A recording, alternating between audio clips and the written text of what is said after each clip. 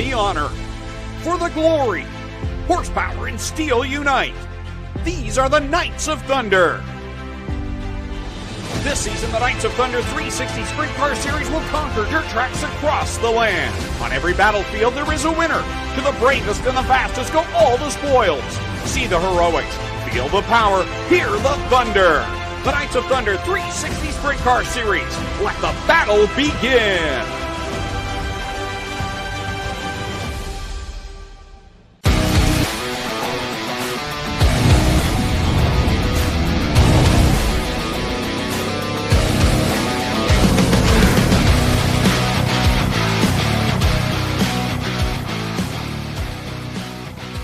Welcome, race fans, to Humberstone Speedway here on G-Force TV for a night of sprint cars and stock cars. My name's Greg Kelman. With me is Adam Ross. Joining us trackside tonight will be Clinton Jeffrey. And Adam, coming into tonight, there is a big story about 5 divisions here competing, but I think the even bigger story is how beautiful this racing track is here tonight, the racing surface, and all the upgrades that Terry Vincent's staff have done here at Humberstone Speedway. The place looks phenomenal. What that new guardrail has done, did it narrow the track a little bit? Absolutely. Did it make it better? In my opinion, it made it twice as good. The excitement we've seen, the battles we've watched on this racetrack, and man, oh man, 5 divisions packed full of race cars on tonight's card. It's going to be a fantastic show. Yeah, we've got the Pinty's Knights of Thunder 360 Sprint Cars, the Action Sprint Tour presented by Pinty's. The Dirt Sportsmen are competing tonight, 50 laps the distance for them with $1,500 on the line, along with street stocks and mini stocks. So we're going to see kind of a bit of everything here tonight. Well, that's the plan. It is jam-packed with divisions. Every division has plenty of cars. We know in the crate feature there's more than in the crate division, there's more than a full field of 24 cars. We'll see what they decide to do with the 2 additional drivers here, if they add them to the show or if they do run a B main. Lots to stay on top of tonight, Greg. But first and foremost, this is horsepower weather. These 360 sprint cars are going to eat tonight. And the track's very tacky as well, so there's going to be a lot of high horsepower racing here at Humberstone Speedway tonight. When we return, we'll be going green flag racing from Humberstone Speedway here on G-Force TV.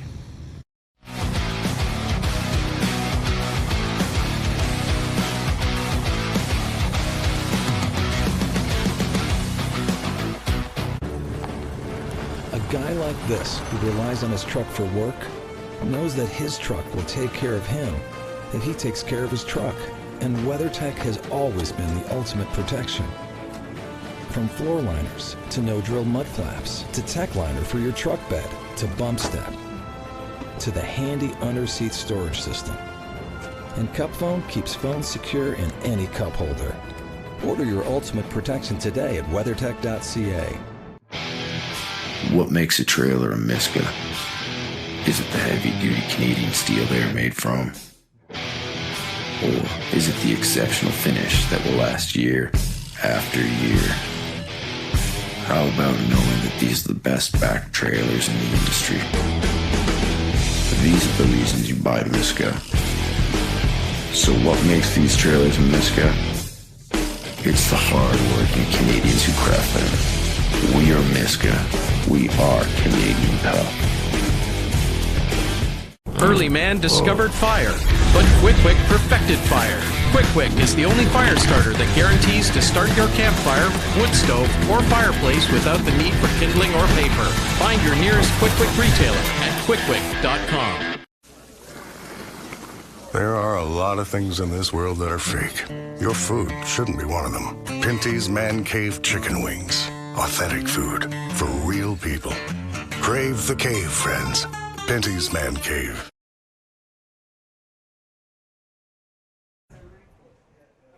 Welcome back live to Humberstone Speedway on G-Force TV. Tonight, the Pinty's Knights of Thunder will headline all the divisions racing here tonight. And with our track report to check things out down there, Clinton Jeffrey. Thanks, Greg. Over here on the backstretch, they've done a lot of work to the entire surface, but up here you can see Mother Nature rained a bit last night, but the track has come in good. There's a lot of tack in here. They are going to lay down some super fast times here in time trials. I'm expecting this track to be perfect all night. If you saw the 360 sprint cars, they were absolutely flying out here, but the track crew have done a marvelous job here this afternoon, guys, and we're getting set for Sportsman time trials. It's going to be awesome. I think the track is going to hold up fantastic here tonight, guys. Thanks very much, Clint. And yeah, Sportsman lined up over. Now, if you've never been to Humberstone Speedway, over off of corner number 2, they have something similar to Oshwegan Speedway with the warm-up roundabout over there where they can push off sprint cars and line up upcoming races. And tonight, with the pits being so jam-packed, they need that extra acreage over there. Yeah, they built that warm-up track off of turn 2, and they also changed the flow of traffic a little bit in the pits where everything is supposed to go clockwise. Where before you'd have cars converging on each other, they've got an organized layout. You know who's not following that organized layout at times, Greg? Who? Drivers that have raced here for 30 or 40 years. What do you mean change? We don't do change. So Sportsman, they are running the Western Region Dirt Car Sportsman Series event here tonight. There'll be another one tomorrow night at Merrittville Speedway. So timed hot laps on the track right now for the Dirt Sportsman, and there is a huge turnout of cars here tonight. In fact, we've got some outsiders visiting here this evening. I love that. What's the difference between time practice and group time trials? Sorry, I believe this is actually group time trials. I just misspoke. Which is there. Pretty much. Yeah, pretty much. They will do, I believe it's 4 cars max for these. Just because you worded it that way, it made me think maybe there's something I missed.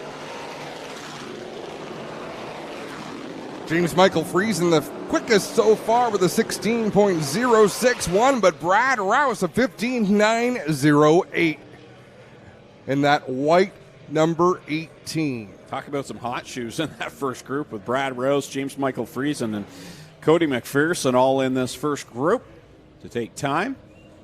Terry Smith also out there in the 22. Next group of cars will work their way out onto the speedway, onto the back stretch. Luke Carlton out there. Now there are a pair of 74s tonight, so I'm not sure if this is David Flanagan or Tyler Vanderson. We're going to know pretty quickly as the green flies. They're about to go past the timing stripe. That's Tyler Vanderson and Flanagan. Stop, you're both right. Oh, okay, there we go. John Babian out there in the 62 as well. As we see Babian on screen right now. The LeMays meet 62. So David Flanagan is in the white 74, but Tyler Vanderson is in the white 74. Okay. You weren't listening. You didn't listen at all. I said one's in the white 74, but the other's in the white 74. Well, you just said okay. All I heard was the second white 74. I was sorry. See, you're I didn't fooling, hear the. You're right. fooling I didn't the hear fans. the first one. If you don't listen, don't pretend like you listened.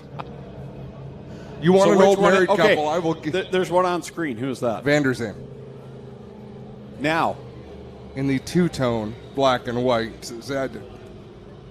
I made a funny, right? Because normally you are pretty quick. I wouldn't pull that kind of stuff. I wasn't on listening. Clint I and was Jeffrey. busy reading something. Okay. You know how you're sitting at home and your wife's talking and you just hear blah blah blah blah. That's what I hear when you're talking. While I'm on my phone. I never sit at home and think of my wife going blah blah blah. Yeah, right. Because she speaks in tones so loud that you can't possibly deny them.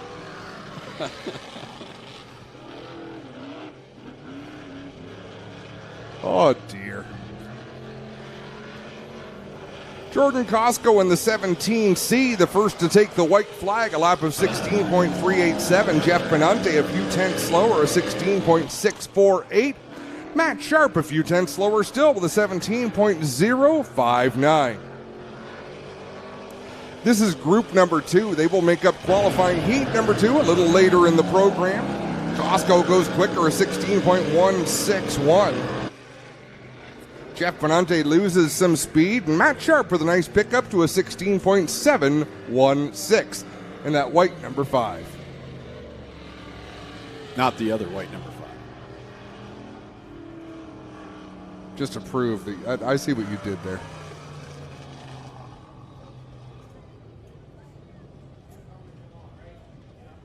So a little different for those who watch on GeForce TV and may tune into our APC broadcast. They do group qualifying as well, but it's qualifying the entire group here tonight because there are qualifying heats. They break it down, as you already mentioned, into the different qualifying heats. So this is the back half of heat number 2 that are qualifying right now to set the lineup. And one of our visitors here tonight, Jessica Power from all the way down in Kingston, Ontario, joining us tonight.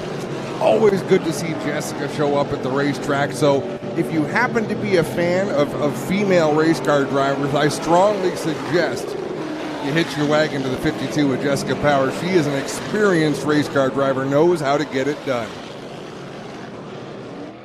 Greg Penante out there, along with the mongrel Jay Mallory. We see him right now in the 20 machine across the line to take the checkers. Penante, though, so far the quickest.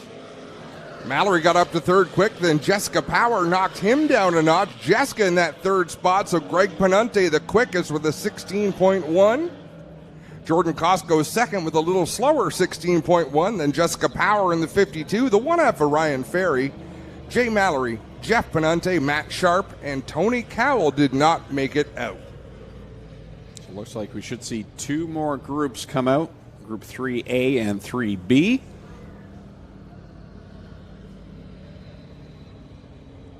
And Daniel McKay will lead the way in the home hardware number 13M. I believe that's Noah Mamo in the 3. Yep, that's the Mamo number 3. Adam Leslie in the 15 machine. Local driver from just down the road. Then we've got the 77 of Greg Brinklow, actually the 707.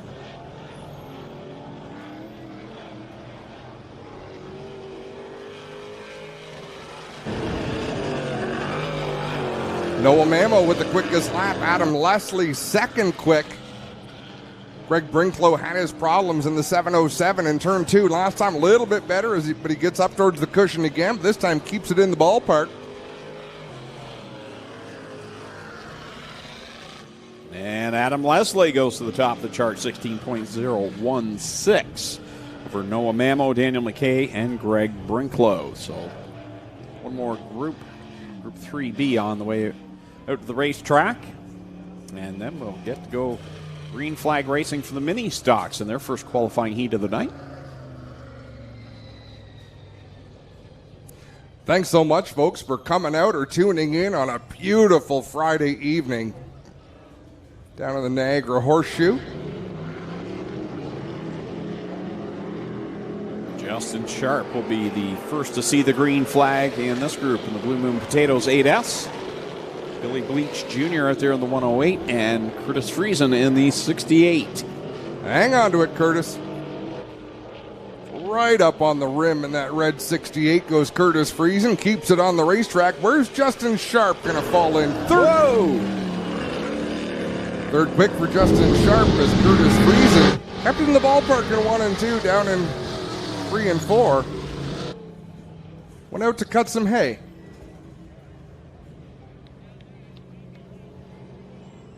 So that puts us under the caution. I believe they'll still get another lap for the 8S and the 108 as we see great aerial shot there of Curtis Friesen.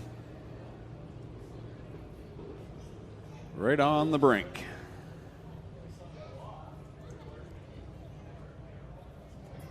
He finds reverse. That track worker is going to be thankful the truck pulled out over there. He went for a long run to get up there.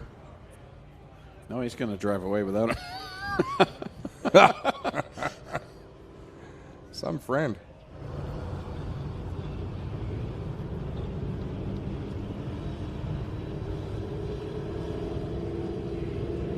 All right, so safety vehicles off the track, and Justin Sharp and Billy Bleach Jr. will get another crack at it, as will Curtis Friesen by the looks of it. I wondered if maybe something had broke on the car to send him over there, but give it another whirl.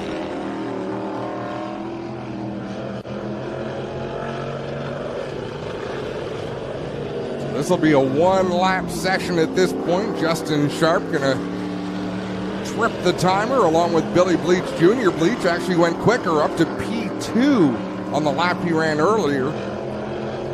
Stumbled over my words there. Curtis Friesen comes across the line, 5th quick.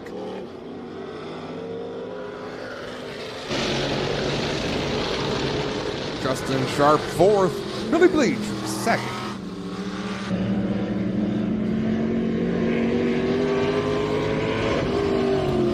Frieza, final time, he picks up a bit of time, moves up to fourth fastest in that group over Justin Sharp. So Adam Leslie out of Group 3A and 3B, the quickest overall. As now we get ready for qualifying heats for the mini stocks.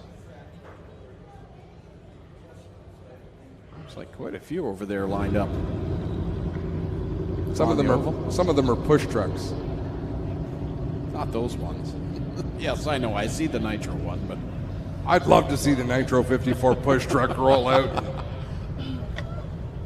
One of those sidekicks, if it started to roll, it might not stop. they're fun.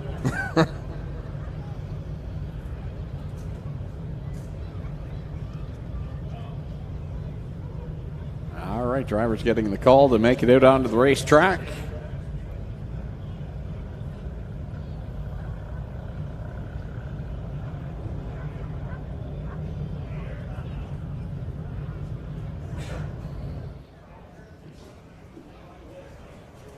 There they are, all lined up.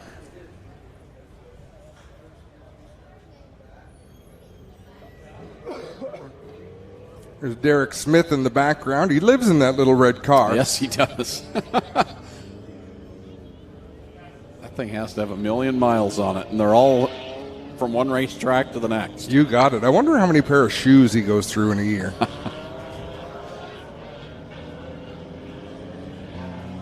Looks like Rob Hoskins will line up on the pole for this one with Mike Sarantakos on the outside. Craig Vlasic in the 44. Mark Design of the 21X. Trevor DeBoer is in the 31. We don't have a name on the 09. And then Vincent Pagnotta back there in the 13. And that's Austin Worstrow in the 71W.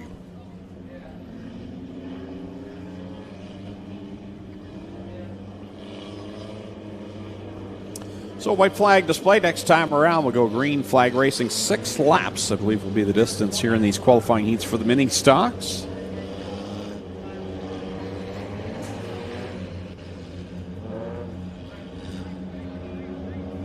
Greg, that light has been off for about 5 minutes, yet I still feel the heat from it. Is that normal? That's you. All right. It's LED. Yeah, they don't give off heat. Tell that to the sweat rolling down my face on the screen. Don't blame it on the light.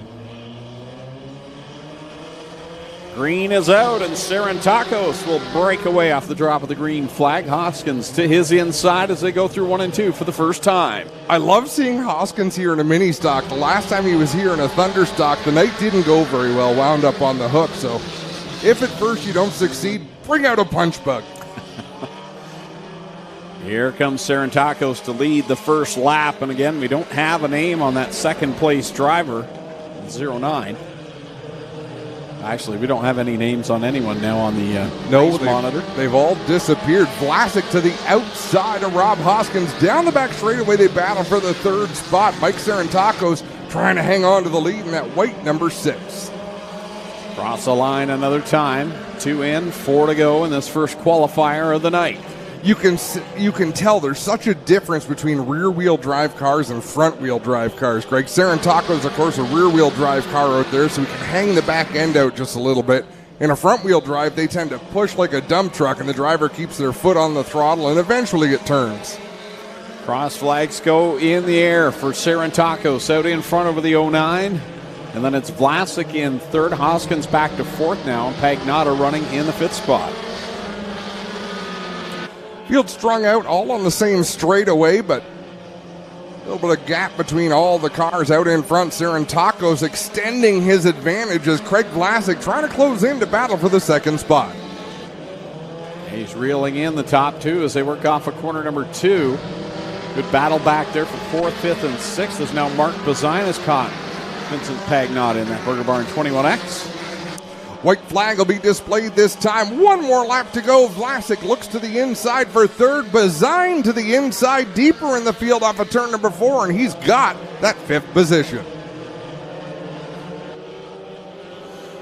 Coming down to the checkered flag this time. Sarantakos trying to hold on for the win. Here comes Vlasic on the outside looking for the runner-up spot. Checkers out.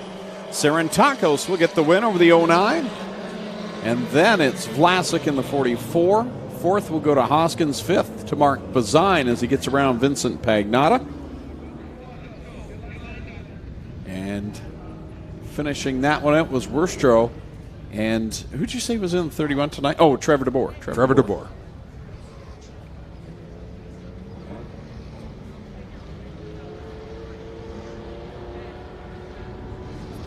Second heat coming out onto the speedway.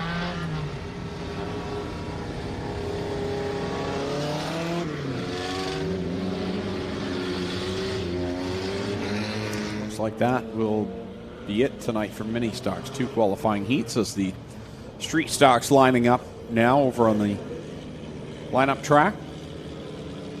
John Lubick out there in the 14. Braden Cuse in 7.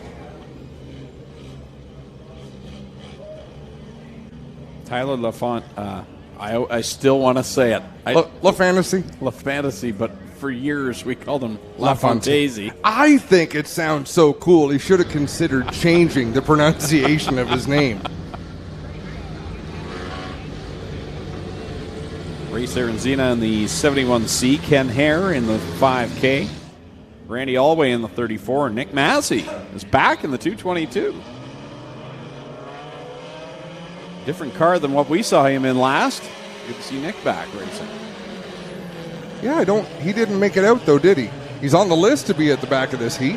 Yeah, he's up there on the outside of the front row. Well, he's there, that black 222. Oh, there you go. I thought you called him at the back of the heat. I'm sorry. He was in the lineup originally, but that pace lap went really well for Nick Massey. John Lubeck out in front. Nick Massey settles into second with LaFantasy up on the outside, and that black number 96 with bright yellow numbers. He'll close in on Massey, make a move to the outside, down the back straightaway.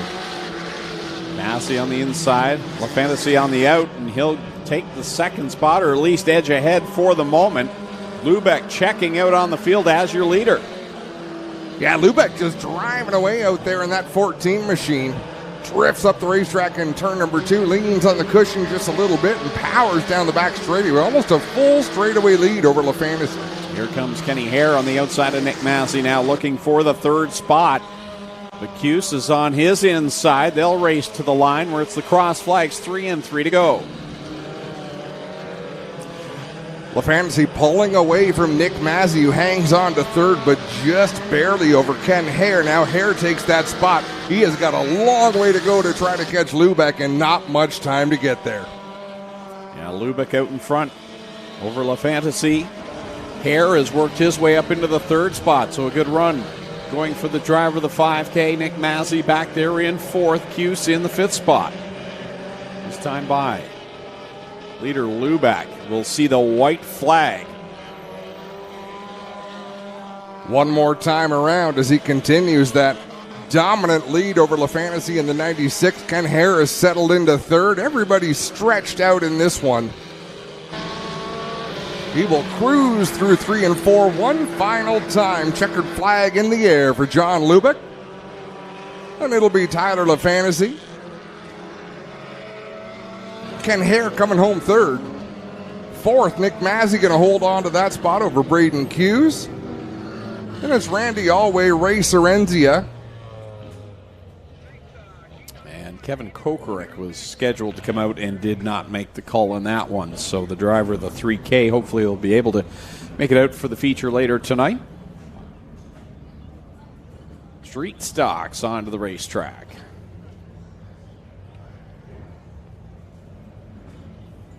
A good field of street stocks here this evening. And always, you and I talked off air before, Adam, about how good the racing always is in the street stock division, no matter what track we're at, all across the province. This is a very healthy division, and it's probably overall the most entertaining. Yeah, I think it is, Greg. I mean, and we could have this discussion and this debate, what makes great racing? Is it top speed? Is it competitiveness? There's so many things that go into it. But I love watching the street stocks. Adam Plaza going to start from the inside of row number 1. Zach Bleach lines up on the outside. Inside row number 2 will be the 55 of Mike Thorne. And his outside will be the 21. That is Spencer Smolders out of Merlin down around South Buxton. Back to the 01 junior. That's Barry Beck there starting in the 5th spot next to Kyle Wirth. And it's Dave Bailey, Jim Lampman, and Bryce Richardson. Yeah, Donnie Lampman's season ended a few weeks ago, and he is off to university. And he blew the engine in his car.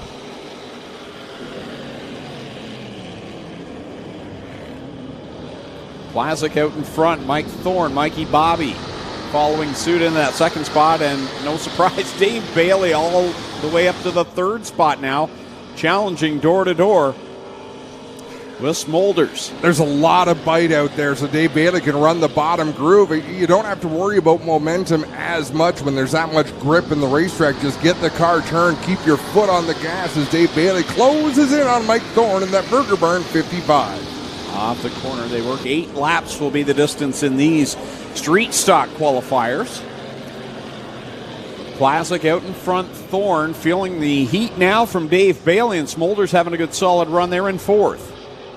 Yeah, Smolders really looking strong. In fact, everybody closing back in like an accordion. It's smushing back together here as they work down the front straightaway. I got to say, this is about as good as I've seen Adam Plazik run. Yeah, out in front, and there are some big names running behind him right now as Mike Thorne slipped up a little bit. That opens the door for Dave Bailey to take over the runner-up spot. So put Thorne back to 3rd, and then it's Smolders in 4th. And Jim Lampman has been steadily moving towards the front, started in the back row. Here he is challenging to the outside of Smolders. Thorne's car won't turn. I think he's got a right front tire down. And he finally will go slow and off the banking in corner number 2. So Mike Thorne heads pit side as Plazik now will feel the pressure from Brewster Baker. Dave Bailey with 2 laps left to go.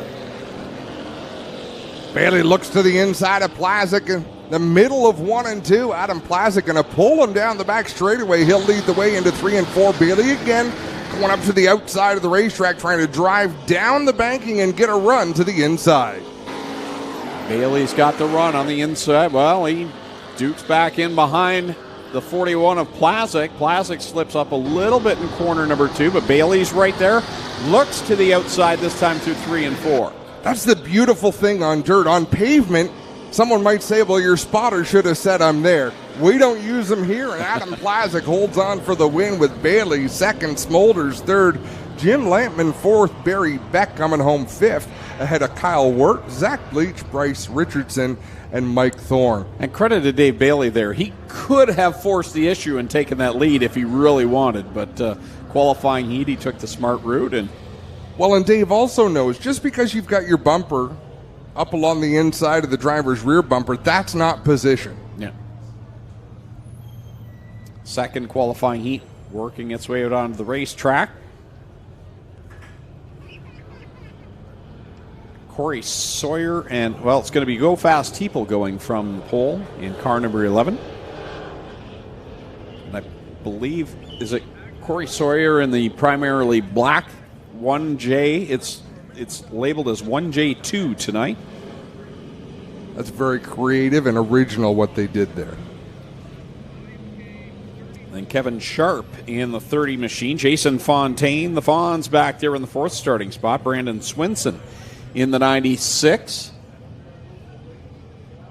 The Crazy Alien, Pete Reed in the 05 will go from the 6th spot. Ken Sargent will go from the 7th position to his outside. Rob General in the 44 and Al King in the 48 here tonight. Where does Al King come from?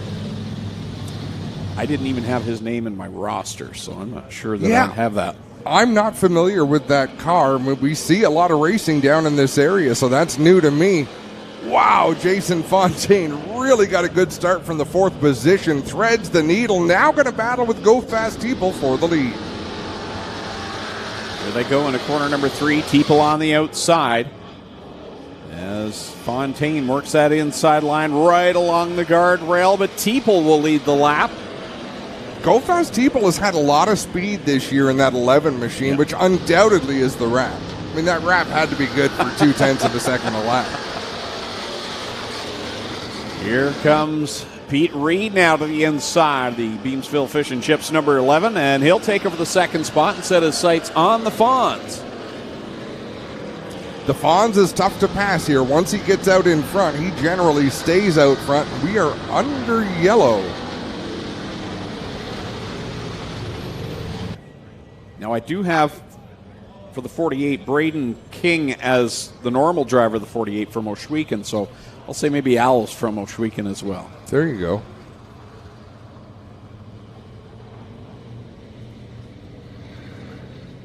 Crate Sprint Cars up next. The Action Sprint Tour presented by Pinty's will go with their qualifying heats.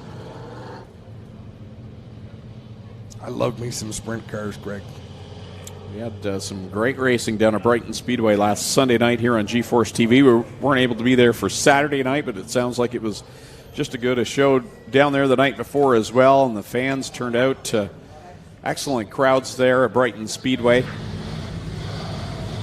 And traditionally, that's always been a sprint car weekend, but to have both the Action Sprint Tour and the 360s on the card, great weekend at Brighton as always. Don't forget their Applefest weekend is coming up very soon, the 24th and 25th of September.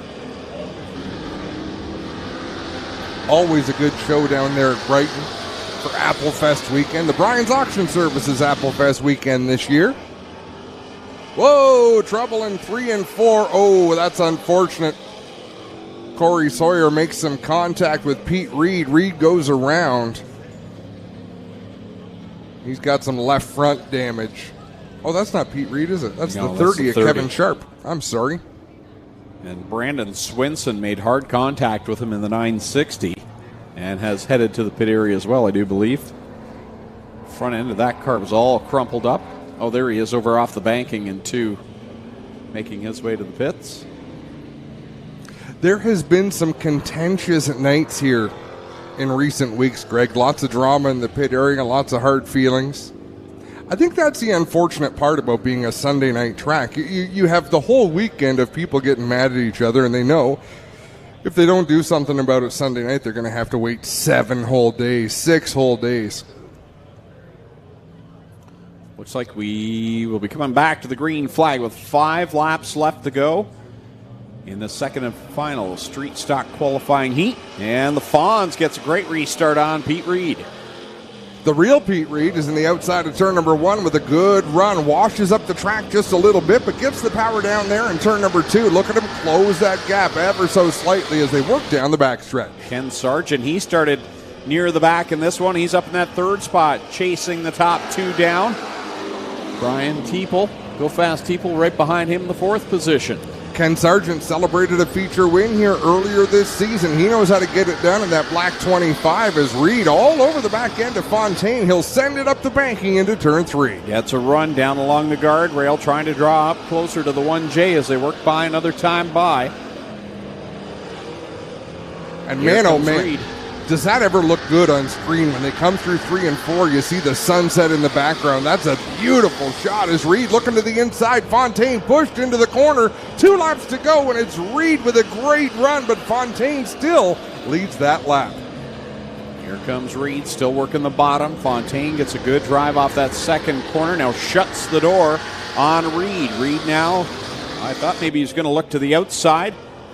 Stays right there in the tire tracks with 1 lap left to go, and Ken Sargent watching these two battle it out at the front. Reed's car won't turn into the corner. Turn 3 and 4, he's having a hell of a time getting that car rotated. Watch as he gets the nose underneath Fontaine, but he's had that car full rudder to the left to get it to turn. That was a little bit better. Side by side to the stripe, it's Fontaine over Pete Reed, Ken Sargent. Go Fast Teeple.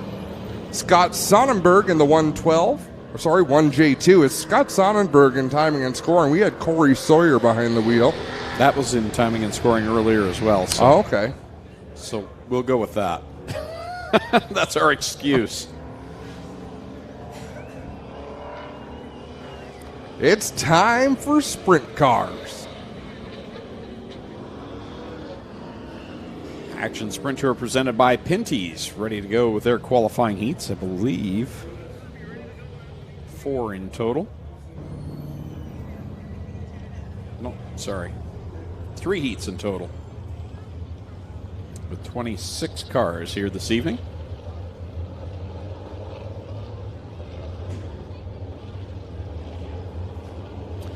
Yeah, starting 3 heats, top 6 qualify. Top 6 qualify here tonight, starting from the pole in heat race number 1. Out of Bushwick in the Hills tire number 99. That's Josh Hill to his outside. He had a podium finish at Brighton last weekend for Mosley. The car star Brantford 3S Austin Rose. Going from the 3rd position, out of Ancaster, the Hallett Home Improvement 51, Trevor Young. To his outside will be the Iceman, Johnny Miller from Six Nations. In the Styes Tree Service, number 20. Going from the 5th spot, he's the current point leader with the Action Sprint Tour, and he's won every feature event except for 1. He's out of right here in Port Colborne in the Maverick Real Estate Dow Auto 5D, Jacob Dykstra. Starting in the 6th position, out of Ancaster, the 7-Star Express Line 26X, that's Terry Baker. And going from 7th in the BS 29 from Waynefleet, the Sundance pressure washing machine of Brett Stratford. Lining up on his outside, the 30-year-old from Sydenham, Ontario, the Draper Doors, number 9, Luke Stewart. And going from the 9th and final starting position, out of Thamesford, the Oakwood Transport 14 of Larry Gledhill.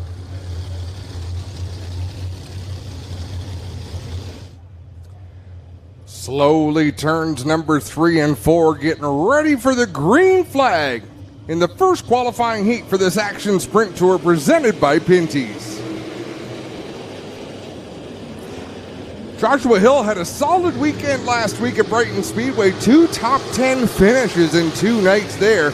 Got to be happy with that. And here he is in the 2nd spot in this qualifying heat behind Austin Rose, who also showed a good little bit of speed last week. Yeah, I think last Sunday night especially was a confidence booster for the 3S. Finished on the podium in the 3rd spot. He was one excited driver. You would have thought he'd won the race. That's how excited he was for that top 3. And again, carrying that confidence over. He's running out in front and distancing himself on the rest of the field. Confidence breeds confidence as Johnny Miller loses that 3rd spot to the most confident sprint car racer in the land lately, Jacob Dykstra, with a dominant season in that 5D. Yeah, here he comes to the inside of Joshua Hill on corner number 2, and he'll get by him down the backstretch, set his sights on leader Austin Rose. This time by, it's 4 in, 4 to go. Look at the difference in the way Jacob Dykstra enters the corner. You see other drivers checking up just a little bit. It's like he accelerates into the turn. Off of corner number 4, Rose will lead another time with Dykstra in the 2nd spot. Joshua Hill having a solid performance there in 3rd. Then it's Johnny Miller back there in 4th, and Brett Stratford running 5th. The Iceman in that orange wing number 20, and then Brett Stratford with just that simple black number 39. I love the look of that race car. This time by, it'll be 1 lap left to go for Austin Rose in the 3S. The Bobcat of Brantford machine out of the Nathan Ackland Racing Stables. He sees the white flag over Jacob Dykstra. One more time around for Rose, a little further back. We got a great battle. 4 cars battling for that 4th position, but this one is all Rose as he works through 3 and 4. He's going to take the checkered flag in heat race number 1. Jacob Dykstra crosses the line in 2nd. 3rd will go to Joshua Hill. At the line, 4th will go to Johnny Miller. Then it's Brett Stratford 5th. Terry Baker 6th. 7th, Luke Stewart. 8th is Trevor Young. And 9th is Larry Gledhill. So Austin Rose continues the hot performances with a win here in qualifying heat race number 1 for the Action Sprint Tour presented by Pinty's. Heat race number 2, you see buzzing to life over there on the push-off track off of corner number 2. They do a good job in this area. I mean, there's sprint car areas and there's non-sprint car areas, Greg, and you can tell the difference.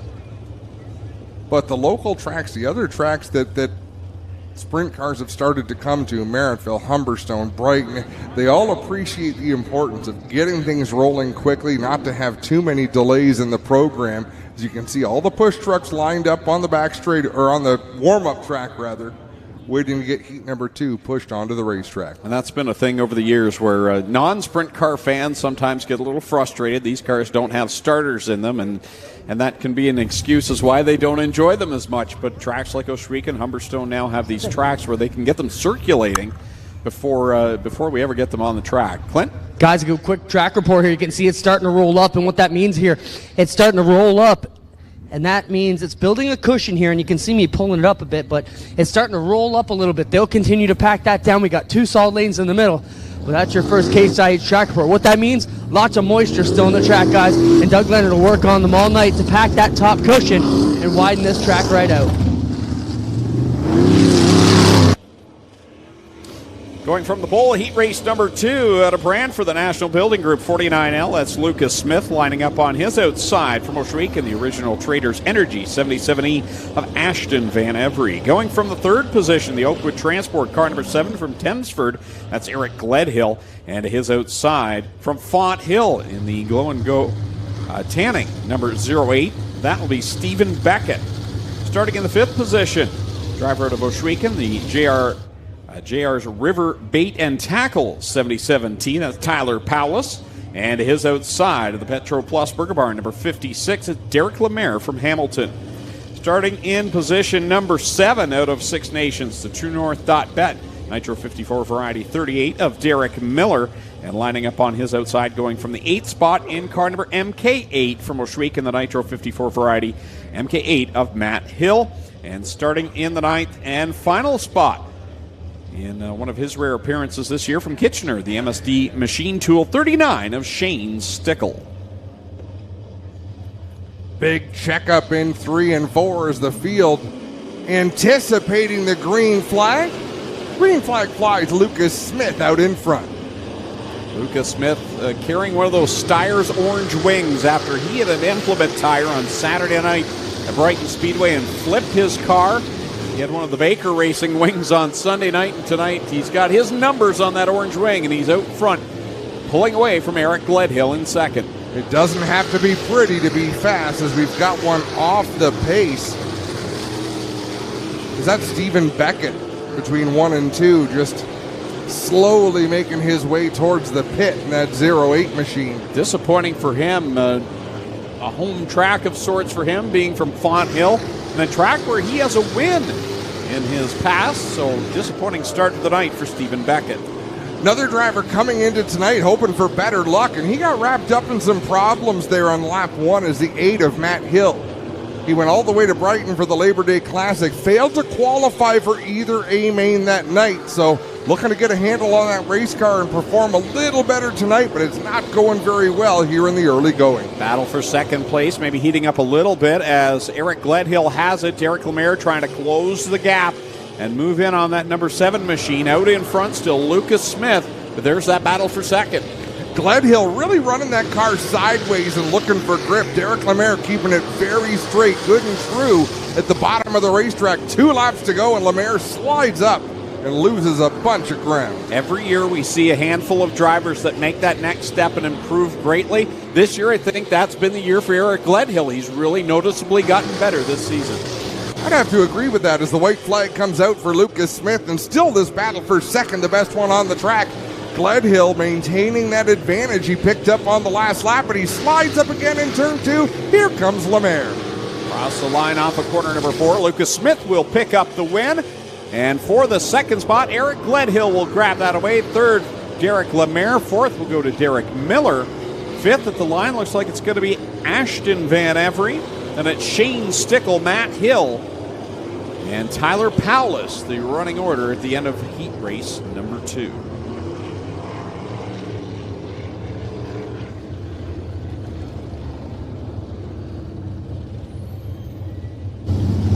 Guys, I just want to jump in and talk a bit about what a turnaround for Lucas Smith. As you mentioned there, he had a horrible weekend down at Brighton.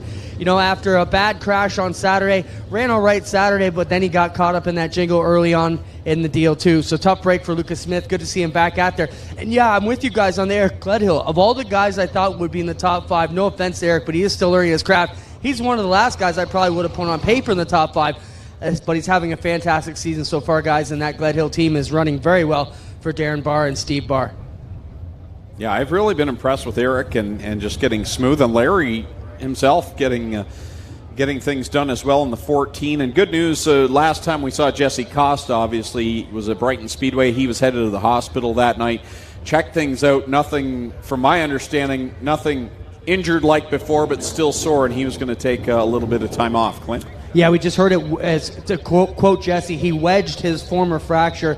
They didn't find any more new breaks, but he will be out for a little bit and resting, so we want to send our best out to Jesse. If you recall, it was about 4 or 5 years ago here that he broke his back in an Action Sprint Tour event. So send our best out to the Costas, as Jesse was running so well when it happened last week as well. Get ready for heat race number 3, guys. Alan Downey leads them out. Starting from the pole in this one from Salmon Arm, British Columbia in the 7-Star Express line, number 26, it's John Verney. And lining up alongside of him from Hamilton in the MS Road Solutions 12DD, it's Darren Dryden. Going from the 3rd position out of Rockwood, Ontario, the Radio Shuttle, Neely Auto number 74 of Rob Neely. And lining up on his outside from Brantford in the Burger Barn Ace 1 Construction 48, it's Lance Erskine. Starting in position number 5. He's the only other driver to win on the Action Sprint Tour this year. He's from Mount Bridges in the Vibrant Farms Pride Seeds 45. It's Nick Sheridan. And lining up on his outside is the driver from Waterloo, the Velocity Mechanics, ILA Sports number 19D of Alan Downey. Starting in 7th spot, that's where we'll find the 50 LS of Adrian Staley from Kitchener. And on his outside from Bowmanville in car number 31, Dale Curran. Again, top 6 will transfer. 8 cars, 8 laps the distance, the 3rd and final qualifying heat of the night for the Action Sprint Tour presented by Pinty's.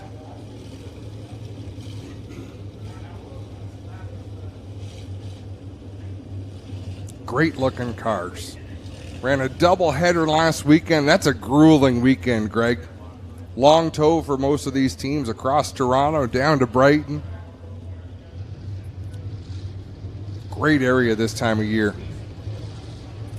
Alan Downey, he's going to start on the outside of row number 3. He finished 2nd last weekend, had a great run, but it is just so hard to contend with Jacob Dykstra this season. See if he can do one spot better here tonight, but he'll come from the 3rd row in this final heat. Darren Dryden grabs the lead. John Verney slides up the track a little bit in front of Lance Erskine. Meanwhile, behind them, it's Sheridan getting by Downey. Now sets his sights on that Verney machine as he's alongside Lance Erskine. Lance Erskine going wheel to wheel with Nick Sheridan. A couple of youngsters out there as Sheridan will pick up that 2nd spot on John Verney. Leave Lance Erskine in 4th, Alan Downey back in 5th. Nick made that look so easy getting by, and that was no easy feat because he was threading the needle there, getting between the car and the guardrail, which is new here at Humberstone this season. Lance Erskine up and off the racetrack. In that number 48, he will fall all the way back, almost to the tail of this field. Now we'll fall to the tail of the field. Nope. Fends off Adrian Staley.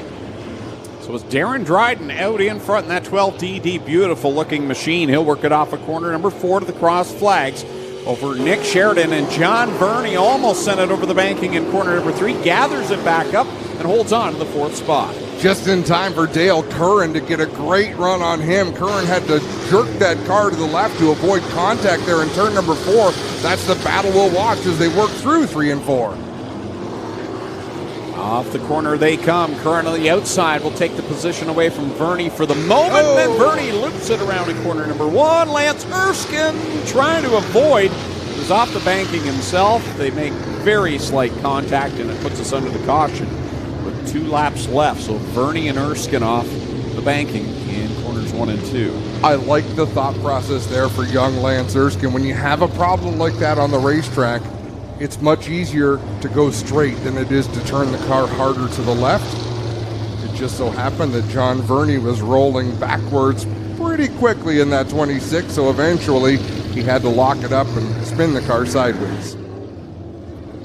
Having a look at the replay here down into the corner, Verney just trying to avoid incident down there. Spins that car around.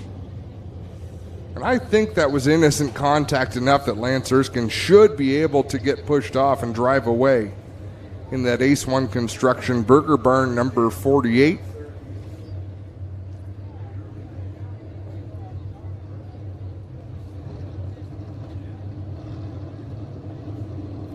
John Verney rejoins the racing surface and will join the back of the pack behind Adrian Staley.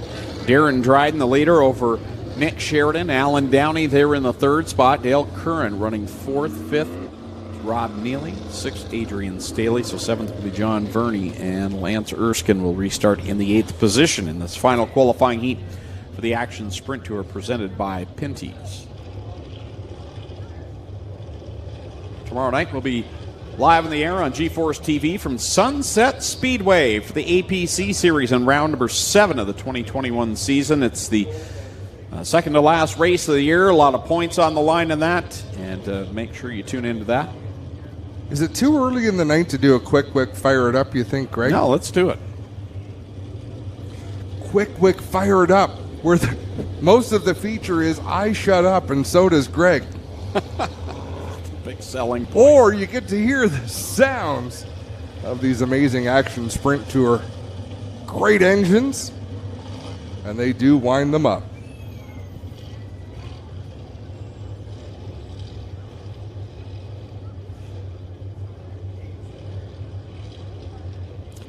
Double D, Darren Dryden going to lead them to the green flag, and then we'll go quick fire it up with Nick Sheridan at 45 applying the pressure. Dryden bringing them to green slow and steady through turn 4.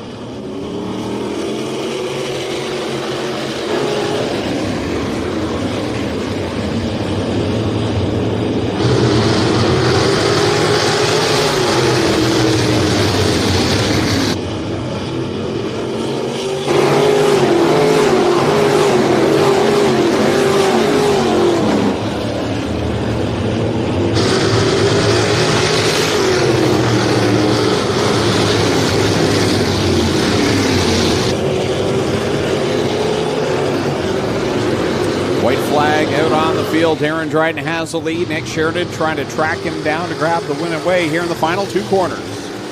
Dryden keeps it down towards the guardrail, then lets the car drift uphill. Take the checkered flag. Nick Sheridan second, Alan Downey third, Curran in fourth, Neely fifth, Staley, Verney, Lance Erskine. That's how they'll finish.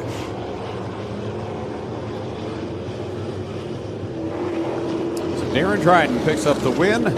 Nick Sheridan and Alan Downey. That concludes qualifying for the Action Sprint Tour presented by Pinty's. And that means it's time to run qualifying heats for the Dirt Car Sportsman in their Western Region Tour event here tonight.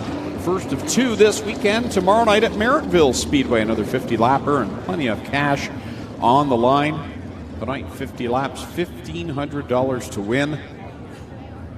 Great field of cars here to qualify here tonight for this main event.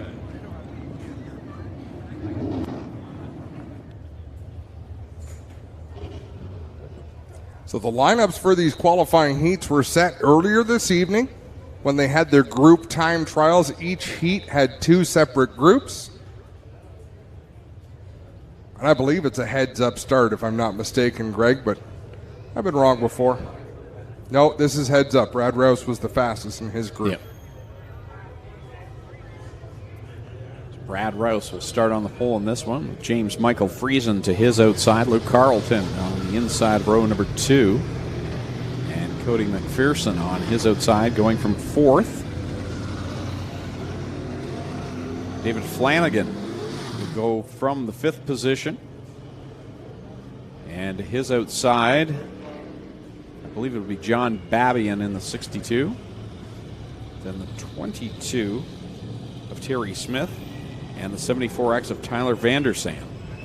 Now, is that, I don't know if Clint knows or not, is that, they have it listed as Tyler Vandersand. Is that Tyler Vandersand that drove in the Thunderstocks before? It would be Taylor Vanderzanden. Okay, so that's completely wrong on Race Monitors. Will, if you see his name on the ticker. Yeah, he's in the outside of the 74X. Okay.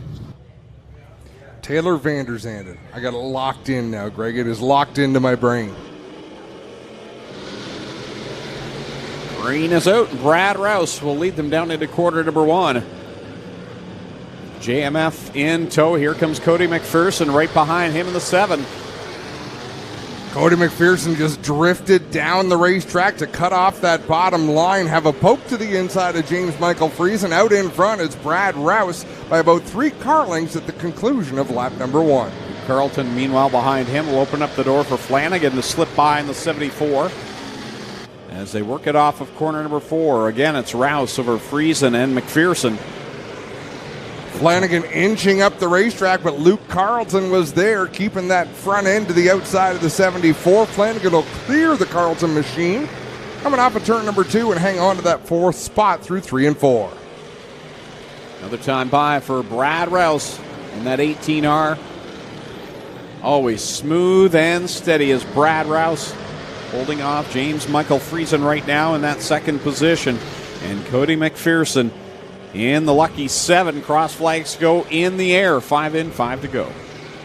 Everyone's sort of spread out on the racetrack right now. And as I say that, James Michael Friesen having a look to the inside of Brad Rouse for the lead of this one.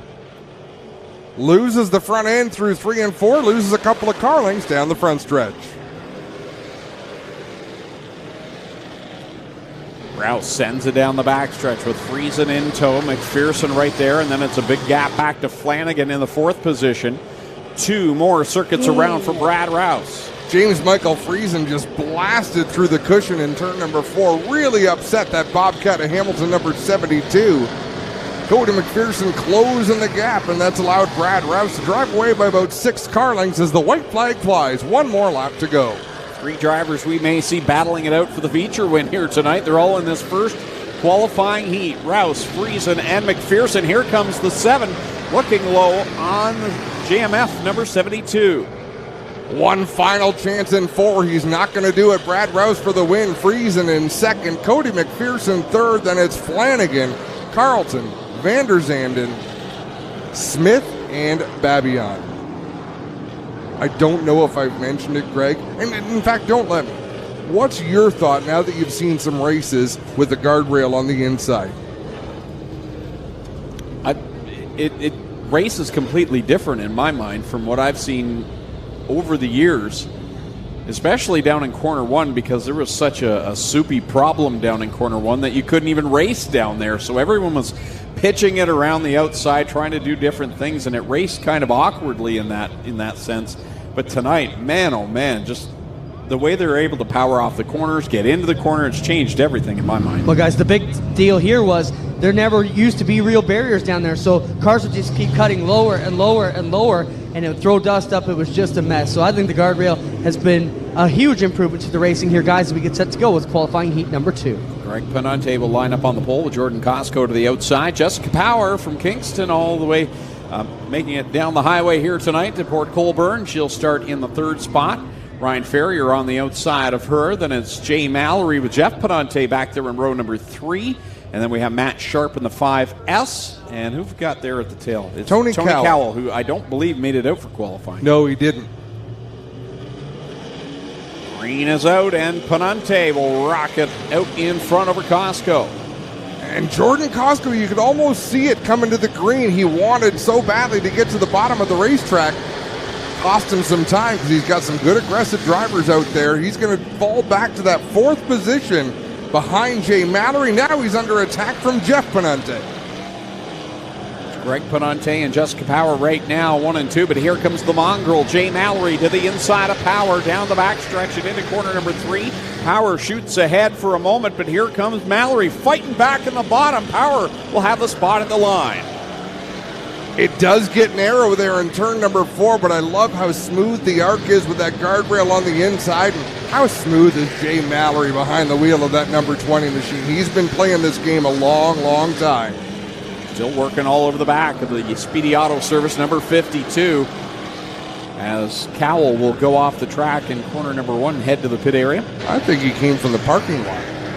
I didn't see him go off there. Halfway home in this qualifying heat with Greg Penante out in front for Jessica Powers. Now gotten a bit of breathing room from Jay Mallory. Jeff Penante's worked from the back of the pack up to the 4th position. Watch the line Jessica runs in 1 and 2. It's similar in 3 and 4 as the back end really came out. She'll drive in low and then let the car work all the way up the racetrack, just drifted up to the cushion, and then she'll get that forward bite down the back straightaway. But for someone who had never seen this layout of this track, racing against drivers who've raced here a number of times this season, doing a great job. 2 more circuits around for Greg Penante. As Jessica Power continues to run in that second spot of Jay Mallory, Jeff Penante, and then it's Jordan Costco right now making the move on Jeff Penante for 4th. Costco with a good run up the inside, down into 3 and 4. He'll back out a bit, then try to wedge himself between Penante and the guardrail. Got one more lap to try to figure out this move, Greg. Yeah, there's the battle right now we were discussing. Jeff Penante and Jordan Costco as the checkers come out. Make that 1 to go. No, it is. Checkers come out that time by for Greg Penante over Jessica Power, Jay Mallory, and Jeff Penante is going to hold off Jordan Costco. Then it's Ryan Ferrier and Matt Sharp completing the running order. Yeah, Costco committed to that bottom. He really needed to send it there into turn number 3. That's already a good learning race for Jordan Costco in that 17C. One more qualifier to come for the Dirt Car Sportsmen here in their Western Region Tour event. 50 laps will be the distance in the feature this evening. And here comes that third qualifying heat. Adam Leslie was quickest in that group time trial. I believe he's going to go from the pole here with Billy Bleach Jr. on the outside. At the front row in the 108. Noah Mamo in the 3 will go from the 3rd spot. Then it's Justin Sharp. The 8S, although I think he'll be going from the 5th position. It's going to be Daniel McKay going from 4th. Then Justin Sharp in the 8S in 5th. I don't know if we're missing a car. I think we're missing someone here. Greg Brinklow in the 707. 13M, Daniel McKay, 68 of Curtis Frieza. So it should be 7 cars. We have all 7 out there. There we go. Clear as mud. Come to the green flag. Whoa, Mamo and McKay.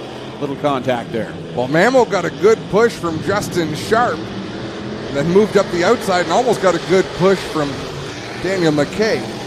Sharpie got a great start, though, works his way up to that 2nd spot. Adam Leslie out in front, and McKay just about lost it there in 3 and 4. Did a nice job to collect that car.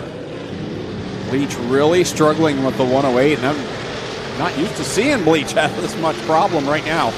As he's holding on to the 4th spot, he really seems to have troubles in corner number 2. Guys, watch the 8S of Justin Sharp mid straightaway. It's throwing out sparks in a place it shouldn't be.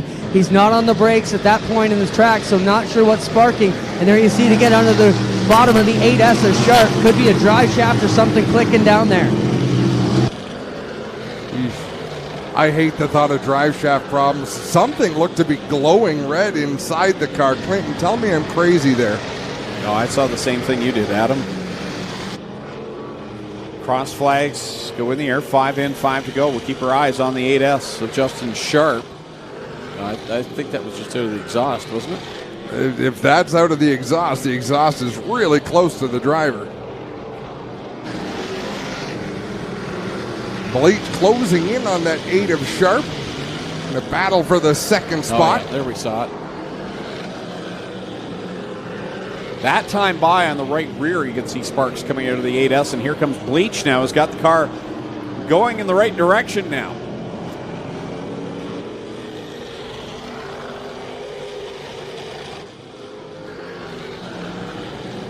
I think it might be the headers glowing on that car, but they're glowing on both sides. Clinton, what are you seeing from down there? Everything looks all right from my perspective. The only thing I see is that 1 or 2 sparks that fly out mid straightaway and throws me off. You know, in a sprint car, you'll see the brakes sparking when they get on it, but not sure what could be wrong with the 8S. I don't see anything glowing, though, but I'm down a lot lower than you guys are. Checkers out. Adam Leslie's going to pick up the win. The Sterling Lubricants number 15 over Justin Sharp holds on for the win. And then it's the 108 of Billy Bleach, the 68 of Curtis Frieza, and the 3 of Noah Mamo, Daniel McKay in the 13M, and Greg Brinklow in the 707. That'll conclude qualifying for the Dirt Car Sportsman with Adam Leslie picking up the victory.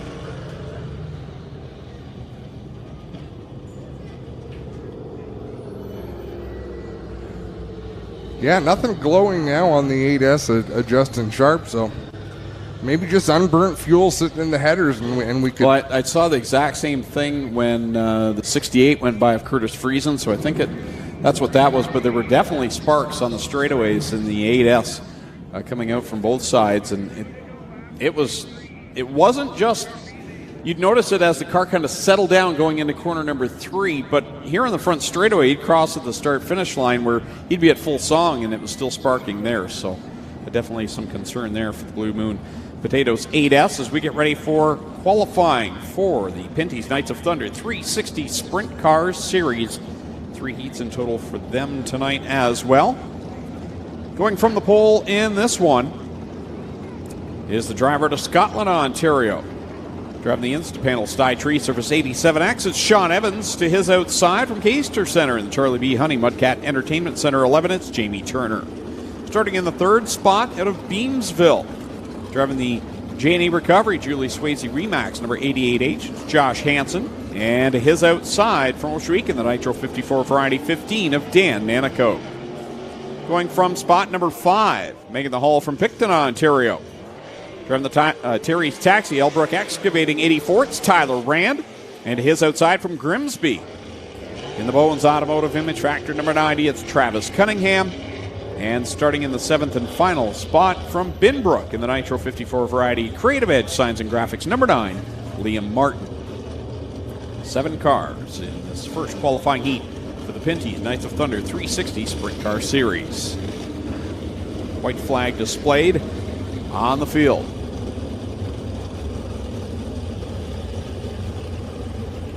Another great turnout of sprint cars here. This heat's got a mixed bag. Sean Evans in that 87 backed it into the creek last week in Brighton in practice, then came out and had a great run that night. That he did. Very impressive for Sean Evans. Again, another one of those drivers steadily improving. As the years go on, he'll start alongside the veteran, Jamie Turner in the 11. As we come to the green flag in heat race number 1.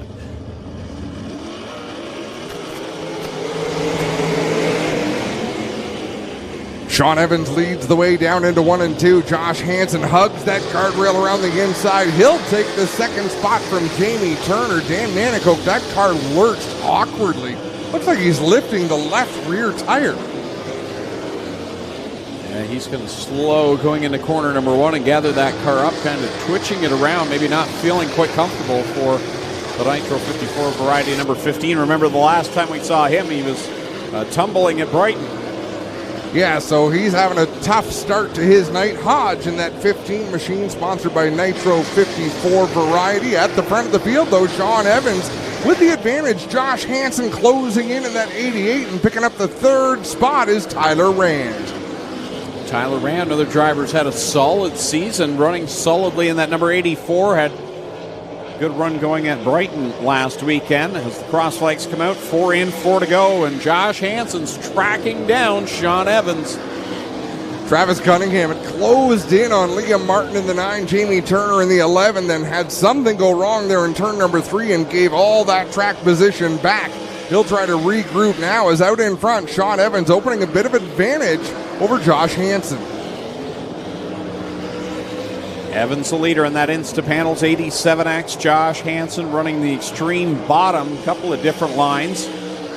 2 laps left to go for Sean Evans, who really sailed it into corner number 1, goes off the banking, and here comes Hansen. He'll drive by. Well, good job by Evans to gather it back up. They're wheel to wheel now off of 4. Josh Hansen has to wonder, what the heck are you still doing there?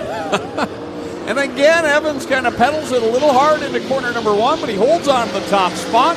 Final time through 3 and 4. Evans heads to the high side. Hansen down low. They race to the checkered flag. Evans for the win. Hansen 2nd. Tyler Rand going to come home 3rd. 4th is Jamie Turner, and hang on to it.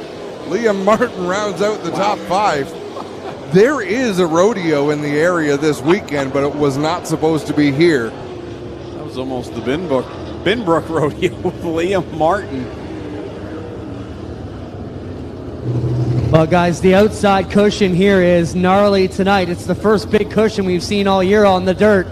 And down here in 3 and 4, it is about half a foot high and growing. They're trying to knock it down under caution, but it is really throwing some havoc at the sprint cars, and these guys, as you mentioned, are having to cowboy up tonight. Heat race number 2 coming to life over there on the push-off track. 6 cars in this one, another 8 laps. Good to see Mikey Krutchka back here tonight after being absent for a few events. Had a rough start to the season in Merrittville Speedway, and good to see the 01 back here tonight. It's always a fan favorite, Mikey Krutchka in that 01 car.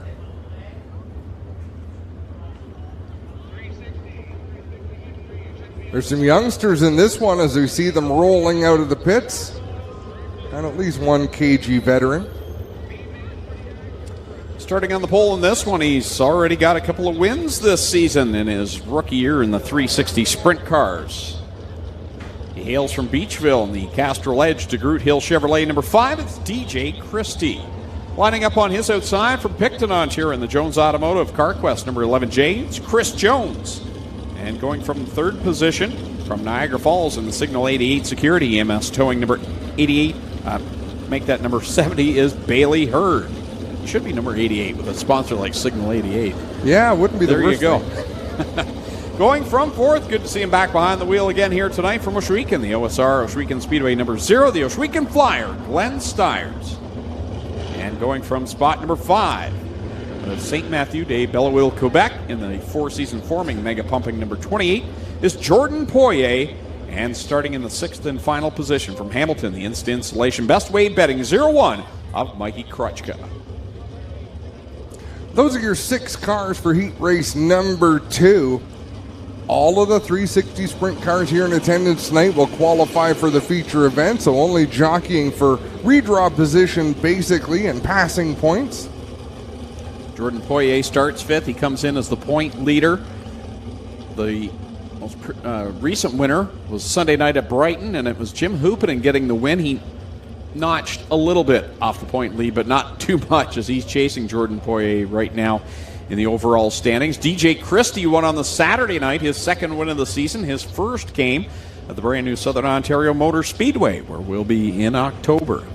Yeah, the fastest speedway we visit this year and the slowest speedway we visit this year, and a win on each of them for DJ Christie, showing his versatility. They creep to the green flag. Heat race number 2 comes to life with DJ Christie sprinting out in front of Chris Jones. Man, those cars look evil going down into turn number 1. Bailey Hurd with a sniff to the inside of Chris Jones coming off at 2. Couldn't get the drive he needed. Now he falls into the clutches of Jordan Poirier in the 28. Glenn Stiers looking racy tonight, working to the outside of the 70 of Bailey Hurd as they go down through corners 1 and 2. Jordan Poirier right against the bottom groove. The guardrail there, gets by for the 3rd spot, now sets his sights on Chris Jones. Mikey Krutchka trying to close in on Glenn Stiers. We got a 3-car battle for 4th, a 2-car battle for 2nd, and DJ Christie out in front with control of this one. Christie looking strong again. As the lead in the lineup, Chris Jones is trying to hold off Jordan Poirier. Here comes Poirier down to the inside of the 11J.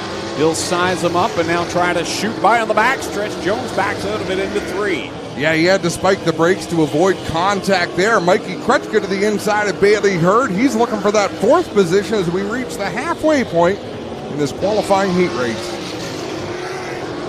Here comes DJ Christie across the line another time.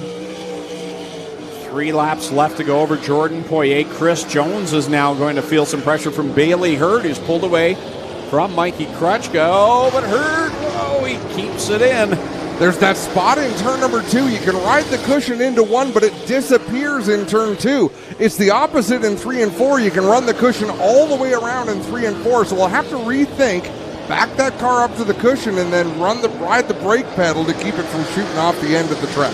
White flag is out. DJ Christie continues to lead. Poirier's closing the gap. Meanwhile, Hurd around for the 3rd spot.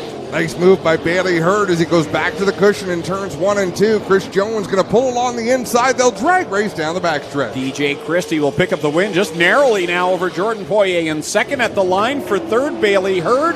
And it's Chris Jones, Mikey Krutchka, and Glenn Stiers completing the running order in heat race number 2. So Beachville, Ontario's DJ Christie continues to be hot. Picks up the win in the Castrol Edge number 5 with Jordan Poirier breathing down his neck of the start-finish line at the end. The point leader comes home in second. An impressive run for Bailey Hurd in third. That kid's getting the hang of the 360s as well. He really is. I mean, how exciting is it to be a sprint car fan right now, seeing the old guard still does a pretty good job out there, but the youngsters, it's undeniable. DJ Christie winning races, Bailey Hurd making passes on the outside on a tall, heavy cushion there in 3 and 4. They're here to be seen. That they are. It's the learning curve is extremely short, it seems nowadays. And this next heat, well, it's somewhat all veterans for the most part. Holly Porter out of Delhi will start on the pole. Make that out of Dorchester in the Malcolm Mills Millwrighting Ohsweken Speedway number 1. Jim Hoopin in second place in points, most recent winner of Brighton Speedway on Sunday night. He'll start in the second spot. He's from Fenwick in the Ohsweken Speedway Racehorse Enrium Dynamics number 14H. Going from third, from Tillsonburg, Ontario, in the Petro Plus Travel Stop Burger Bar number 13, it's Corey Turner. And lining up on his outside from Charing Cross in the ERW Contracting, Casey Cutts, number 9B, Scott Burke. Going from the 5th position from Dunnville, driving the Kingpin Farms Burger Barn, number 91, that's Ryan Turner. And lining up on his outside from St. Catharines, the Jason Enterprises Bodyline Auto Recyclers, number 46 of Kevin Pauls. Bit of a whizzing contest there between Holly Porter and Corey Turner on the pace lap. Corey giving Holly a bit of a nudge through turn number 2, so not sure what Holly did to upset Corey, but I will tell you, Corey Turner needs a win. The Turner clan, Corey Turner, Ryan Turner, Jamie Turner, they've not yet visited Victory Lane this year, and they're chomping at the bit, Greg. They've been there on the podium, but yeah, they have not had that win yet. And I think, I was going to say Ryan's been closer, but Corey's been up there as well and had the chances. I wish I knew what Holly Porter did to make Corey as angry as he got. Corey's really mild-mannered, so it had to be something. Well, we're going to find out pretty soon. So it's Holly Porter, Jim Hoopinen on that front row. Corey Turner, Scott Burke, row 2, Ryan Turner, and Kevin Pauls back in row number 3. Final qualifying heat of the night.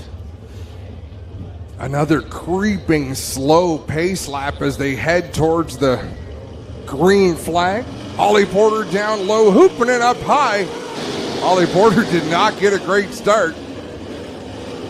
And it was even worse for Corey Turner in that number 13. He had other plans, but right now he's back in the 5th spot. He's got a lot of making up to do. I was about to say, if he was a little upset before, he's probably definitely upset now as things shake out. It's Jim Hoopinen out in front over Scott Burke, who's feeling some pressure from Ryan Turner back there in 3rd. Paul's at the back. He's lost a little bit of ground as Ryan Turner sails it down into turn number 3. He'll take over that 2nd spot. Let's see if he can close in on Hoopinen. Here goes Corey Turner to the inside of Holly Porter. And he'll make that pass for the 4th spot. Set his sights on Scott Burke. Scott Burke having a nice run right now in that 3rd position. He's newer to the sprint car scene than some of these other drivers, but doing a nice job of that number 9B as Corey Turner looks to the inside of him. Scott Burke and Holly Porter both have a lot of wing cranked into their race cars for this early in the evening. Halfway home in this one, 4 in, 4 to go for the Red Rocket. Jim Hoopinen out in front of Ryan Turner, Corey Turner, Scott Burke, and Holly Porter. Ryan Turner just turned a lap a half a second faster than our race leader, Jim Hoopinen. It was a 14.4 last time by, a little slower this time, 14.7, but he is lightning quick. Off the corner, 2 laps left to go for the driver that's 2nd place in the points coming into tonight, Jim Hoopinen in the 14H, driver to the Glenn Stires Racing Stables. Ryan Turner, Corey Turner, second and third as the white flag comes out. Loving the line Ryan Turner runs through 3 and 4 in that Kingpin Farms 91. Just puts the right rear on the cushion, keeps it there all the way around the turn, but he's not going to have time to catch up to Jim Hoopinen in the 14. Checkered flag comes out. Jim Hoopinen picks up where he left off. Checkers in the air. Ryan Turner second, Corey Turner third. Scott Burke will finish in the fourth spot. Fifth, Holly Porter. And sixth goes to Kevin Pauls. And shout out to Kevin Pauls, who's one of the newer drivers as well of 360 sprints. And what I like most about Kevin comes out there and he just keeps his nose clean. He runs consistent, solid laps. And sometimes a new driver comes out there and they're kind of all over the place. Kevin's always been nice and smooth and steady. He's not up there competing with the top drivers just yet, but Kevin does a nice job in the 46. So I thought I'd give a shout out to him for the way he drives as well. Jason Enterprises number 46, Bodyline Auto Recyclers. And I have to agree with you there, Greg, as much as it pains me. Happens once every couple of races. Pretty much. Is that a B main I see over there circulating for the Action Sprint Tour? The only last chance race we should need tonight is the Action Sprint Tour. 6 cars qualified out of each of 3 heats, and now 6 cars going to qualify out of the B main. And they are just about set to head out onto the racetrack. Once Kevin Pauls pulls into the pit area, that will open up the lane for the B main to head out onto the racetrack. Starting from the pole in this one, the driver out of Sydenham, Ontario, in the Draper Doors Penny Blake home team, number 9. That'll be Luke Stewart. Alongside him, the driver out of Oshweek in the Nitro 54 variety, number MK8, Matt Hill. Going from position number 3 from Salmon Arm, British Columbia, the 7-Star Express Line 26 of John Verney. Starting in the 4th position from Oshweekin and the JR's Riverside Bait and Tackle 77T, Tyler Powless. Starting in 5th from Brantford, the Burger Barn, number 48, Lance Erskine. Going from the 6th spot from Thamesford, the Oakwood Transport, Fast Track Performance number 14, Larry Gledhill. Starting in position number 7 out of Ancaster, the Hallett Home Improvement 51 of Trevor Young. And going from the 8th and final spot from Font Hill in the Glow and Go Tanning, 08, Stephen Beckett. Remember, Stephen had issues in his qualifying heat earlier on, and always a top competitor here at Humberstone Speedway. And I don't believe he's out here. Oh, yep, there he is. Off of corner number 4, just caught a glimpse of him there. Stephen makes the call, but we'll have to start at the tail. Now he only has to pick up a couple of spots here to make his way in to the A main. 8 cars scheduled to start. 2, 4, 6, 8 cars on the racetrack, so the bottom 2 cars will not make it to tonight's feature event, unfortunately for them. But it does raise the bar, Greg. It keeps the bar at a certain level when you've got to be able to qualify for these races. We've talked about it before. That's mission 1. I don't care who you are. I don't care if you're Jacob Dykstra, who has won the majority of these races this year. Job number 1 is make sure you qualify into the field. Yeah, there are no provisionals. It doesn't matter how many points you have, how many wins you have. You've got to race your way in. And with this many cars, tonight's maybe one of the smaller fields we've seen. We do need a B main, but with just 2 going home, a little easier task tonight, but on some nights it's very possible for a top driver to have to pack up and go home early. It is so. We've got years worth of history to prove it. Coming to the green flag this time, and again, 6th spot is that magic position. Luke Stewart, driver to Sydenham, Ontario, will bring us to the green flag from down in eastern Ontario. Runs at the Brockville, Ontario Speedway in the Thousand Islands RV Center Crate Sprint Car Division. Look at the back of the field. Nobody willing to lift back there. Everything bunches up.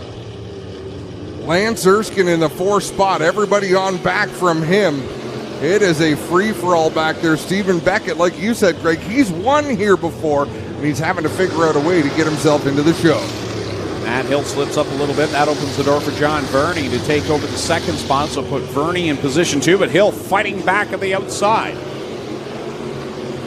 Good battle with Trevor Young and Tyler Powless deep in the field. That black 77 and the white and blue number 51. Trevor Young working the inside, down the back straightaway into turn 3. Luke Stewart out in front over Verney, and then Hill, Lance Erskine, Tyler Powless having a good run right now. Trevor Young, and then it's Stephen Beckett and Larry Gledhill on the outside looking in. So Beckett trying to get by Young in the 51.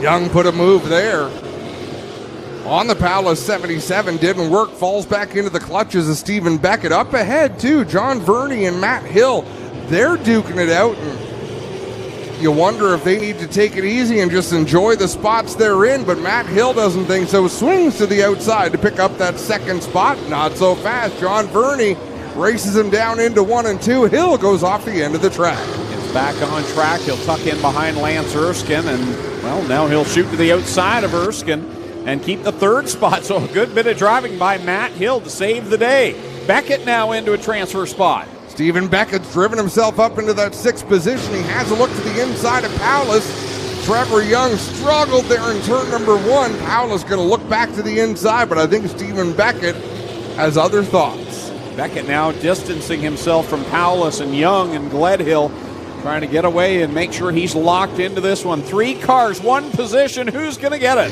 Oh, Trevor Young goes off the racetrack, loses that 7th spot. Back in 8th, but like you say, 3 drivers, only 1 is going to make it into the show.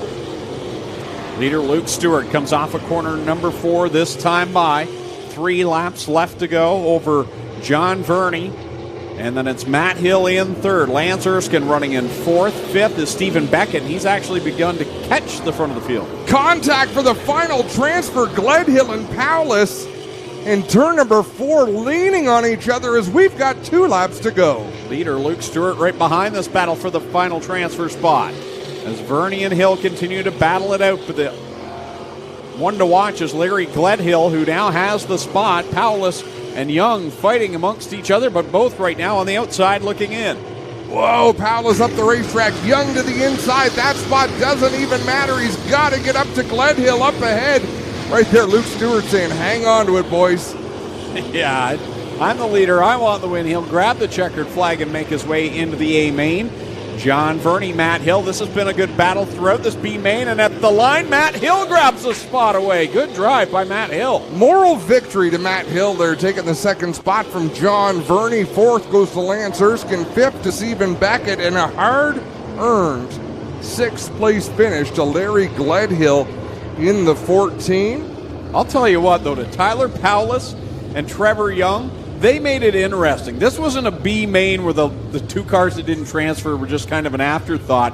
They both had their crack to get it in as well. And, man, that was a good race there in that B main. Fantastic race, and it's my favorite race of any night, Greg. A B main that matters is the best race on a program, bar none. Unless you're one of those 2 that didn't make the show, then it was your least favorite race of the night, but good job by those that get their way into the A main. When we return, feature racing time from Humberstone Speedway here on G-Force TV.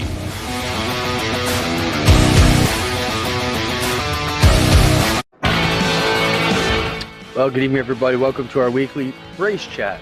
Adam Ross and Clinton Jeffrey are live and interactive every Tuesday night. Rivals Race Chat is your home for race discussion, debate, news, interviews, and more. They'll even take your questions and comments live on the air and talk to some of the newsmakers each week. Tune in every Tuesday night at 8 p.m. on G-Force TV. When you think about it, productivity starts at planting. So it's time to rethink how productive your planter can be. We did with the new Case IH 2000 Series Early Riser Planter. We rethought your row unit so it's tougher, more accurate. We rethought your meter, took the most precise technology, factory installed it. We rethought every inch of the Case IH Early Riser Planter to make it the most productive planter around. And if you think about it, that's exactly what you want. A guy like this, who relies on his truck for work, knows that his truck will take care of him, that he takes care of his truck. And WeatherTech has always been the ultimate protection. From floor liners to no-drill mud flaps to tech liner for your truck bed to bump step to the handy under-seat storage system. And Cup Phone keeps phones secure in any cup holder. Order your ultimate protection today at WeatherTech.ca. There are a lot of things in this world that are fake. Your food shouldn't be one of them. Pinty's Man Cave sausages and street dogs. Authentic food for real people. Crave the cave, friends. Pinty's Man Cave. This G-Force TV broadcast is brought to you by Epic Racewear. Race apparel for racers by racers. OSR, Canada's source for race car parts and consumables.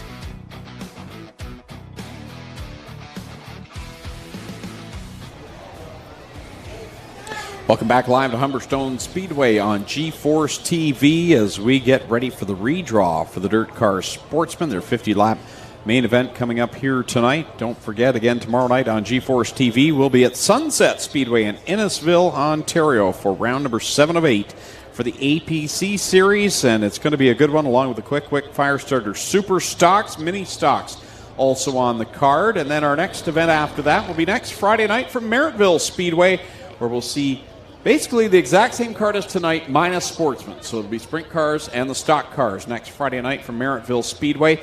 Hope you can join us in person. If not, you can tune in on G-Force TV. And then it's championship weekend for the Quick Firestarter Super Stock Series and the APC Series, September 24th and 25th from Delaware Speedway, all live here on G-Force TV. Drivers making their way over for the redraw. Clinton Jeffrey, does this take you back a little bit? He spent a lot of years touring around with the Dirt Car Super Dirt Car Series. It kind of does, yeah. Spent a lot of time here, too. 15 years as an announcer. Always good to come back. I mean, I got a lot of people messaging us. Tony Spiteri at home watching, too. Says, Greg and Adam, makes my weekend complete. He said, track looks great. It certainly does here tonight. They've done a fantastic job. Lots of bite left. And great crowd here on a Friday night. We get ready to go with our top Sportsman Qualifiers for their redraw. And Doug just taking attendance here, guys, and we'll be ready to go here in just a moment. Next Sunday night right here at Humberstone Speedway, 358s, Dirt Car Sportsman, late model street stocks and mini stocks, humberstonespeedway.ca for all the information. And if you've never been to Humberstone, make the trip. I encourage you to come and see what Terry Vince and the staff here have done. Some great improvements to give this place a facelift. Not just the racing surface, which has been phenomenal, but all around this, the building. There's new siding on the building, new signage. Everything looks great here, and so glad to be here tonight. I couldn't agree more. Terry Vince has worked hard. The team has worked hard. Look at the gathering. Clinton Jeffrey, is it time to send it down to you to choreograph this? Hey, you can't steal race car parts. Where are you going with that? I'm bringing it back to the pits. See, smart kid. Did he look like he was going to the pits? No.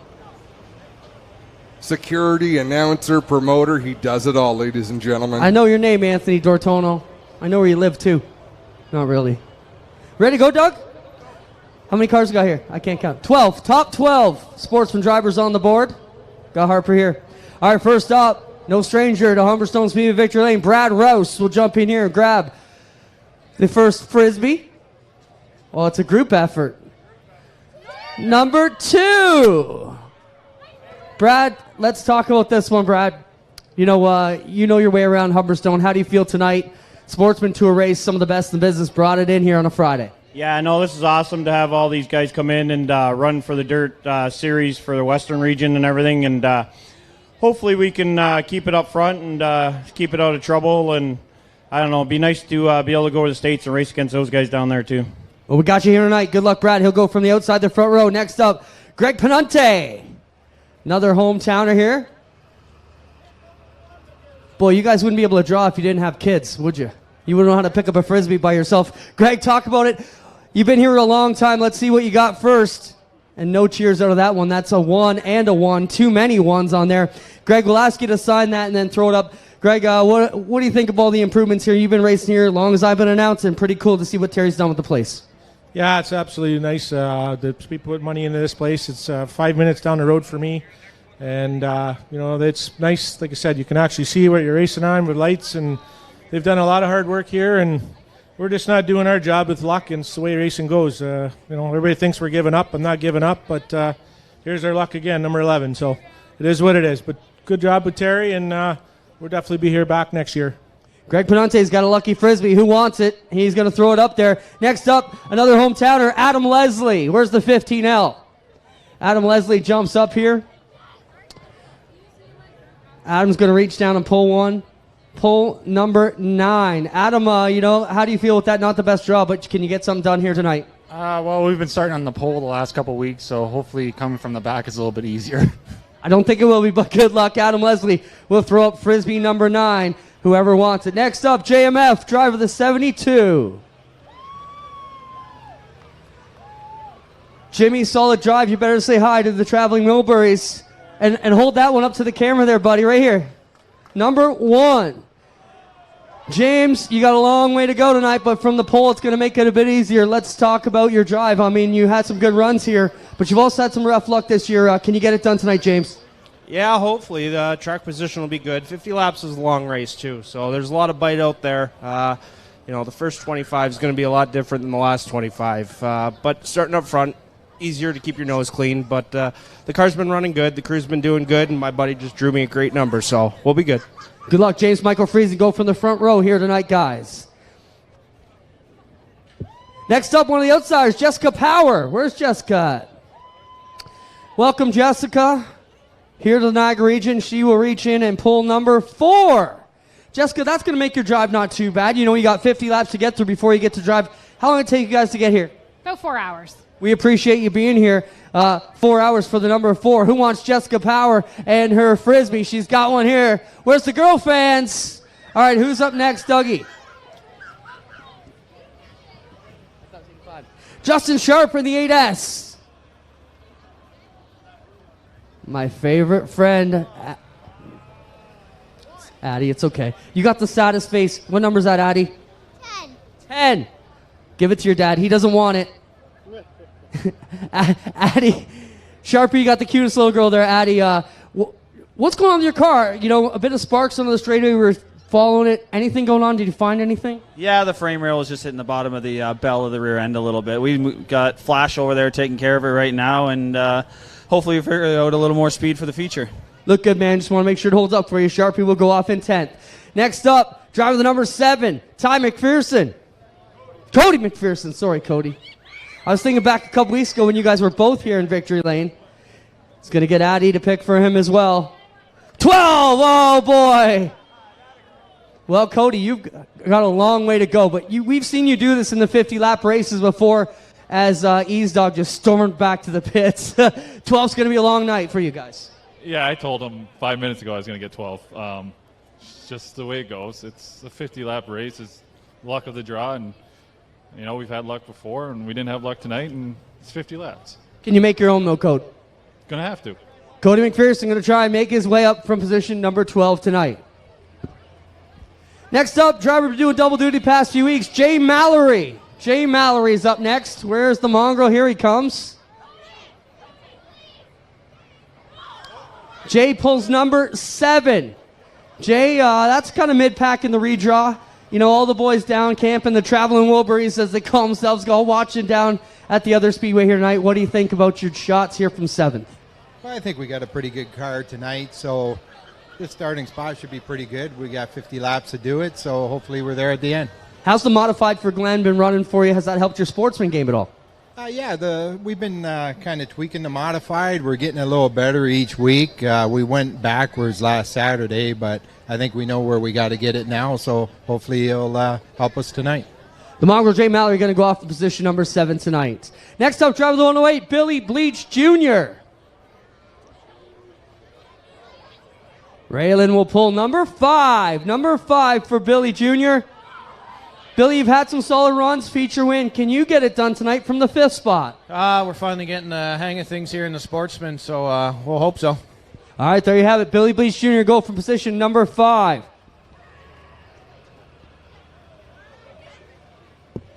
Next up, driver the 74, Dave Flanagan Jr. And what's left there? We got 3 left on the floor here. Not that one, not that one. Number 6 for Dave Flanagan Jr. Dave, these outlaw chassis have been running pretty good. How do you feel about your shot from the outside the 3rd row tonight? I think we're going to be all right. The chassis has been working pretty well. We just haven't managed to get the number one yet, but it's hopefully coming soon. All right, there you have it from Dave Flanagan Jr. Next up, another hometowner, Jeff Penante in the 66P. Jeff, how are you feeling about your shots here tonight? Number 3 is nice. Hopefully we can do good. All right, Jeff Penante will go from position number 3. He will start on the inside. 1 left. Is that Curtis Frieza. Hey, that was a nice Harper. You don't just kick it at him. Number 8 for Curtis Frieza. Kurt, you look like you're smiling there, but can you make something happen from outside the 4th row? Oh, we can always make something happen. This Reed's haulage machine and Joe's transmission come on board, so we got a lot of support with these with this car. Ray Hawkridge has got this thing straightened up pretty good, and let's go have some fun. All right, there you have it. Curtis Frieza will roll off from position number 8. How about, ladies and gentlemen, they're walking back to the pits. Make some noise for all the sportsman teams that traveled here tonight for the Dirt Car Sportsman Tour events. And we will turn it to a quick break here live on G-Force TV, and we'll be right back to jump into the features.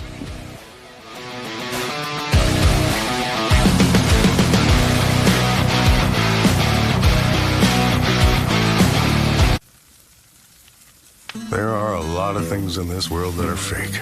Your food shouldn't be one of them. Pinty's Man Cave Ribs. Authentic food for real people. Crave the cave, friends. Pinty's Man Cave. A guy like this, who relies on his truck for work, knows that his truck will take care of him, that he takes care of his truck. And WeatherTech has always been the ultimate protection. From floor liners, to no-drill mud flaps, to tech liner for your truck bed, to bump step, to the handy under-seat storage system. And Cup Phone keeps phones secure in any cup holder. Order your ultimate protection today at WeatherTech.ca. Well, good evening, everybody. Welcome to our weekly race chat.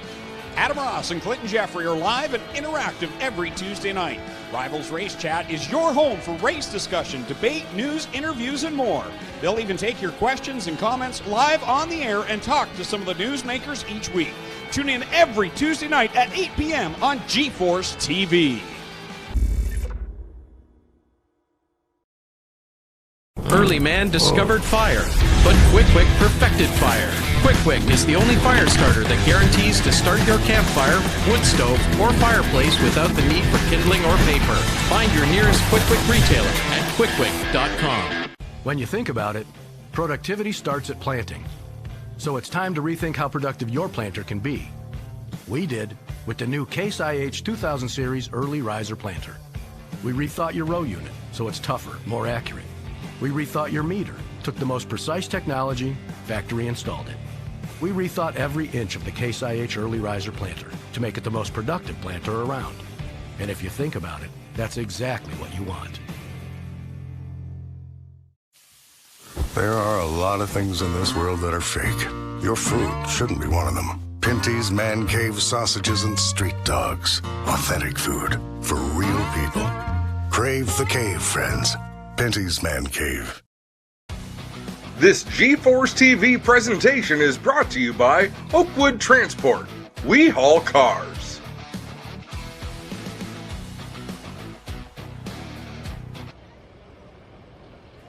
Back live, Humberstone Speedway on G-Force TV. As you see, beautiful shots here at Humberstone. And one of the other improvements, Adam, that we haven't touched on yet is the lighting. And we heard that from some of the drivers in the redraw that the lighting makes a big difference. And I think it probably does in the competition standpoint as well.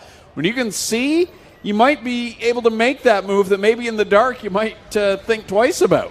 I forget how it was worded, but it was an experienced driver who said, I've run a lot of laps here at Humberstone Speedway, but I've never seen in the dark before. Like, the way they worded it was absolutely hilarious, and I just butchered it, but...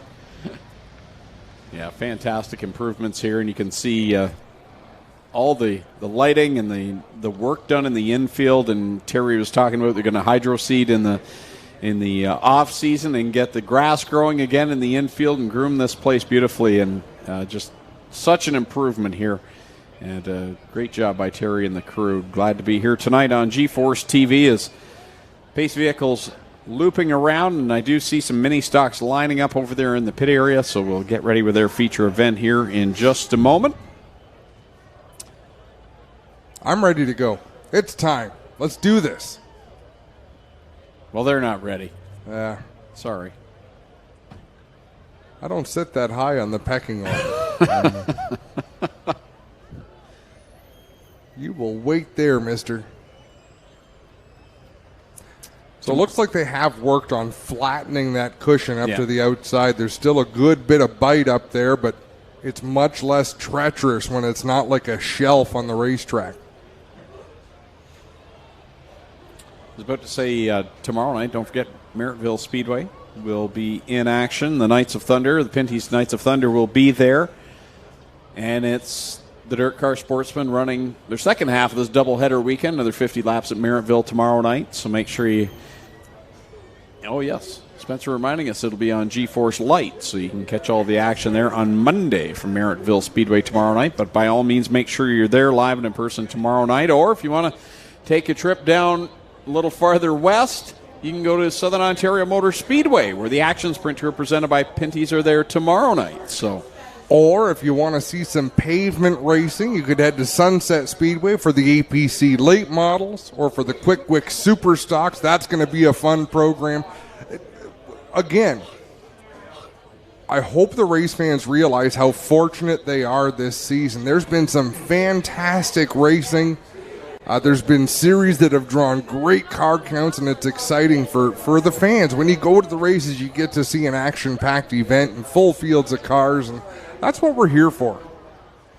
Yeah, it's been, this year has felt a little bit more normal, especially having so many fans in the stands and seeing such fantastic car counts. And now when we go to tracks, it's more so those local drivers back at their own track. Last year there were so few races, we were seeing a lot of outsiders at different venues and coming in to fill the fields, but this year has definitely been great to have more of a normal season, and still plenty of racing action. As I mentioned, Humberstone Speedway still got racing to come here in the month of September, so go to humberstonespeedway.ca for that. And Delaware Speedway races into late September.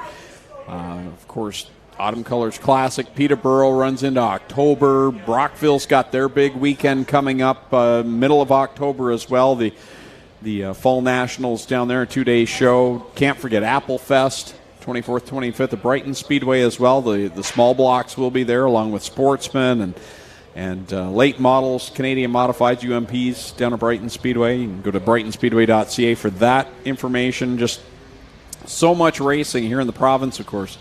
Flamborough Speedway up a little closer home for us, Adam, and a place that I've really grown to love to go to. And they have Oktoberfest coming up, so it's plenty of racing. If you haven't been out to a track yet, there's no reason why you can't, because there are plenty of options.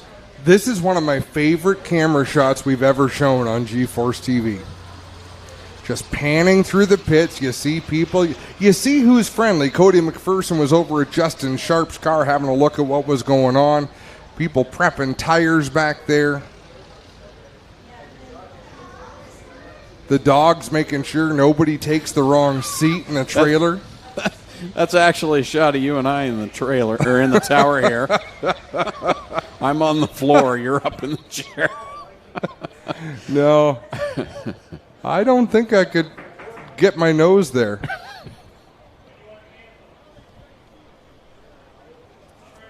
So, again, teams preparing, getting ready. These sportsman teams, they'll have to put a lot of extra work into this. 50 laps is a long distance for the sportsmen. They're used to running these races, but you got to prep. You got to make sure everything's ready to go on these cars, because 50 laps is a lot of wear and tear, and 2 nights in a row of that.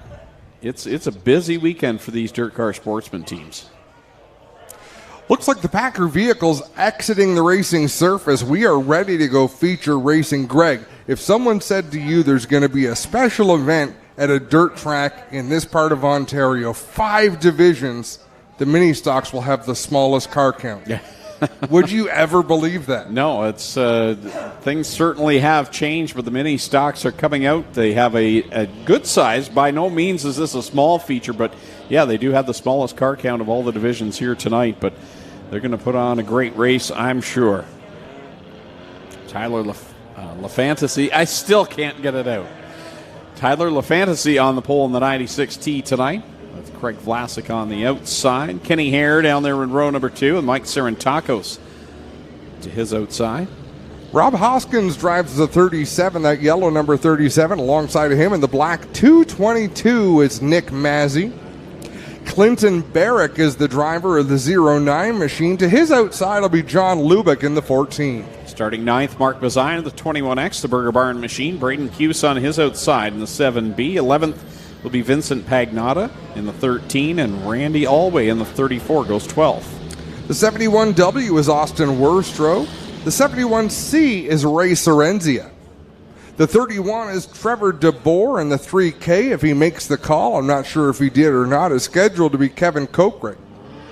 Yeah, I don't see him out there, and didn't make the qualifying heat either. White flag goes in the air. So we are ready to go with our first feature action of the night. 15 laps the distance for these mini stocks. You remember we spoke earlier, front wheel drive versus rear wheel drive. You will see the difference here. When a car goes up the track front end first, it's front wheel drive. When a car goes up the track rear wheels first loose, it's rear wheel drive.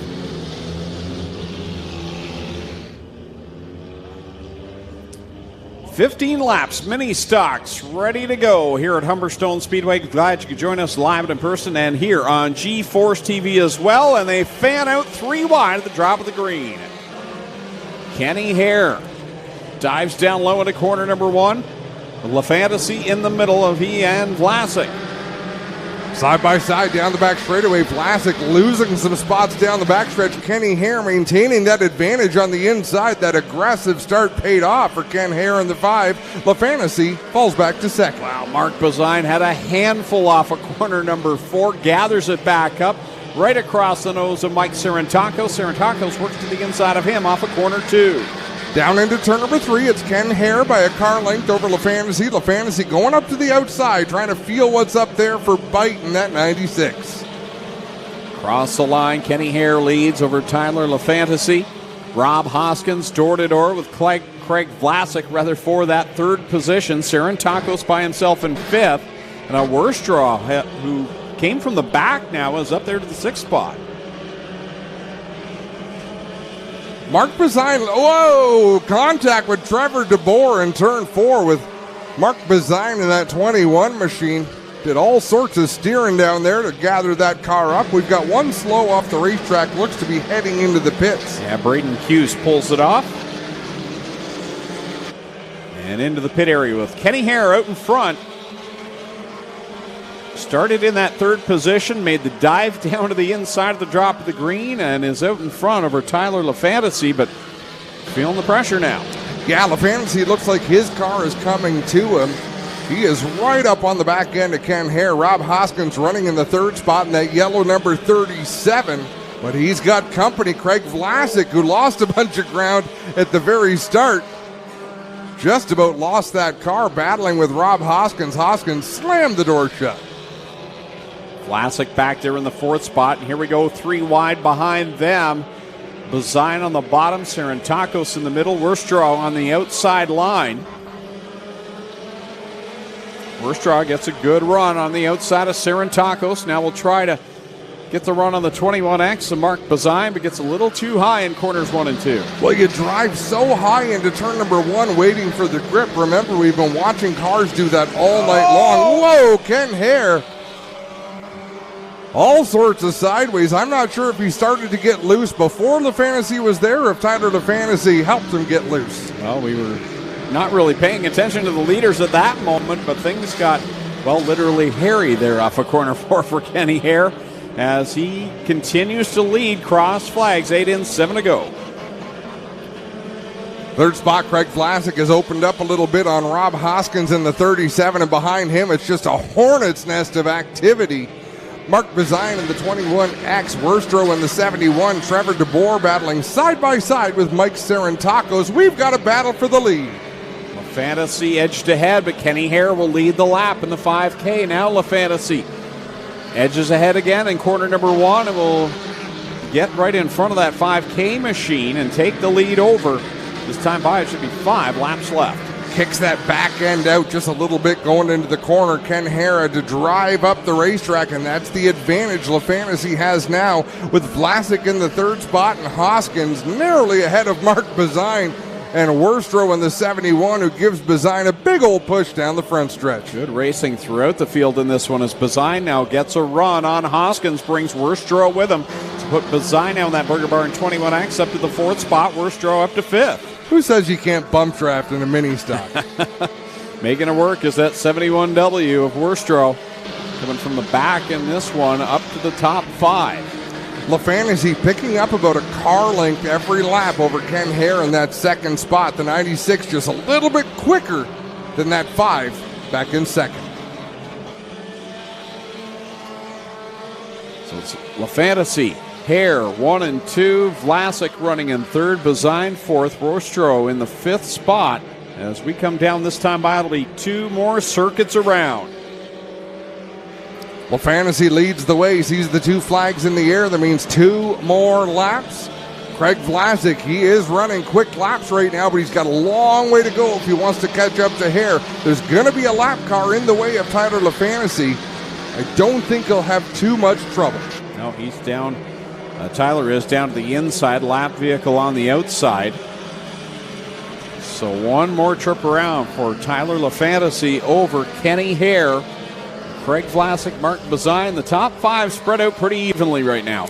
Steady laps. Tyler LaFantasy has hit his marks, driven away just a little bit from Ken Hare, and he's going to take that advantage underneath the checkered flag for the win. Hare finishes 2nd, 3rd to Vlasic 4th. Bazine, Worstrow rounds out the top 5.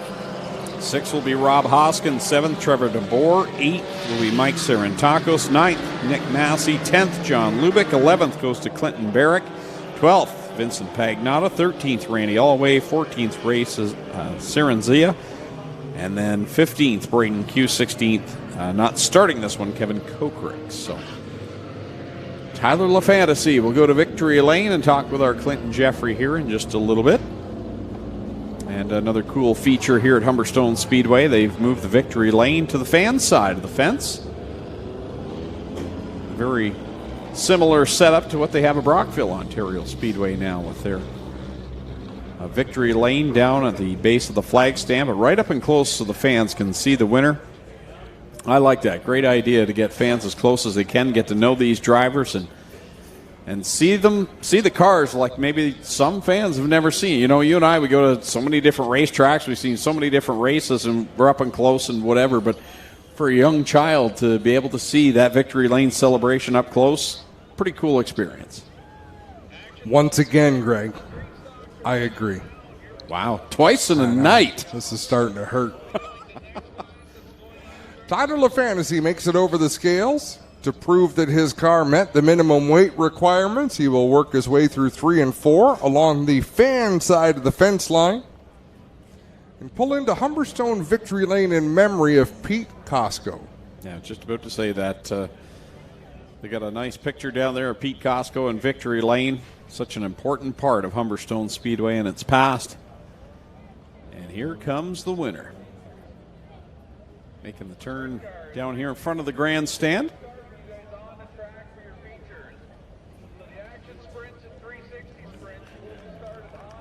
ATV Escort for Tyler LaFantasy. How's this going to work one night where there's a race and the winner did something that the fans don't like?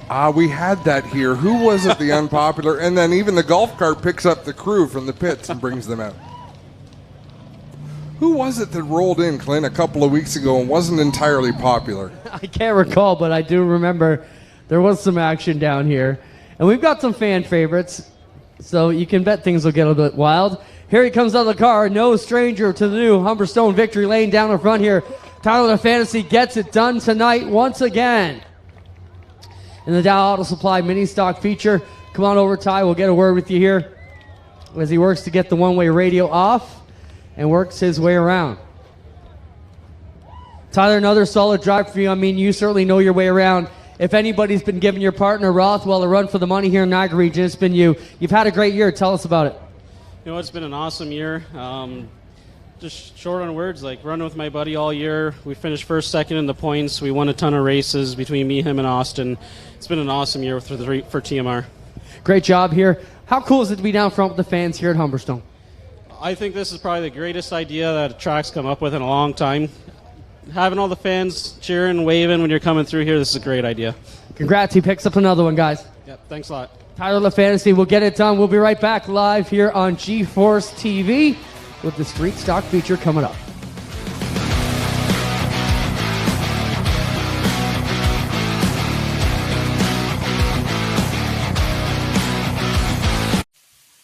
There are a lot of things in this world that are fake.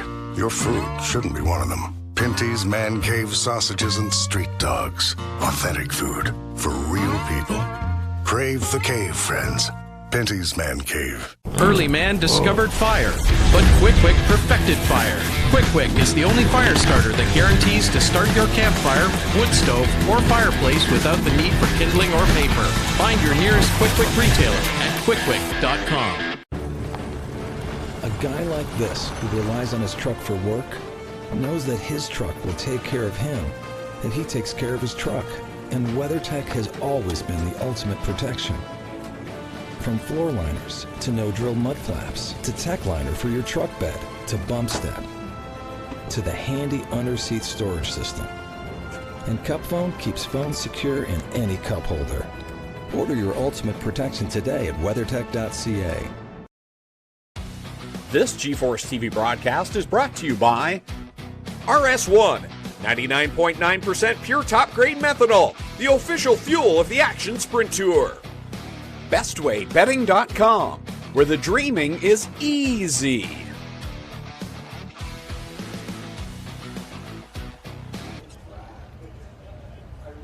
Welcome back live to Humberstone Speedway on G-Force TV, where we see the street stocks lined up and ready to go, Adam. Here's how they're going to line up for tonight's feature event. On the pole in the 49, it's Dave Bailey. Brewster Baker. On the outside of row number 1 in the 41 machine, it's Adam Plazik. Row 2 on the inside in the 11, it's Go Fast Teeple. Alongside him is the 1J of Jason Fontaine. Spencer Smolders drives the number 21, and on the outside of him, the 1JB or 1J2, whatever they called it tonight. Corey Sawyer behind the wheel of the 1J2. Next in line, the 25 is Kenny Sargent. To his outside in that 28 machine is Jim Lampman.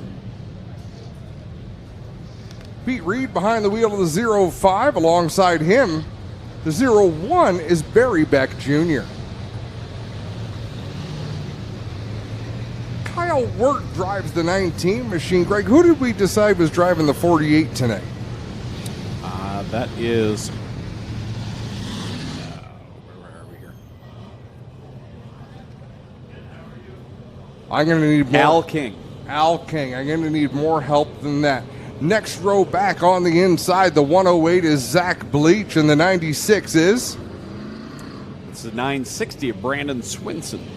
The 960, that's why that screws me up. Brandon Swinson. Bryce Richardson in the 11 junior. And then the 30, which is Tom Pearson. And then we've got Mike Thorne back there in the back row. Who's that at the end? That's an 11 machine, I think. Who dat? Rob General. That right, 11 is a 44. And I don't get to correct you a lot, but Scott Sonnenberg's in the 1J2. Oh, it is. Corey That's Sawyer. right.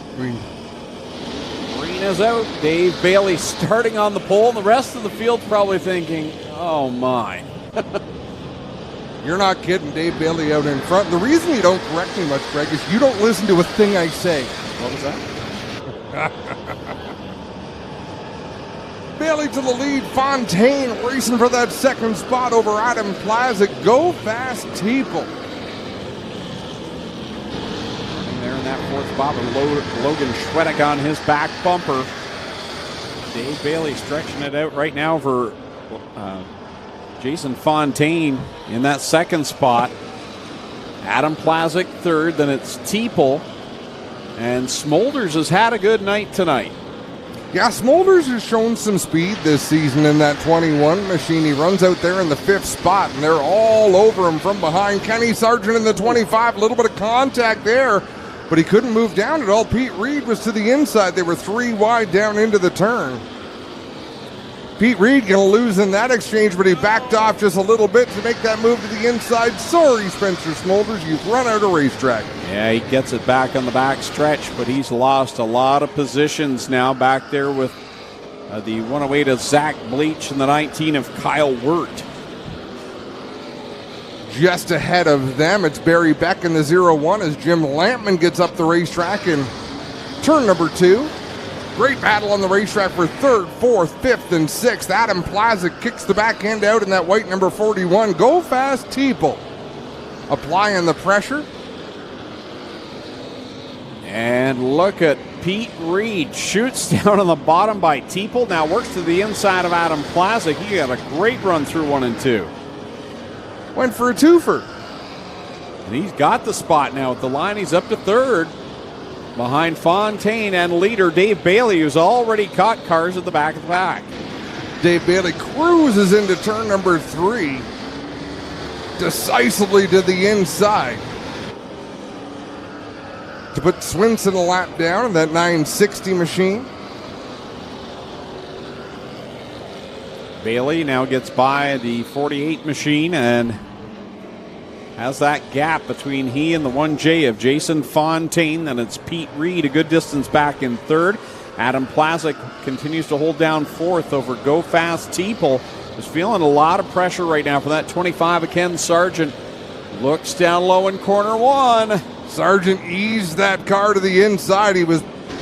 Dust was coming off the guardrail, so he couldn't have gone any lower on the racetrack if he wanted to. And Go Fast Teeple kept squeezing him down. He'll maintain that spot for the time being. Barry Beck Jr. back in that fight as well. In the mix with Ken Sargent, Go Fast Teeple, and Adam Plazik. Everybody fighting for the bottom of the racetrack right now. Sargent drives it deep down into 3, takes the bottom line from Go Fast Teeple. Behind him, Barry Beck pitches it into the corner, then drives it down the banking. He's got to close that gap before Teeple can slam the door. Leader right now, right behind 2 slower cars, still on the lead lap. They're battling for position. Bailey looks to thread the needle. He's in between them, and now we'll clear. Kenny Sargent working a bump and run on Adam Plazik, and Plazik having none of it. He shut the door going into 1 there. He brake checked him and then shut the door. Adam Plazik did a nice job there. Kenny Sargent was in a big old hurry. He put the bumper to him last time around. This time looks like he's hanging back just a little bit off the back bumper of that 41. But as I say that, Adam Plazik got suspiciously loose. Sargent now works to the outside. Brings Go Fast Teeple on that outside line. Big contact off of turn number 4 between General and the 44 and the 30 machine. Pearson in that machine as Pete Reed will try to work by both of them. Seems like the excitement follows that Pearson machine as we are under yellow for a car spun out in 3 and 4. That is Zach Bleach. So our first caution comes with 7 laps left to go here for the Thunder Stocks.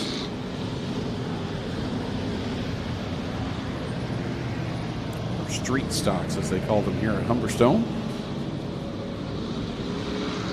Why call the same cars the same thing at different racetracks when you could come up with a fancy name? Well, this is the name that I grew up knowing them as, the Street Stocks. But which is unusual because you neither drive them on the street nor are they stock in any way. They bring the thunder. So do you, but we don't call you Thunder Ross. Maybe some people do.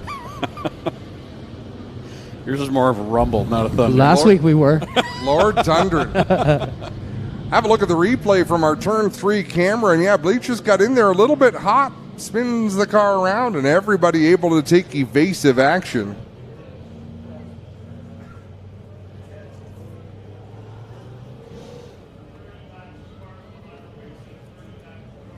So after this, we still have the 50 laps for the Dirt Sportsman.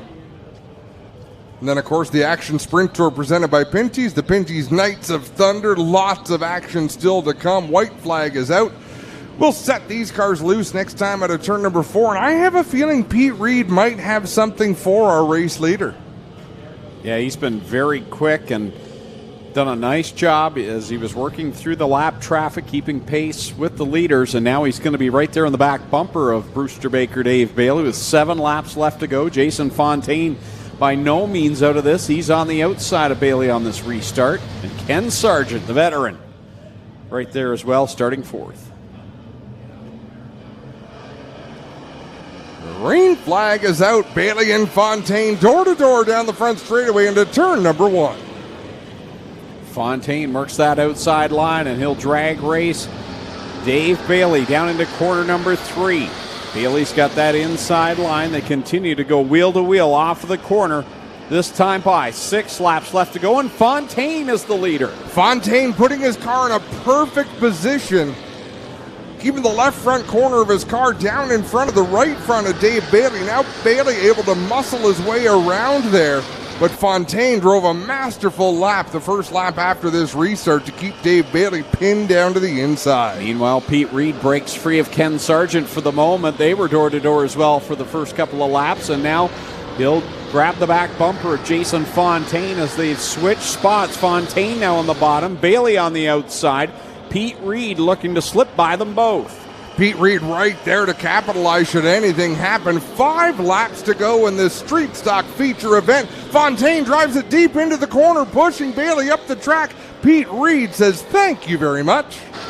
Pete Reed down to the bottom in corner number 3. He'll work it off the 4th turn. Fontaine still stout on the outside, but at the line, Pete Reed, your new leader.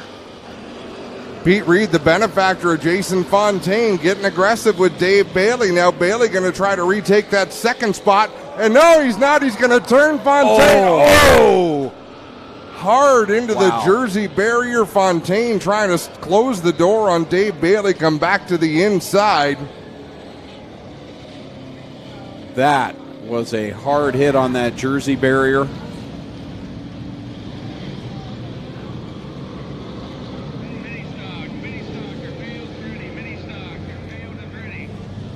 Fairly heavy damages. Fontaine's climbed from the car. That's the good news.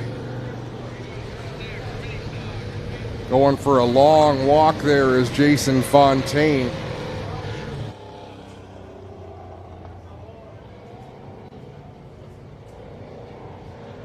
That was an abrupt stop. So what we know, Greg, is that the lap before, Fontaine had drove that car deep down into the corner to the inside of Dave Bailey, and then Bailey got to the inside off of turn number 2. Fontaine tried to close the door on him, and then, man, that was a solid impact with that Jersey barrier. Well, guys, you can see the damage here on camera 6 as it is badly punched in the side. You can bet all kinds of frame issues here. We're going to get a good look at it when they finally pull it off the barrier here, but, man, that was a hard lick into this Jersey barrier, and if you look here, it actually cracked the barrier in half. Jack, look at that. Split the barrier in 2, guys. That was one solid piece about a lap and a half ago. Both the barrier and the race car. One solid piece about a lap ago.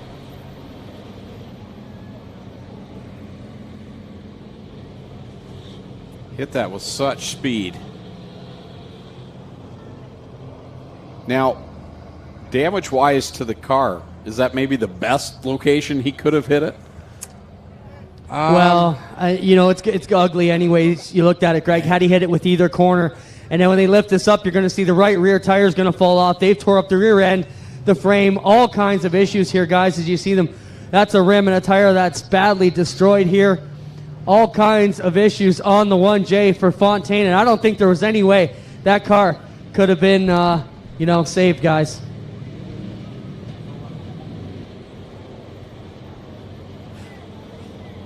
You've heard of left-hander chassis. This is more like a right-hander chassis now. It is twisted badly.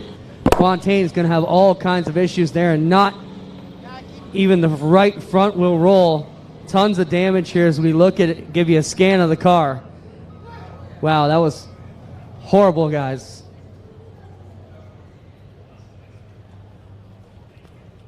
So we're going to watch the replay here. Keep an eye on the barrier as Fontaine hits it and watch it move. As we go with slow motion, it's a solid piece right there, and then bang! Look at it.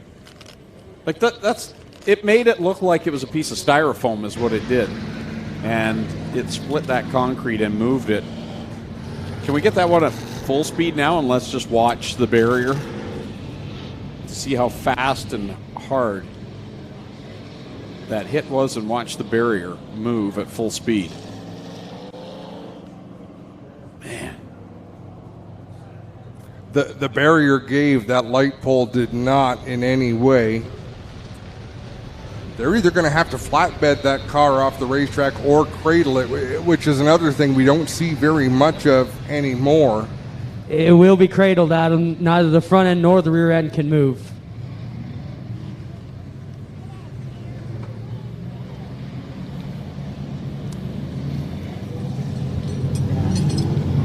Now look at that shot, Adam. That gives you an idea from the drone how that narrowed that car up. Yeah, it really did. Now, the right side doesn't have near as much protection on it as the left side does. The left side, you've got your roll cage where the driver sits. In fact, Todd Gordon, step right up here. We're gonna have a quick chat with someone who builds these race cars. And he built that one. You may build the next one as well. Talk about the difference between hitting something that hard on the right side compared to the left side, Todd. Well, if anything's going to be hit that way, Adam, it's the best way to hit on the right because, like you said, with the left, all the bars are out that side. The right, that's a lot of body damage that you're looking at right now. It doesn't look like it hit the frame at all. Hopefully not. We'll see what happens. So Todd Gordon, we know poking his head in to have a look at these replays. Did you see the replay, Todd? You're a racer yourself. Have a look at this. We talked about Fontaine running Bailey up the track a little bit the lap before. Is this just racing? Is this plain dirty? What's your thoughts? I think it was two guys going for the same real estate, honestly. And right here for this video, Jay does come down a little bit. There's definitely Jay did come down. There's nothing about that. You can deny that. No, and always good, Greg, to get that perspective from a racer, especially when they happen to just walk into the booth at the perfect time. Todd, great to talk to you. Always good to see you. Solid. The other good thing about hitting something like that, sort of traveling backwards on the right side, all of the driver's protection, Greg, is most effective when you hit something backwards on the right side. The headrest on the seat, the rib rest, everything about the car and the safety equipment is best suited to protect you in that sort of impact.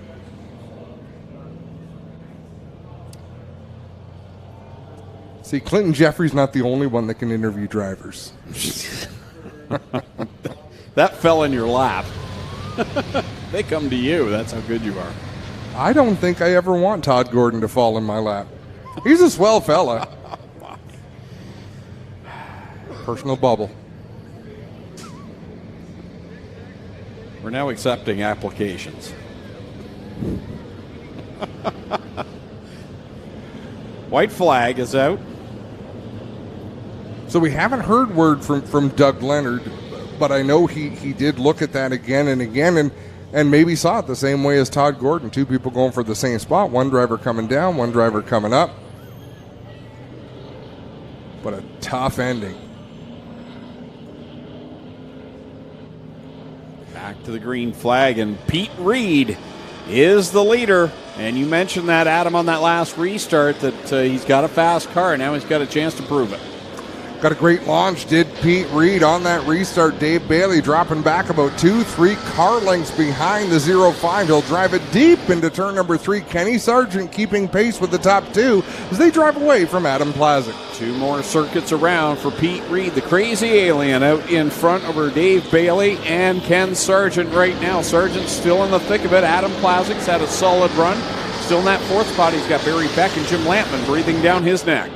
Down through 3 and 4, white flag going to be displayed this time. One more time around, and Dave Bailey is not getting the drive off the corner that Pete Reed is in the 0-5. They've got a lap car that just had problems in corner number 2. Right in front of them here Come to the checkered flag. What line will that lap car take? Pete Reed has the top spot. Coming to the checkers. Pete Reed going to take the win. Dave Bailey second. Kenny Sargent third. Look at this battle. Jim Lamb fourth. Plazik fifth. Barry Beck. Go Fast Teeple. Smolders. Wirt. Zach Bleach will round at the top 10. Yeah, Bleach took it. I had to look at the timing and scoring. And if I had a drone in the air right now, I'm not saying that I do, but we might, I would probably take it towards the pits. I would think right around the 49 trailer would be where you want that drone positioned for the next 3 or 4 minutes. Subtle hint. It's like you've done this before, Adam. You spy on your neighbors? If I had a drone. No. Nothing exciting with the neighbors. They didn't wreck someone down the backstretch.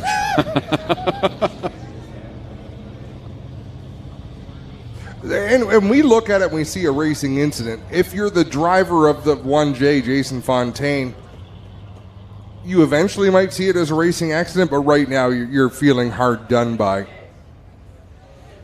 As Pete Reed, and I shouldn't put words in his mouth, but that's generally the consensus when you have a wreck like that, and that's the level upset we get as we look at the cars going over the scales. Pete Reed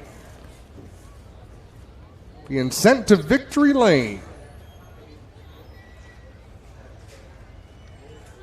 Still to come, Action Sprint Tour will be up next, and then the 50-lap Dirt Car Sportsman Series race, and we'll conclude tonight with the Pinty's Knights of Thunder 360 Sprint Car Series. Plenty of action still to come here on GeForce TV as the crazy alien Pete Reed will bring it down to the fan side victory lane in memory of Pete Costco.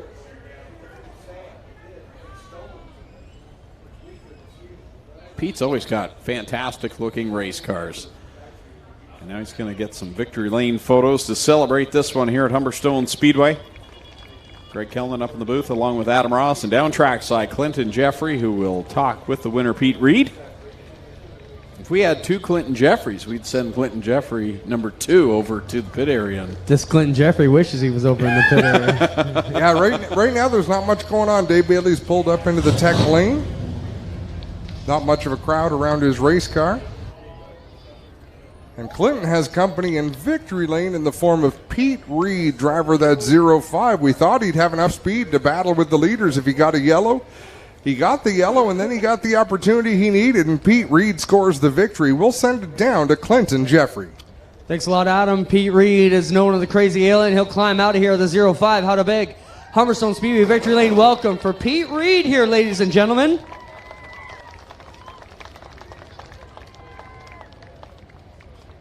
Pete, come on around, have a word with us. Pete, you know, you've been doing this a long time, up and down over the years, but great way to kind of finish off your season here.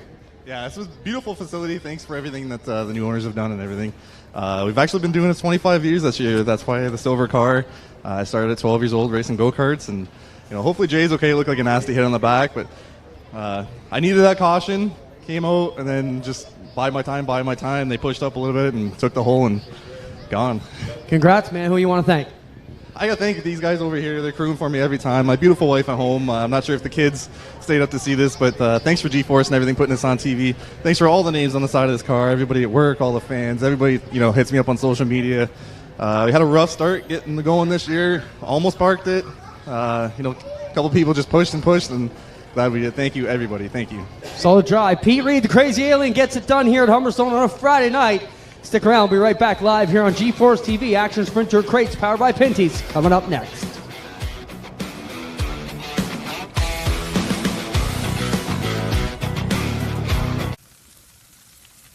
There are a lot of things in this world that are fake. Your food shouldn't be one of them. Pinty's Man Cave Ribs. Authentic food for real people. Crave the cave, friends. Pinty's Man Cave. Well, good evening, everybody. Welcome to our weekly race chat. Adam Ross and Clinton Jeffrey are live and interactive every Tuesday night. Rivals Race Chat is your home for race discussion, debate, news, interviews, and more.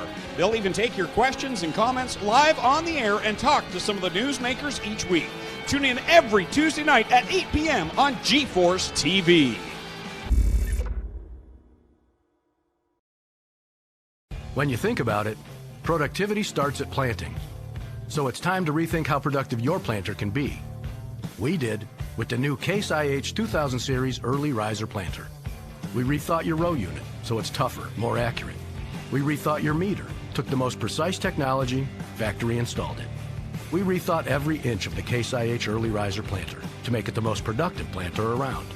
And if you think about it, that's exactly what you want.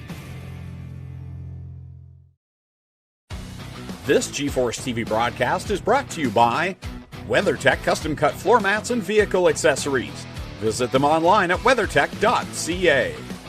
Pinty's, making great food fun.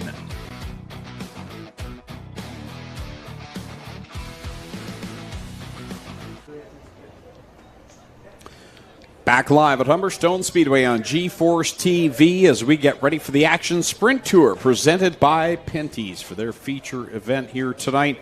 Beautiful Friday night in Port Colborne, Ontario. Again, I'm Greg Kellnan. With me, Adam Ross and Clinton Jeffrey down trackside as we get ready for 25 laps, the A-main distance. And 2 winners so far with the Action Sprint Tour in 2021. Nick Sheridan has 1 win. Jacob Dykstra has all the rest, and we'll see if Jacob Dykstra can get it done here on his home track. Always so good here at Humberstone Speedway as we get ready to push these cars off and get ready to go. The Action Sprint Tour presented by Pinty's. Starting lineup looks like this, going from the pole from Freelton in the MS Road Solutions DJD Graphics 12 DD. It's Darren Dryden. Alongside him from Brantford, the National Building Group, JDL Distributing, number 49L, Lucas Smith. Starting in third from Bowmanville, the 31 is Dale Curran. And on his outside from Hamilton, the Petro Plus Travel Stop, Burger Barn 56, it's Derek Lemaire. Going off fifth from Waterloo, the Velocity Mechanics ILA Sports 19D of Alan Downey. And starting in sixth from Mosley, Ontario, the Carstar Brantford, Bobcat of Brantford, 3S of Austin Rose. Starting in seventh from Mount Bridges, the Vibrant Farms, Pride Seats 45 of Nick Sheridan.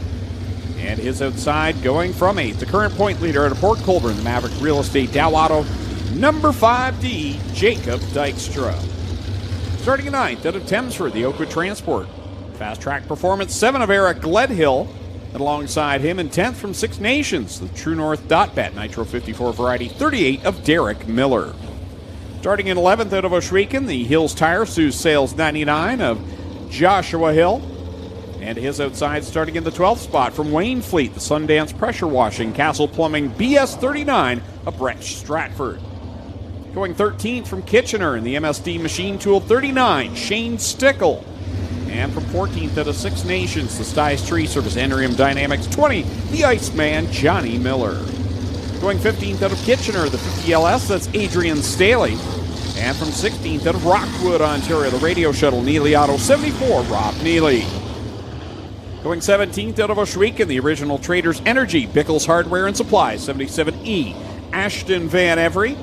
And his outside going 18th from Ancaster, the 7-Star Express Line, Shane Renovation 26X, Terry Baker. Starting at 19th from Sydenham, Ontario, the Draper Doors, Penny Blake Home Team, number 9 of Luke Stewart. And going 20th out of Oshwegan, the Nitro 54 Variety, MK8, Matt Hill. Starting 21st from Salmon Arm, British Columbia, and the 7-Star Express Line, Shane Renovations 26, it's John Verney. And 22nd from Brantford, the Burger Barn East 1 Construction 48, Lance Erskine.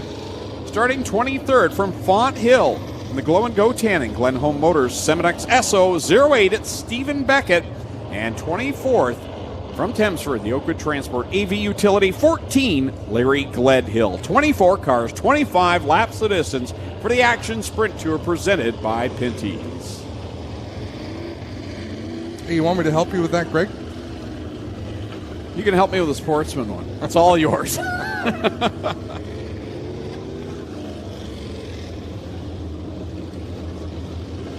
Full field of Action Sprint Tour presented by Pinty Sprint Cars. 24 cars going to take the green flag, 12 rows of 2.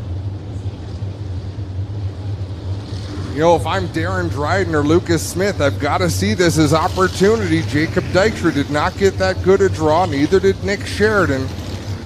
That green flag drops. It is time to go and run away and hide if you can. Easier said than done. 10 rounds so far this year. Jacob Dykstra has 7 wins. The next closest is Rained Out with 2, and Nick Sheridan has 1. So Nick Sheridan's just trying to tie it up with the rain this year here tonight.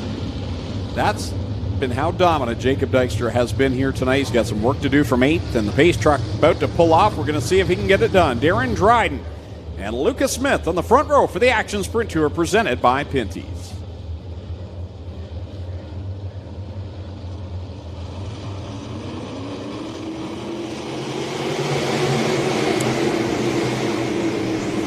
Oh, one off the track in corner number 1. Saved it. Is that Derek Lemaire? Derek Miller and Derek Lemaire are off the track. They've gotten it going again, and we're still under green. Man, they're still bouncing off each other in 3 and 4. Between the guardrail and the lip of the racetrack, problem for Adrian Staley in the 50 machine. He is slow up the outside of the racetrack. Out in front, though, Double D, Darren Dryden with a great advantage over the 49 of Lucas Smith. Waiting to see if Adrian Staley can make it off. I know he's not going to, so that'll put us under the caution flag. Adrian Staley comes to a rest on the outside of corner number 2, so with 2 laps on the board. Going to the caution flag, and that first lap couldn't have, well, it could have been worse for Derek Miller, but it couldn't have got much worse. He had problems down in 1 and 2, and then got bottled up in 3 and 4 as well. And then on the front stretch, he got caught in behind Adrian Staley, and now is finding himself at the back, and really all of that I don't think had much to do with him. He was just in the wrong place at the wrong time. It's not a word I use all that often when we call races, Greg, but that first lap was sketchy. That describes it. There was treachery going on everywhere. There was opportunity for a few different problems. Hats off to these drivers for the reflexes to correct after all hell broke loose. 1 week ago, that would have been called shenanigans in the Stinger race. Yes. That was a fabulous pep talk by the race director last week. There will be no shenanigans or tomfoolery.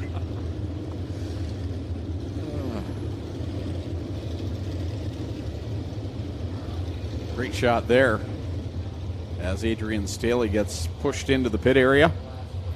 Let's watch this green flag. Oh!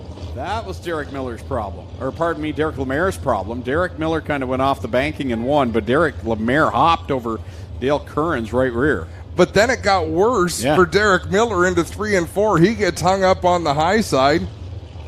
Trying to avoid Matt Hill, and then he gets blocked behind Adrian Staley. What a roller coaster of emotions that first lap was. I'm off. Oh, I'm going again. Oh, no, I got to slow down. We are taking the long ride with Adrian Staley back towards his trailer in the pit area. There's nobody there. That's a lonely feeling. We're eating ice cream.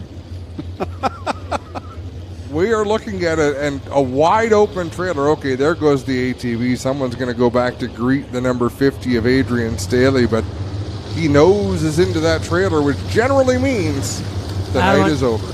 Yeah, the front end is towed out. He's got a problem with the tie rod, guys. The right front is towed out badly. That's the issue here for Staley. Back to the green flag. Single file past the restart cone as they come by with 2 laps into the record books. 23 to go.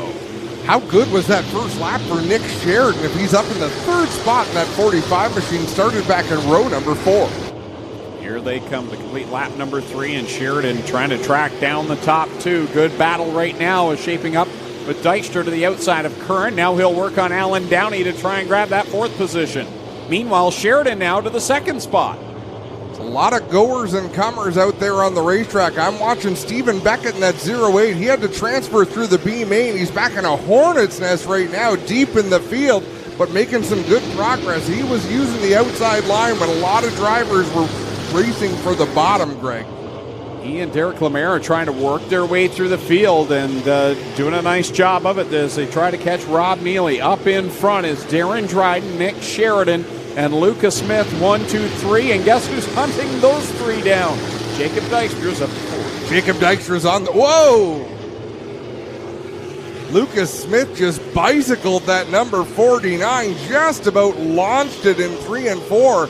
gathers it back in. We've got a pass for the lead. Nick Sheridan to the inside of Darren Dryden. Yeah, Darren Dryden gives up the top spot. Now the caution flag comes out as we've got Johnny Miller wadded up down here in corner number 1. I believe with Rob Neely. Yep, Rob Neely in the 74. I shouldn't say wadded. I don't know as though they've actually made contact even.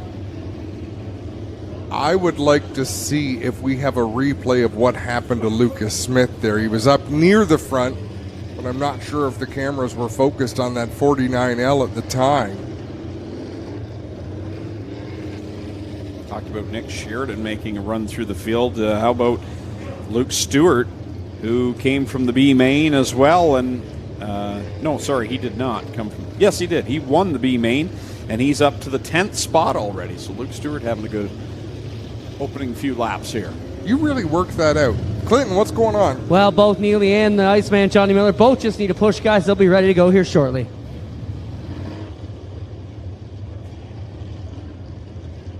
We'll have a look at this replay. Watch for the orange wing. Wow. And that happens in such a split second. A nice job by Lucas to recognize it, jump out of the throttle real quick, and right back into it. I don't know how they do it. That would have been enough for me to pull it into the infield. And let me tell you, the butt pucker would have been enough to keep me glued to the racetrack like a vacuum. Oh, Clint, help me. You don't think there's a pucker factor when your car starts to go like that? Forget about it. It's just the imagery, Adam. I'm all about analogies. You couldn't pucker it last Sunday night. I don't know why you got to bring up last. Like, look forward. The future is now. Oh. White flag. Next time by, we'll go green. Darren Dryden will get the lead. Nick Sheridan, the 45, runs second. Lucas Smith, third in the 49. Then is Jacob Dykstra in the 5D. Alan Downey in the 19. Something interesting about Dykstra. He went by Alan Downey, and Downey tried to follow his line and his speed into turn number 1. And Downey just about drove off the end of the racetrack. It did not end well. He just couldn't he couldn't do the same thing Jacob Dykstra did down into 1 and 2.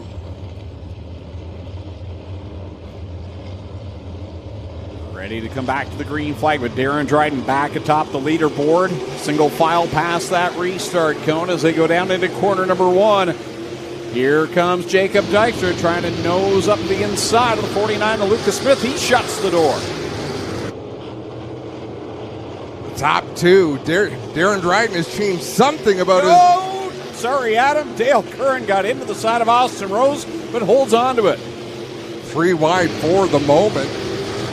Deep in the field, just a gaggle of race cars was out in front. The top 3 have broken away. Darren Dryden, Nick Sheridan, and Jacob Dykstra. 1, 2, 3. Then it's a gap back to Lucas Smith, Alan Downey, and Brett Stratford. Another good run for him tonight. Up in the 6th spot. 7th, Austin Rose. 8th, Eric Ledhill. And 9th now, Luke Stewart, as he continues to march. But here comes Jacob Dykstra, the point leader. 7 wins on the year. He's right on the tail tank of the 12D of Darren Dryden. Darren Dryden holds the lead off a corner 4, but here comes Dykstra slinging around the outside. He'll grab the top spot at the line, so put the point leader to the top of the scoreboard. Jacob Dykstra leads now over Dryden, Sheridan, Smith, and Downey. Jacob Dykstra's just been so unbelievably fast this season in that 5D.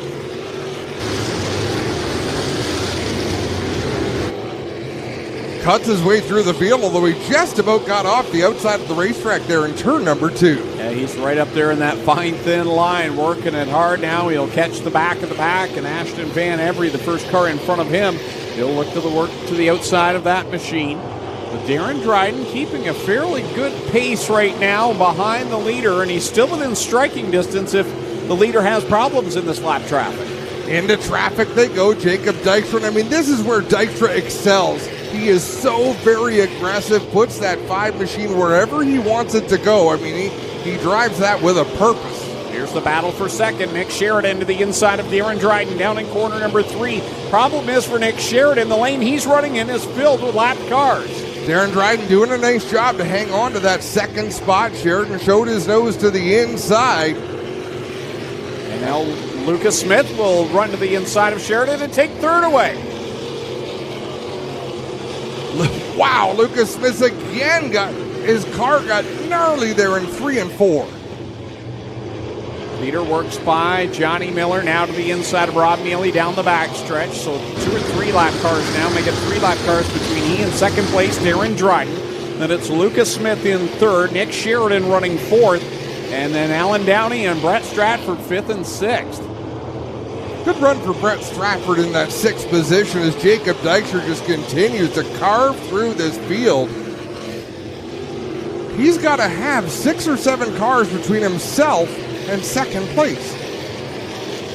Yeah, he's gotten by some good race cars right now to gap himself on second place Darren Dryden as Shane Stickle will pull off into the infield in the 39 machine. Oh, Darren Dryden will cough up second up in corner number 3 as Lucas Smith will get by. Dryden got a little whoopsie up there in corner 3.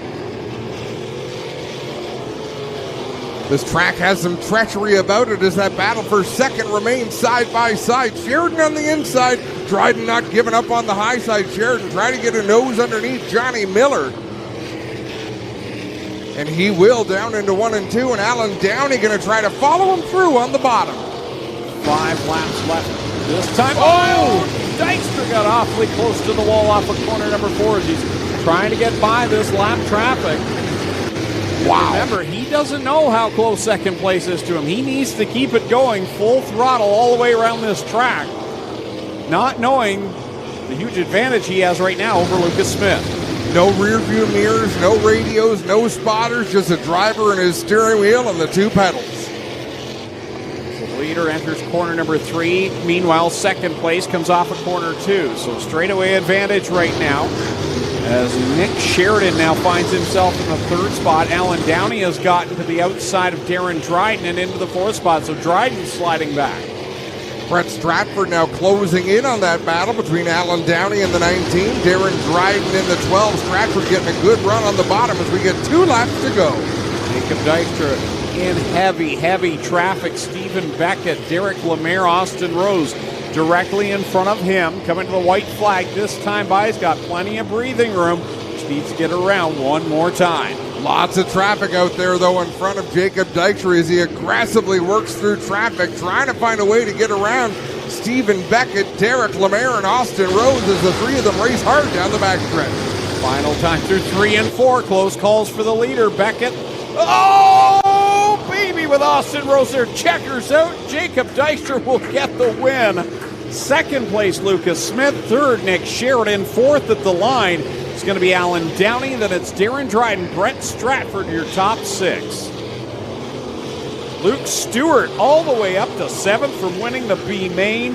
8th goes to Eric Gledhill. 9th, Dale Kernan. 10th, Stephen Beckett, who also came from the B main. A good run for a couple of those drivers coming from the back. Austin Rose 11th, 12th, Derek Lemaire, 13th, Josh Hill, 14th, Terry Baker, 15th, Lance Erskine, 16th, Rob Neely, 17th, Matt Hill, 18th, Derek Miller, 19th, Johnny Miller, 20th, Larry Gledhill, 21st, John Verney, 22nd, Ashton Van Every, 23rd, Shane Stickle, and 24th, Adrian Staley.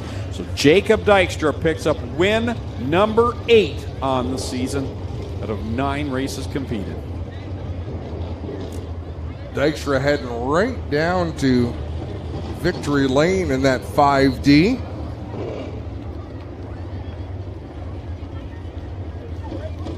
He'll roll it to a stop. Wait for a push from the crew.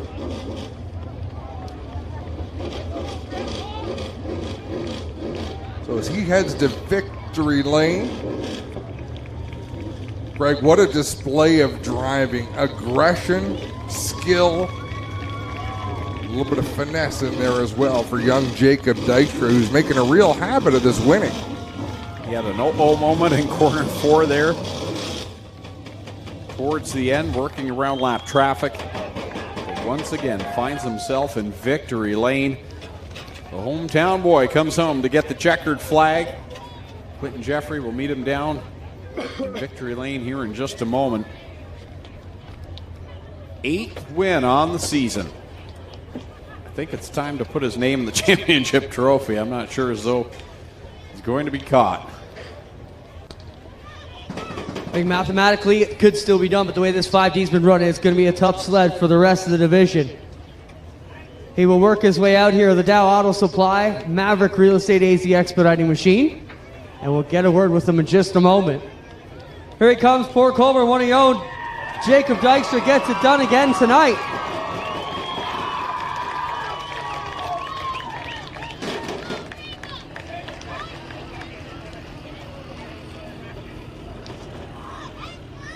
We meet again, Jake. Good, what a heck of a season you're having here, man. It's been dominant for you. You know, you're just driving more aggressive than the rest of the guys out here. It's safe to say you've got more practice than anybody because you've been doing it here since you were 12 years old. Talk about your night, man, just flat out. But you did have a couple gulpers tonight. Lap traffic nearly put you in the fence twice. Yeah, lap traffic is hard when it's fast like this, and not really anyone's gotten experience like this. It's really heavy today, but cushion was nice, and we were able to run it really good. And the only reason why we did good is because that big boy right there, he's the guy that does all of our tires, and yeah, he's the reason why we're winning this year. And big thanks to him and all my crew, my dad, my mom, my grandpa, my uncle, and all my guys that come out here and help out. I have to thank all my sponsors, though, like Mavericks, A to Z Expediting, Dow Auto Supply, Westside Automotive, 24/7 Water, Simplistic Linens, Snap-on, Reese's Tools, and all these beautiful fans for coming out here tonight. This is awesome. Jacob Dykstra gets it done, ladies and gentlemen. We'll send it up to Greg and Adam for a full field rundown. Once again, 24 cars in the field. Jacob Dykstra celebrating there in victory lane. And just like Greg said, a great drive for Luke Stewart through the B main up to a top 10, finishing 7th. Stephen Beckett, the same story. Dale Curran started up front and managed to keep himself in the top 10. A solid drive for Dale Curran, 11th through 20th. Derek Lemaire, after that problem on the opening lap going all the way back, fights himself back to a 12th place finish. Lance Erskine up to the 15th spot. He had some problems early in the race, so had a nice recovery. And we worked down through the field, finishing 21st through 24th. Drivers that had their share of problems. Shane Stickle and Adrian Staley not making it to the end of this race. And it's time to go racing with the Dirt Car Sportsman. And right after this break, we're going to introduce you to the starting lineup.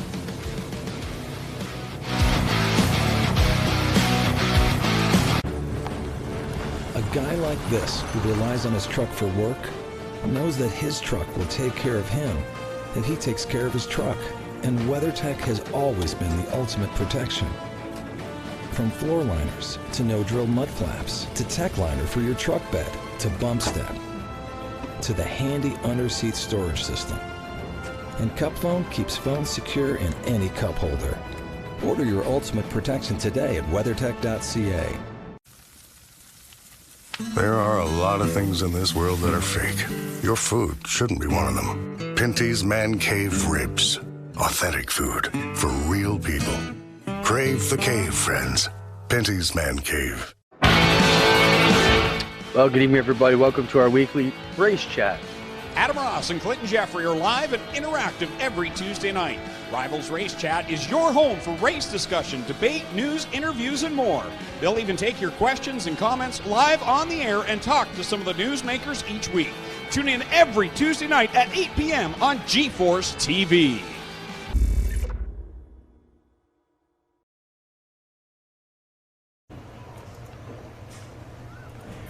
Back live, Humberstone Speedway on GeForce TV, set and ready to go for 50 laps with a Dirt Car Sportsman.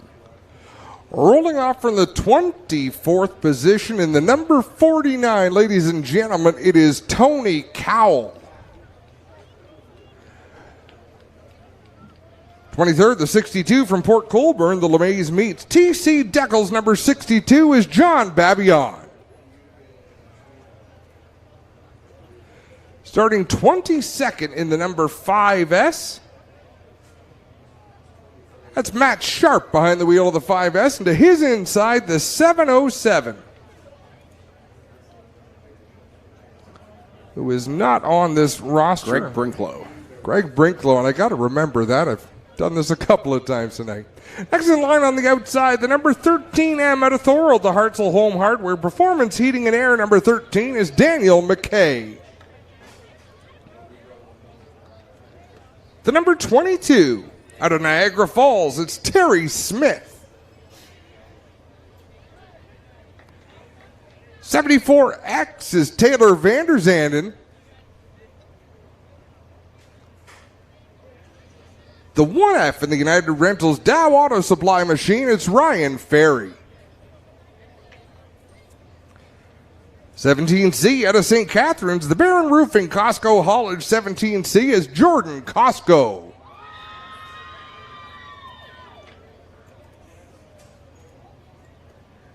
And the 3N out of Ridgeway, the Performance Acura Pam's Welding, number 3N, Noah Mamo.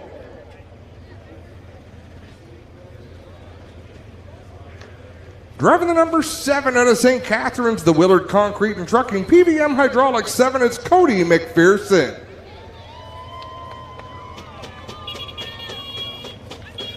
The number 96, Niagara Ice Dogs, Tim Horton sponsored 96, is Luke Carlton.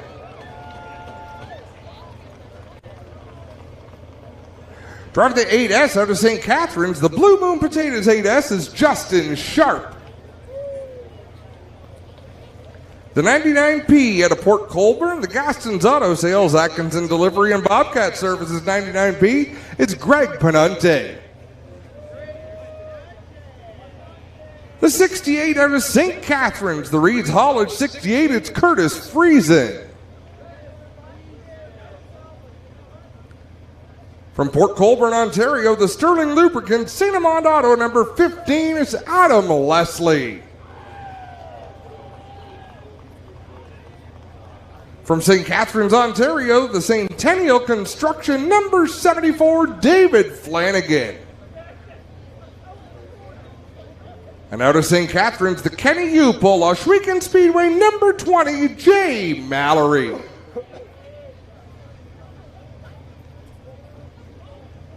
Driving the number 52 from Kingston, the Speedy Auto Service Mobile 152 with Jessica Power.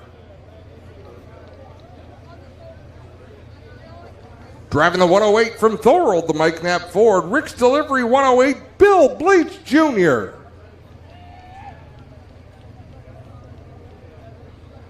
Driving the 66P from Ridgeway, the Dandy's Curbs, Atkinson's Delivery 66P, Jeff Penante.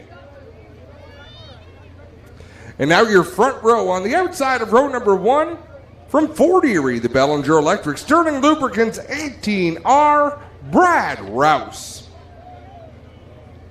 And your pole sitter from Niagara-on-the-Lake, the Bobcat of Hamilton Advantage Trailer number 72, James Michael Friesen. Race fans, we're going to take a quick break on G-Force TV. When we come back, it'll be time to go racing for 50 laps with the Dirt Car Sportsman Series event.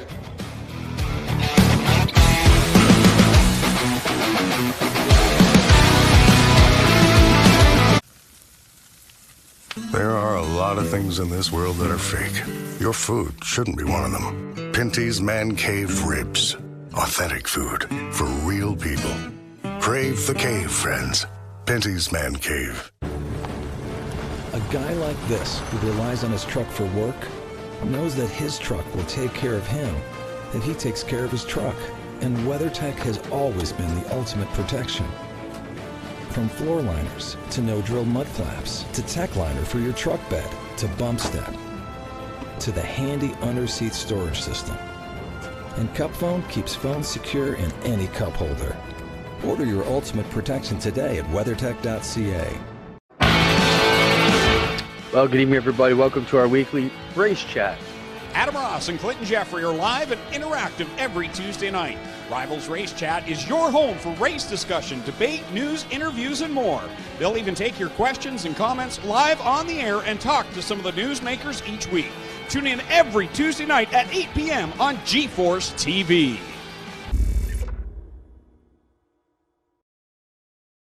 Early man discovered fire, but Quick Quick perfected fire. Quick Quick is the only fire starter that guarantees to start your campfire, wood stove, or fireplace without the need for kindling or paper. Find your nearest Quick Quick retailer at quickquick.com. When you think about it, productivity starts at planting. So it's time to rethink how productive your planter can be. We did with the new Case IH 2000 Series Early Riser Planter. We rethought your row unit so it's tougher, more accurate. We rethought your meter, took the most precise technology, factory installed it. We rethought every inch of the Case IH Early Riser Planter to make it the most productive planter around. And if you think about it, that's exactly what you want. There are a lot of things in this world that are fake. Your food shouldn't be one of them. Pinty's Man Cave sausages and street dogs. Authentic food for real people. Crave the cave, friends. Pinty's Man Cave. Welcome back live, Humberstone Speedway on G-Force TV, Zankin Truck and Trailer Night. Want to thank all the folks from Zankin Truck and Trailer. Stan Zankin, sprint car driver of his own, sponsoring tonight's card. We want to thank him for that as we get ready for 50 laps, the Western Region Series event for the Dirt Car Sportsman. One race tonight, one race tomorrow night as well. A busy weekend for these drivers. But it's time to buckle up and get ready to go right here on a racetrack that's changed a lot since qualifying heats, Adam. It really has, Greg, and it's widened out to the point where they built the cushion back up there. 3 and 4 is just such a nice smooth arc around the top. 1 and 2, you've really got to be careful. You can throw that car into turn number 1 and lean on the cushion on the outside, but you can't really ride it all the way around. We've seen drivers have a bit of a challenge with that throughout the night. All right, race fans, get on your feet to wave these drivers on. They're going to bring it around here at Humberstone Speedway and salute you, the fans. So get up on your feet, grab whatever you got, wave these drivers on there. 4 wide and fancy for you, the fans. These are the Dirt Car Sportsmen.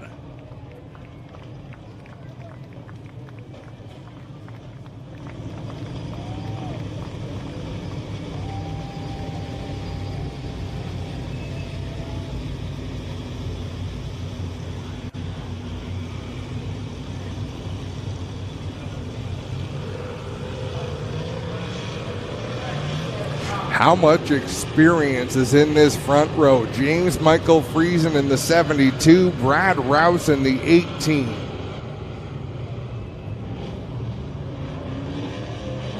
I really do think the field of dirt sportsmen in this area has long been the best there is anywhere in the Northeast United States or into Ontario and Quebec.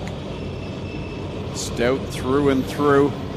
And they're going to go green flag racing next time by. And how about we do a quick fire starter, fire it up to kick off 50 laps for the Dirt Car Sportsman. For those watching at home, they'll get to hear the sounds, see the sights of this race. It looks like we're going to be another lap at least. But for those folks that are here, they get to enjoy all that sound without hearing us, Adam. Let's let the folks at home hear it courtesy of quick fire starter.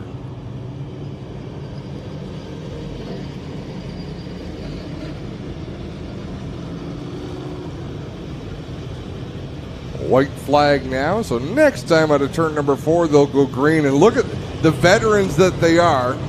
James Michael Frieza and Brad Rouse, let the pace truck get way out of our way. We want to be able to control this one. And now the games begin. Let's fire it up. Quick fire starter.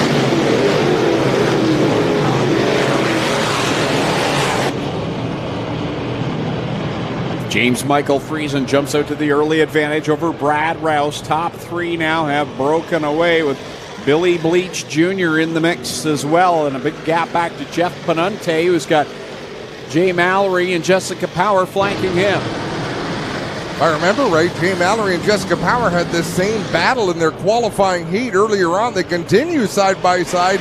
This time for the fifth spot in the feature, we've got one sideways in 3 and 4. Wow, yeah, that was going to...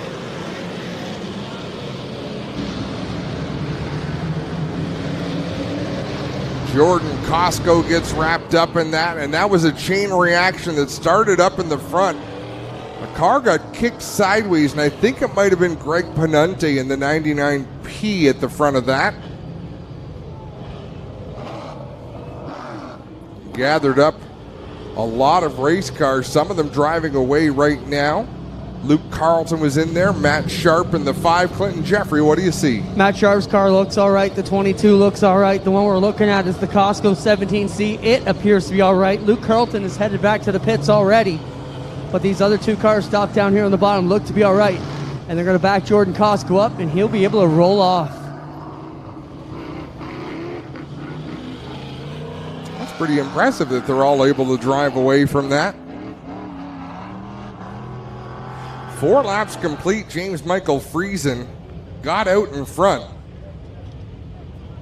He's going to have to search around the racetrack. The line he was running there, Greg, he's using a fair bit of track, but I can't see them lasting for 50 laps. Is our speed shot going to give us a look? Oh, someone got loose. Might have been Flanagan, got way out of shape in front of Penante. And it just trickles down through the field until 4 cars get wrapped up there. Costco's going to turn that machine around.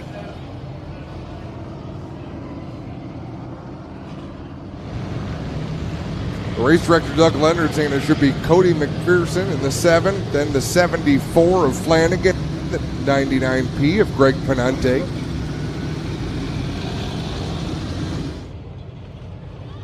Penante doesn't seem to want to give up that spot.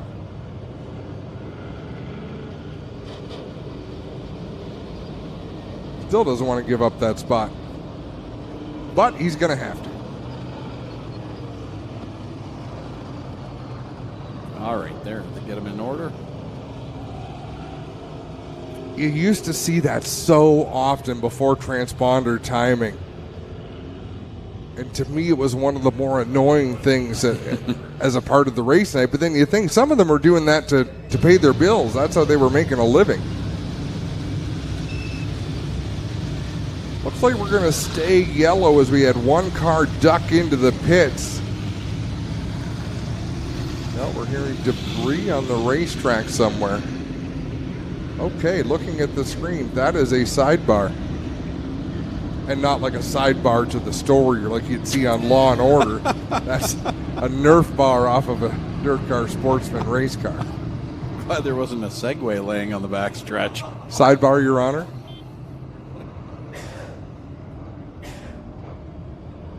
Noah Mamo. I see what you did there. It was fairly witty. You weren't listening. I always listen. No, you.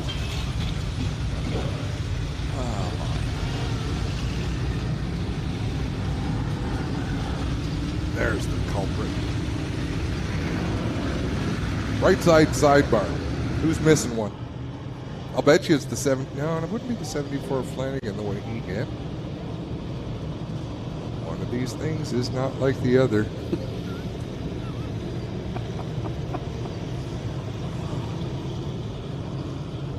Is it 11 o'clock? We're getting there. About to jump the shark for the night.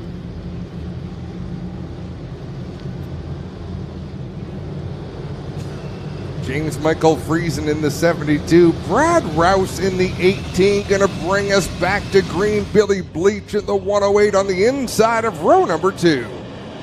Back into the green. JMF will lead them into corner number 1. Bleach in tow. Rouse on the outside line. Top 3 again. Stretch the advantage. over Jeff Penante back here in fourth. Yeah, Jeff Penante really closed the door on Jessica Power. She was pretty polite there to back out of that hole, but it stacked them up behind. This time it's Bleach running in the second spot as Rouse shuffled back to the third position with JMF out in front. Penante running fourth and Jay Mallory hanging around the top five. Lots of laps still to be run here at Humberstone Speedway. The track is in beautiful condition tonight. James Michael Frieza using that outside line, pushing the cushion through 3 and 4. Ooh, big contact between Justin Sharp in the 8S and David Flanagan in the 74. Just a hip check. Coming off of turn number 4, both those cars came together, and they are still side by side. Here comes the battle for fourth as Cody McPherson and the 20 of Jay Mallory working on Jeff Penante, who held the spot. 3 wide into corner number 3. McPherson on the bottom. Mallory works around the outside line. He'll take the position away from Jeff Penante. Now Greg Penante adds his name into the mix. Greg Penante heads up to the high side in that 99P. Cody McPherson to the bottom, 3 wide down the backstretch. McPherson will scoot by Greg Penante on the outside. That shuffles Jeff Penante back another spot. And now he'll fall into the grasp of Jessica Power and Adam Leslie. JMF out in front over Bleach and Rouse. Top 3 again separated by a good 15 car lengths back to the 20 of Jay Mallory, and here comes Cody McPherson hooked up on the outside. Yeah, Cody McPherson's starting to get his rhythm going on the high side. 1 and 2, not quite as quick, but 3 and 4, he seems to have figured things out and have a good run through that end of the racetrack. Jay Mallory tried to hold on, but Cody McPherson works it around the outside, takes that 4th position. Mallory back to 5th, but now Greg Penante is going to try the same attack on the outside of the 20. At the front of the field, James Michael Friesen has caught the back part of the field. Noah Mamo, the first car, going to go a lap down in that 3 machine. Here's the battle between Mallory and Penante. Mallory down to the inside, Penante following him down the backstretch. See Jeff Penante and Jessica Power. They've been hooked together for most of this race. Now Justin Sharp's into the thick of that one as well. That right now is the battle from 8th on back. And I think a lack of home track knowledge here is hurting Jessica Power. She's faster than Jeff Penante, just can't figure out a way to make a move on that 66, and everyone else that gets up to the Penante machine seems to find a weakness that they can exploit to make their pass. Now Jessica is going to try and tuck down in. Can't get it done down at corner number 1. She gets stacked up. Out in the front, James Michael Friesen with a Billy Bleach. Working through lap traffic, so he's had a lap car between himself and Bleach. He passed a car, Bleach passed a car, so they still have a car between the leader and second place running Bill Bleach. Rouse following Bleach right now through corner number 2. There's the battle back there for 5th and 6th. Mallory still able to hold off Greg Penante in the number 9, and Greg's tried every lane he can. This track getting wider and wider as laps go on. 2 caught together up in corner number 2, and it's John Babian and Jordan Costco. And that will put us under the caution flag. 32 laps remaining in this one. And they, I believe, are physically hooked together. And the modified dirt sportsman style race cars will do that. You quite often see them get hooked together on the track or off the track, wherever they happen to land.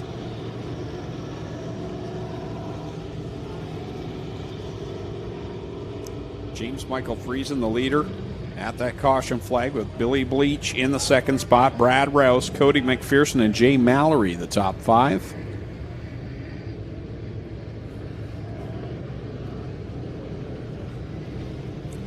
6th through 10th, we've got Greg Penante in the 99P, the 15 of Adam Leslie, the 8S of Justin Sharp, the 68 of Curtis Frieza, and the 74 of David Flanagan.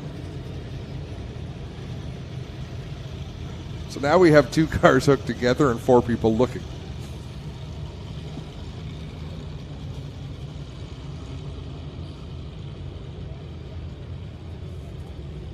And as is normally the case, you bring in a tow truck, you pick up one of the cars, the other car drives off. Clinton Jeffrey is right on the scene. Well, there you go, guys. We're giving you a good shot here of the shock tower, and it's hooked right over that kind of the shock slider, they call it. And that's what holds everything in place. And it's the rear bumper of the Costco machine up over the nose of the Babian car here. We're going to take a bit of a hook here to lift it up, guys, and we'll watch as they get these cars separated. It's like Heavy Rescue 401. Clint's doing it all. He's got the camera and the microphone.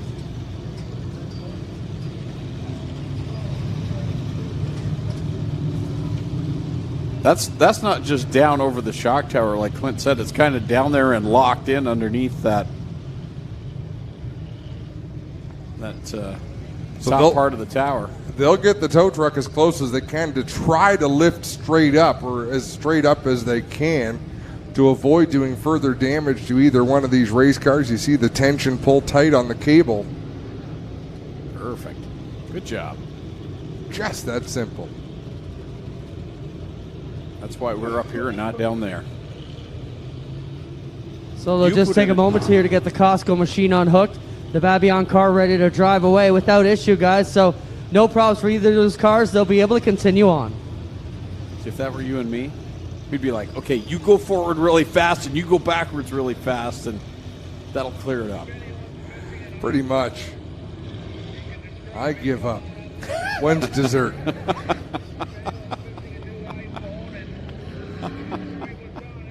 No, we said dessert, Spencer, not a break. What are the... The crew's laying under the 17 of Jordan Costco there.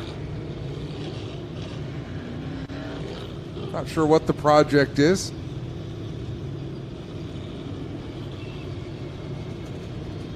But I have a feeling our chaser vehicle is about to make its way to see what's going on with the Costco 17. He pulls into the pits. You know where they pit. Always right next to the pit shack there. Do you think there's been anyone in Ontario that's been in more racing accident scenes than Clinton Jeffrey in life? I doubt it. No, he is. He's Johnny on the spot, which is the nickname everyone secretly wants.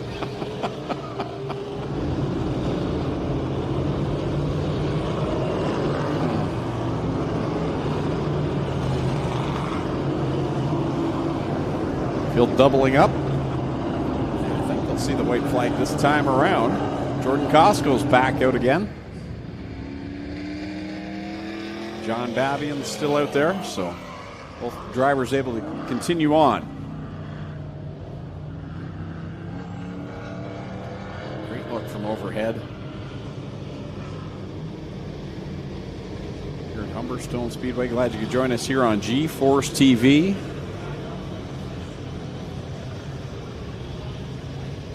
Sunset Speedway tomorrow night for the APC Series. These dirt car sportsmen, they'll be at Merrittville Speedway tomorrow night. You can catch that on G-Force Live on Monday, or you can see it in person tomorrow night over at Merrittville, along with the Pinty's Knights of Thunder 360 sprint cars. Ready to go back to the green flag. 32 laps left to go. Oh! Billy Bleach comes across the nose of Brad Rouse in the 18R. He wanted that inside line bad. Brad Rouse trying to get to the bottom into turn number 3, and he will. Cody McPherson works the outside and gets by both of them and takes the second spot. Sets his sights on JMF. Rouse, though, not going to go away from the lucky 7. No, Brad Rouse is in this one to stay. Always quick in these extra distance races. He's working the bottom of the racetrack. Both McPherson and James Michael Frieza in the lead, running a little bit higher through 3 and 4. Down the backstretch, here comes McPherson trying to get a run on the 72 of Frieza. Frieza goes way outside, just holds it on the thin line. Yeah, like we said, Frieza sliding that car across the middle of the racetrack to catch the cushion on the way out, where Cody McPherson is running along the guardrail, slowing down enough to keep that car on the bottom. Of course, as I say that, they swap grooves, and Cody runs the outside, Frieza runs the bottom. Brad Rouse trying to work that outside through 3 and 4. Top 3 again have broken away. Billy Bleach now, as we got a battle for the lead. Here comes McPherson down to the inside of Frieza. They've swapped spots again. Frieza back to the outside. McPherson on the bottom. Fantastic battle for the lead, and they're pulling away from Brad Rouse, holding on to that third spot. Rouse all by himself, and there's about 20 car lengths back to Billy Bleach, trying to fend off Jay Mallory in the 20. That's the way it's been tonight. Top 3, no matter who it's been, take over the spot. This time, Cody McPherson leads at the line, as Frieza got maybe a little farther in corner 4 than he wanted to go. McPherson out in front, and that, as much as anything in a dirt race, that allows the second place car to see where the other driver is running. So this might help James Michael Frieza as he gets a handle on where Cody McPherson is making speed. Man, 3 and 4 really widening out here in this Dirt Car Sportsman race. Going to set up for a good feature still to come for the 360 sprint cars as the leaders begin to track down slower traffic, and they'll begin to lap cars here soon.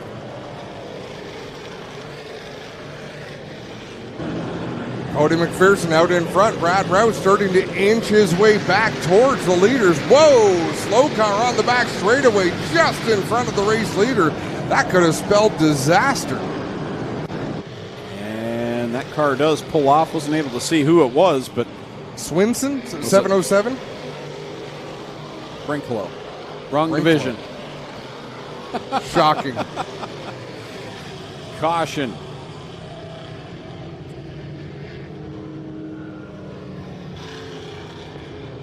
And it sounds it's like... because that car is still stopped on the back stretch. Yeah, they're going to need a tow truck back there to clear that car off the racetrack.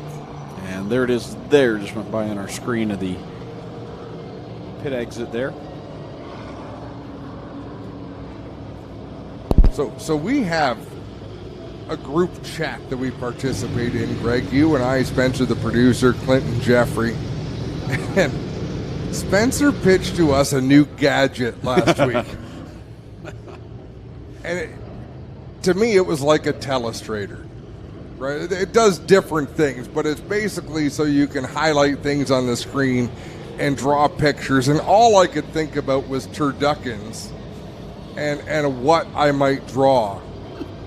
I want this. I don't know.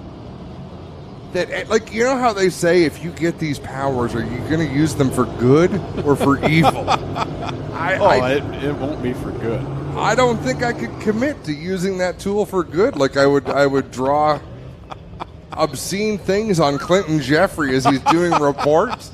Like I'd give him the Burger King crown one night and maybe the next night draw a KFC bucket of chicken, which we wouldn't do that. We would draw a Pinty's chicken wing on his head. Order it, Spencer.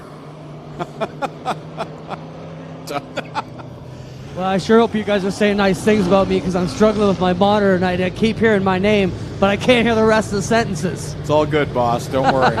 Sure it is. But I can watch it on the replay as soon as I get home. Getting ready to go green again. Here we go. Can you imagine? I would want a camera at Clinton Jeffrey's house to see him watching the replay of what we would draw on. Back under the green flag, and here comes Rouse looking for the second spot. He's the inside of Frieza. Cody McPherson getting the jump on the start. He'll sail it into 3 and 4 on the high side, and now Brad Rouse sort of using the line Cody McPherson used to get himself to the front in the first place. Pearson out in front of her, Rouse, Frieza, and throughout the night, that fourth place is where the gap's been, and right now it's Billy Bleach and Jay Mallory side by side.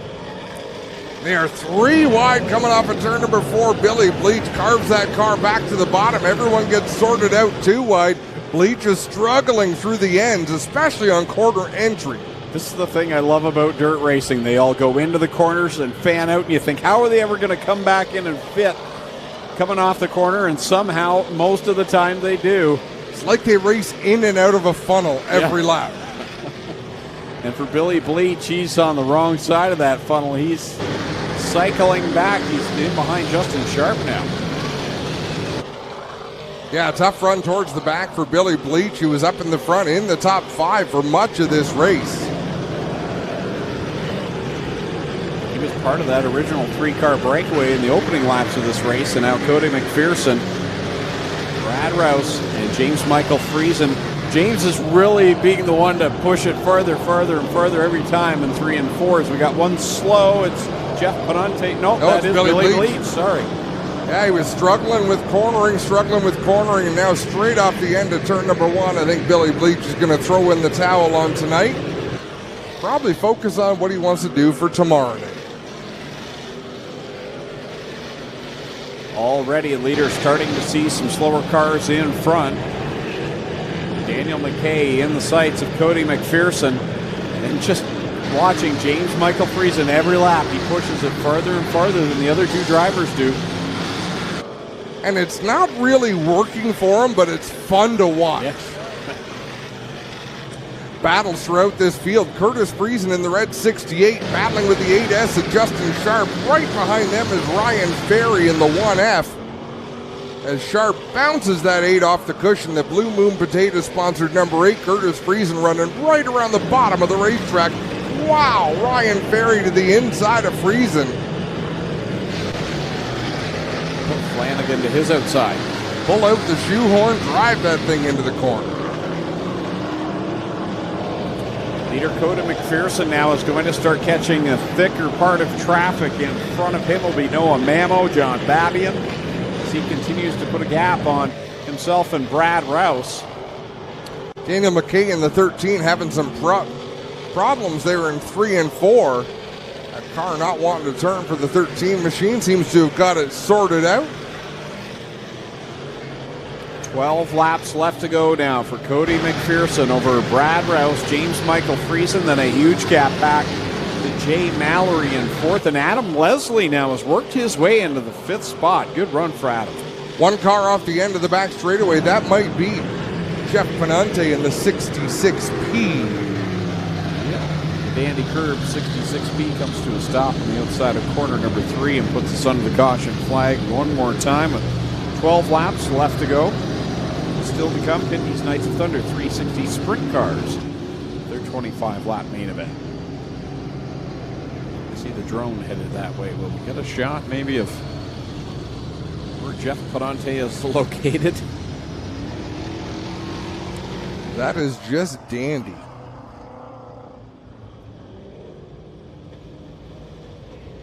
So the one away to Bill Bleach, we see a replay of him going off the end of turn number 3. Not sure what went wrong on that race car. He just completely lost the handle as laps went on. And you can see, I think out of frustration, he just sailed it off the end of the front stretch. Now we're going to look at the Jeff Penante 66. It just went straight.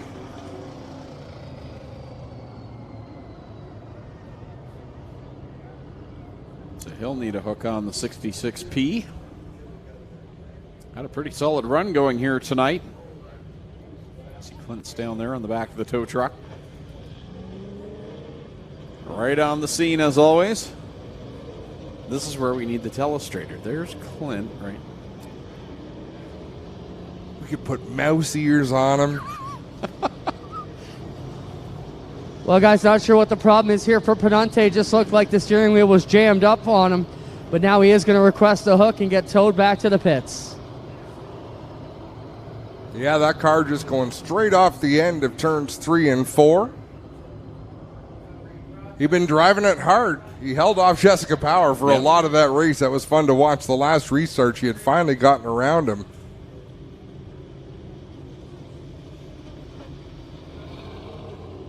So it's McPherson, Rouse, and Friesen the top 3. Here's the replay again. Just see Penante sail it off of corner number 3. Puts us under the caution with 12 laps left to go. One race remaining after this one. Pretty quick toe down the front stretch. No kidding. Hold on. Don't drop the camera, please. I'm watching for flying Crutchkus. See, I don't think a telestrator could make us any less unprofessional than we already are. That was a double negative, Greg. I'm more unprofessional. Sorry. See what I mean? You know, it's one of those careful what you wish for. I don't want to be the most polished person there is. There's no fear of that. I want to be the one you think, what the heck is he going to say next? Yeah, but your partner shouldn't be the one thinking it. I think that's where the fun lies. I've learned to love it. Cody McPherson again. Stretches his advantage over Rouse in that second spot. Frieza in third. Now, can Adam Leslie and Jay Mallory keep pace with the top three? No one else has been able to do it. And I'll tell you what, Adam Leslie's had a good, solid march through the field. Yeah, slowly picking off cars. I mean, there's 11 laps to go in this 50-lapper, and he's picked up a car or two every restart. He's going to work his way up into the fourth spot. Mallory tries to fight back, but you can see his entry into 3 and 4 just a little bit awkward there. Adam Leslie going to take that spot. Trying to close in on James Michael Frieza and running into the third spot in that 72. McPherson sails it through corner number 3, up against the cushion there as he'll roll it off of corner number 4. Rouse and Friesen right there. Leslie, a bit of a gap back to 5th place. Jay Mallory. Mallory just out ahead of Greg Penante in the 99P, doing battle with Justin Sharp. Side by side, Sharp on the inside in that number 8 machine.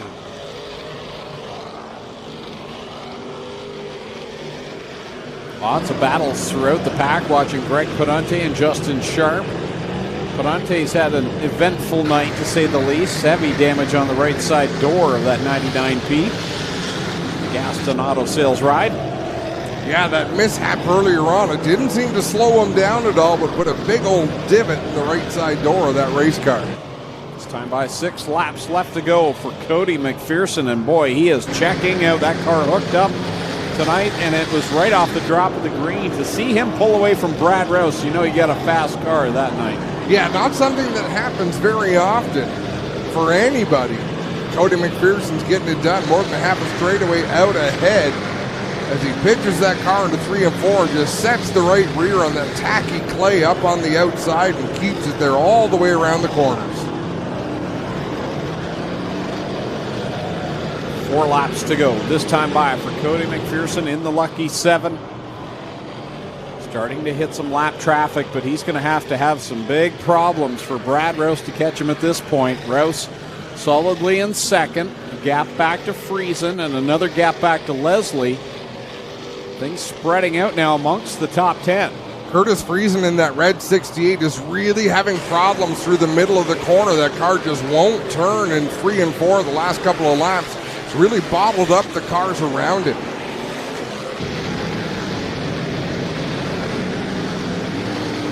Time by, it should be 2 laps left to go for Cody McPherson. Works it off of corner number 4 with Noah Mamo directly in front of him. 2 more circuits here in this first 50 lap Dirt Car Sportsman race of the weekend here in the Niagara region. Deep in the field, Luke Carlton in that 96 car running just outside of the top 10. He and Jessica Power made hard contact out of turn number 4 about 5 laps ago. We'll see if Jessica Power wants to retaliate here as she starts to close in on the 96 with 1 lap to go. Final time down the backstretch for Cody McPherson. He'll sail it into corner number 3. Brad Rouse has closed the gap a little bit, but it'll run out of time. Checkers out. Cody McPherson gets the win. Brad Rouse second. James Michael Friesen third. Fourth goes to Adam Leslie, and fifth, Greg Penante. T. Mallory sixth. Justin Sharp seventh. Eighth, Ryan Ferry. Good solid run for him. David Flanagan up in ninth. And Taylor Vanderzanden comes from near the back up to 10th, so good run for him. Very solid run. Then 11th looks like Luke Carlton, Jessica Power in 12th.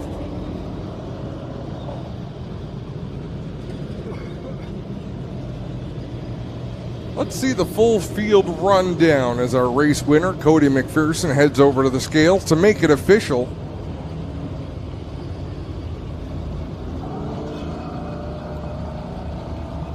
Again, we just took you through the top 10.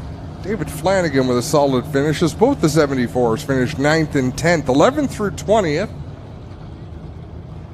It's where you see Luke Carlton and Jessica Power. They had that fantastic battle at the end there. Jordan Costco rebounds to a 14th place finish. Terry Smith 15th. Curtis Friesen dropped through the field late in that one. He finishes 16th. John Babby on 17th. Daniel McKay, Noah Mamo, and Jeff Penante round out the top 20.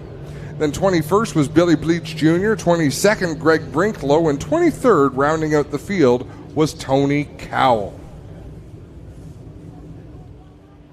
Cody McPherson clears the scales and heads over towards Victory Lane, where Clinton Jeffrey has crossed through the fence at the front straightaway. He will be there to greet him. It's been a fantastic season for Cody McPherson in that number 7. Yeah, he's on his way down here to the new Victory Lane here, the Pete Costco Memorial Victory Lane. Don't forget, we still have one 360 sprint car feature to go, 25 laps to go. You're not going to want to miss this one. We've seen some amazing battles this season so far. And we're going to talk to Cody McPherson here, and then we'll get these sprint cars fired right up.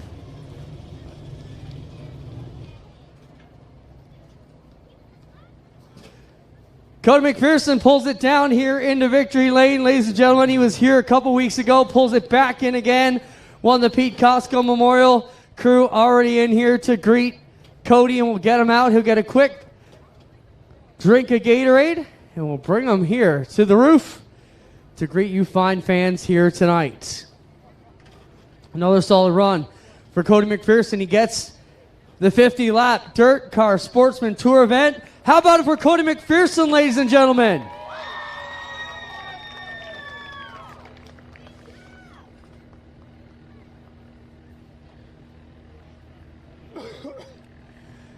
Cody, poor Adeline thought she was in trouble when you pulled that number, but a solid drive tonight.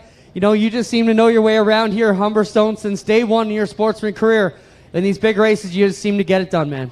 Yeah, you know, I don't know why. I just felt really confident tonight. And even when she drew 12, I told Brandon, don't worry about it. If you got a good enough car to win with 50 laps, you can do it. And it actually kind of helped because James wasn't sure where to run. Same with Brad. And I knew how quick the bottom was in 1 and 2 and how quick it was on top 3 and 4. So I knew once I passed those guys, I had to make sure I cleared them so I didn't show them the line. And yeah, it just worked out. This new car has been dynamite for you this year. You got to be super happy with how this season played out for you. Yeah, you know, I drove over to my buddy Matt Williamson before the season even started, and we scaled it. And to be honest, I haven't touched a thing. And I'm able just to bury this car into 1 and 2, and it stops on a dime. And we had a nice big cushion tonight in 3 and 4. So yeah, it was just good. Good job. Cody McPherson gets it done, ladies and gentlemen. How about it for Cody McPherson? We'll send it up to Greg and Adam as we get ready to go with the Knights of Thunder 360 Sprint Car feature. Well, just before they take the green flag, we're going to take a quick break. And when we come back, we'll give you the starting lineup as we get set for the Pinty's Knights of Thunder 360 Sprint Car Series here on G-Force TV.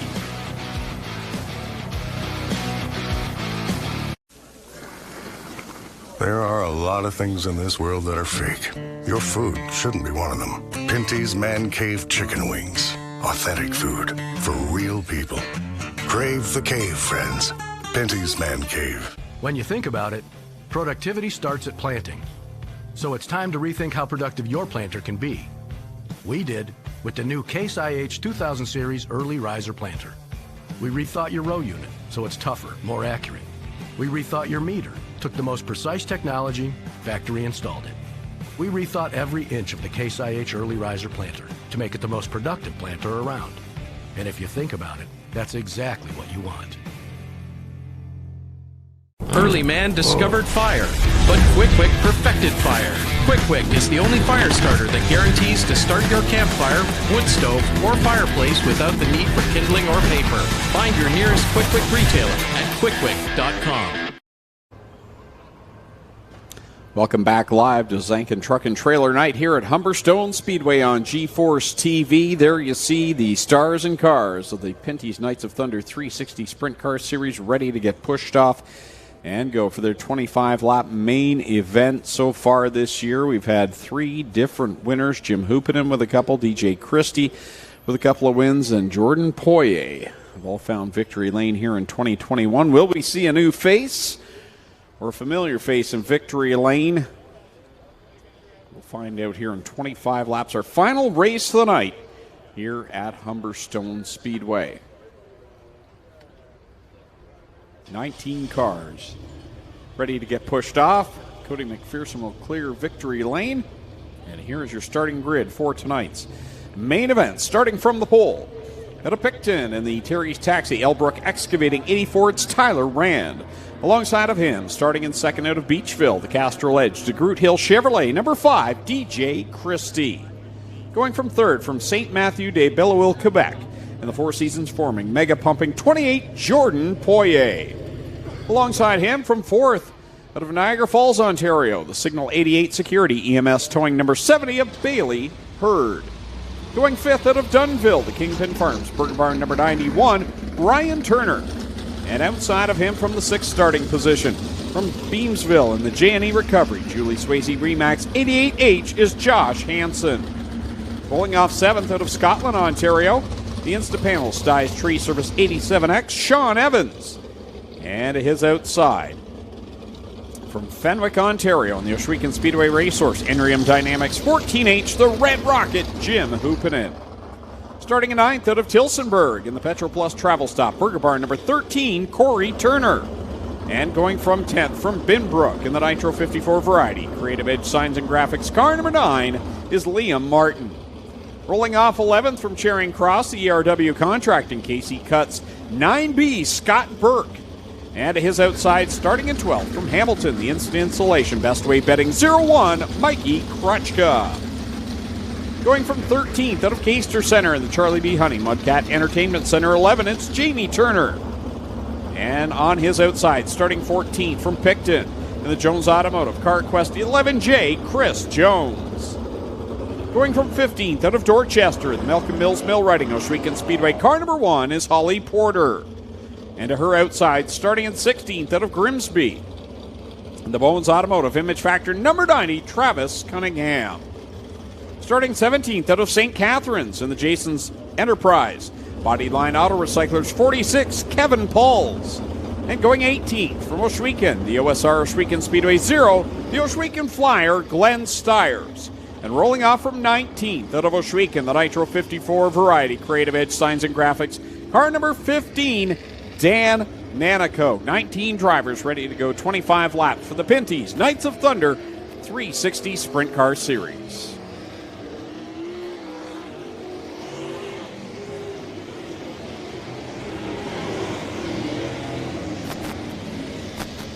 Again, want to thank Zankin Truck and Trailer for sponsoring tonight's race card here at Humberstone Speedway. Stan Zankin, longtime sprint car racer here in Southern Ontario.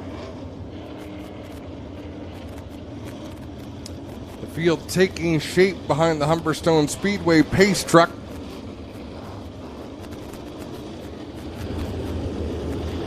Again, the mixture of youthful energy out here and savvy veterans is something to behold. DJ Christie, a youngster on the outside of the front row. Right behind him, another one, Bailey Hurd, young driver from Niagara Falls. Josh Hansen, another young driver on the outside row. Seems to be the row of the youngins until you get back to Jim Hoopinen. Hoopinen is the exception in that 14, and then you go back to youth with Liam Martin right behind him in that number 9.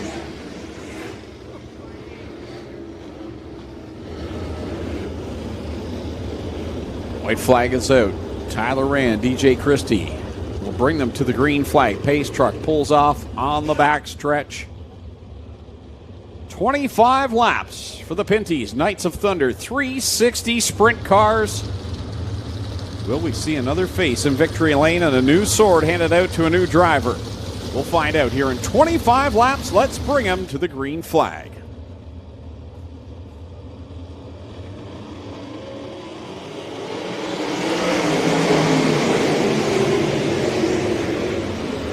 Field rumbles down into turn number 1. A good clean start so far. Out in front is Tyler Rand, but DJ Christie sails it into the high side in 3 and 4. He'll look for the lead off the corner. And he'll rip it across the line as the leader down into corner number 1. Rand in second, Poirier and Hurd right there running third and fourth.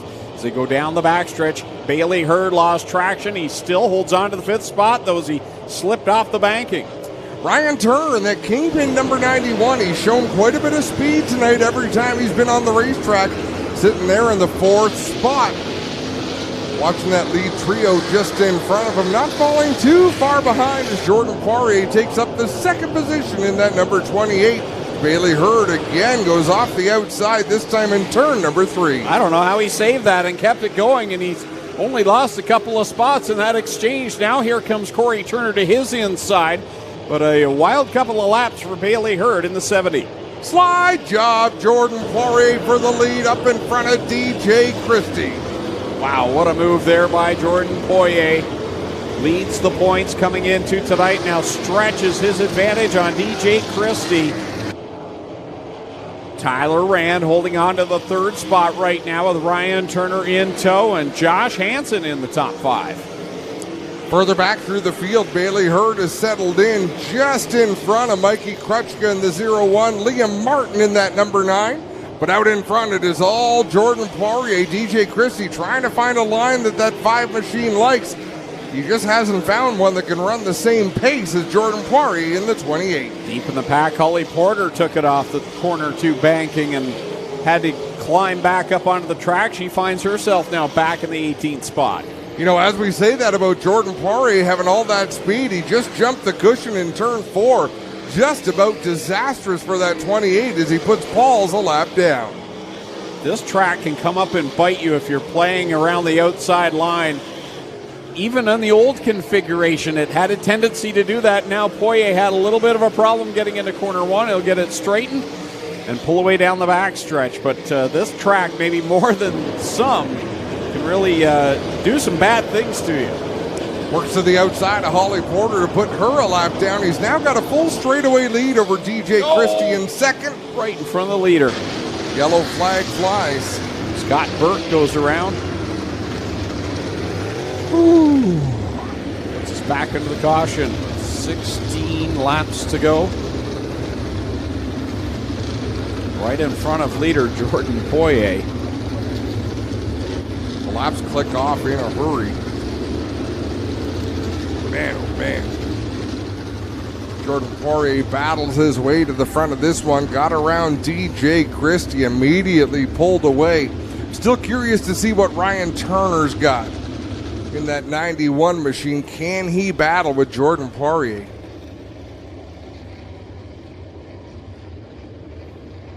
Fantastic racing surface tonight, and if maybe we can get Clint in on this and just to talk about that.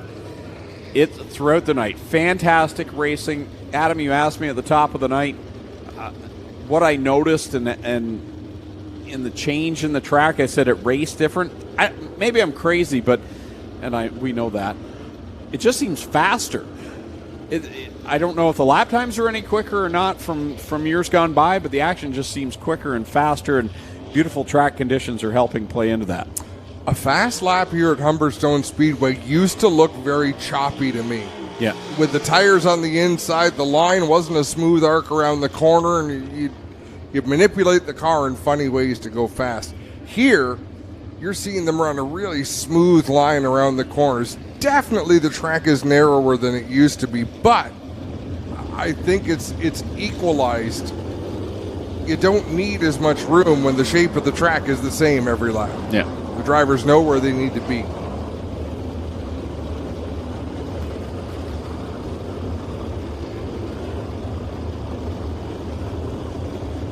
Jordan Poirier, DJ Christie, and Ryan Turner, the top 3 coming back to the green flag. Tyler Rand having a great run up there in that 4th position. Josh Hansen sitting in 5th. 6th right now, Sean Evans. 7th, Corey Turner. 8th, Jim Hoopinen. 9th, Mikey Krutchka, and Liam Martin back there in the 10th spot. And if you're Jim Hoopinen, if you want to stay in the thick of the points chase, you need to get on the horse now and get towards the front, because the guy leading the points is a fair bit ahead of him right now.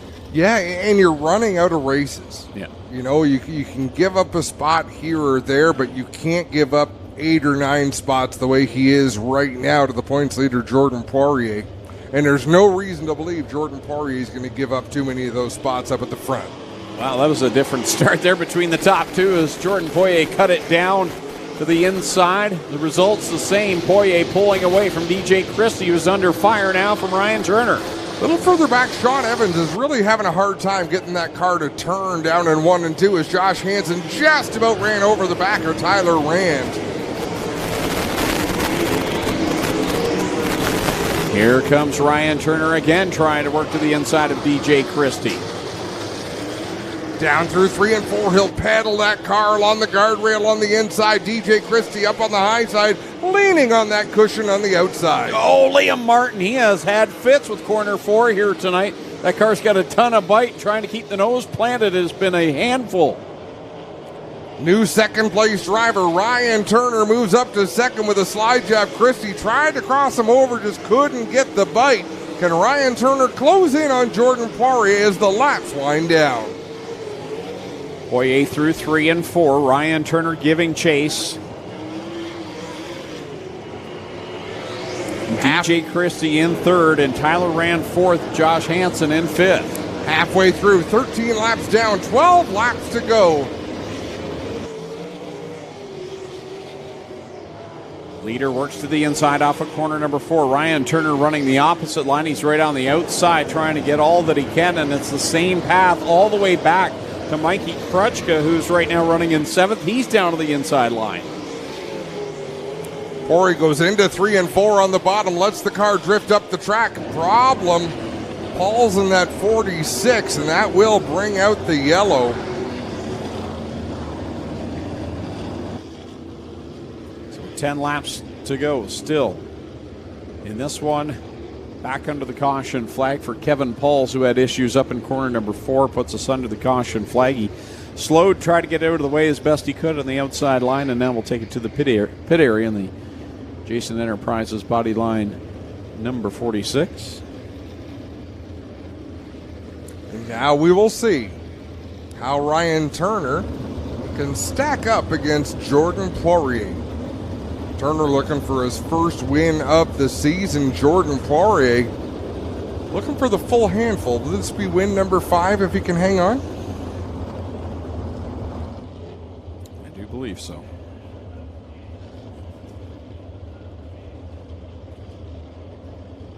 Greg dives into the record books. That is correct. He won the first 4. And he hasn't won in a while. Not since August 6th. We've had 8 races. He won the first 4. Shut out of the next 4. But even when he hasn't won, he's had great results. So, fantastic point season for Jordan Poirier.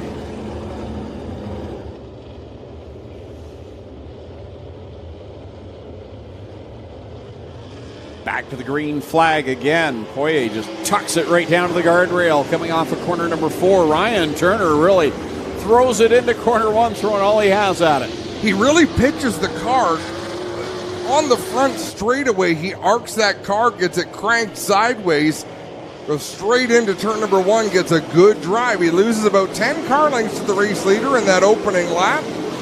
We'll see if he's able to close that distance. Poirier really getting a good bite up and off the corner. Really impressed with Tyler Rand tonight up there, still in the top 5, running in 4th, putting some pressure on DJ Christie. They work it off the corner. Christie holding down 3rd. Now he opens up the outside door for Josh Hansen to take 4th. Liam Martin just threw a nasty slider on Bailey Hurd down in 3 and 4. Off the corner we come. 8 laps to go this time of the line. Ryan Turner chasing down Jordan Poirier, DJ Christie, Josh Hansen, and Tyler Rand, the top 5. Jim Hoopinen starting to make some moves. He tried to sweep to the outside of Mikey Krutchka, and he lost grip there. Both Jordan Poirier, our leader, and Ryan Turner kind of missed the cushion in turn 4 that time.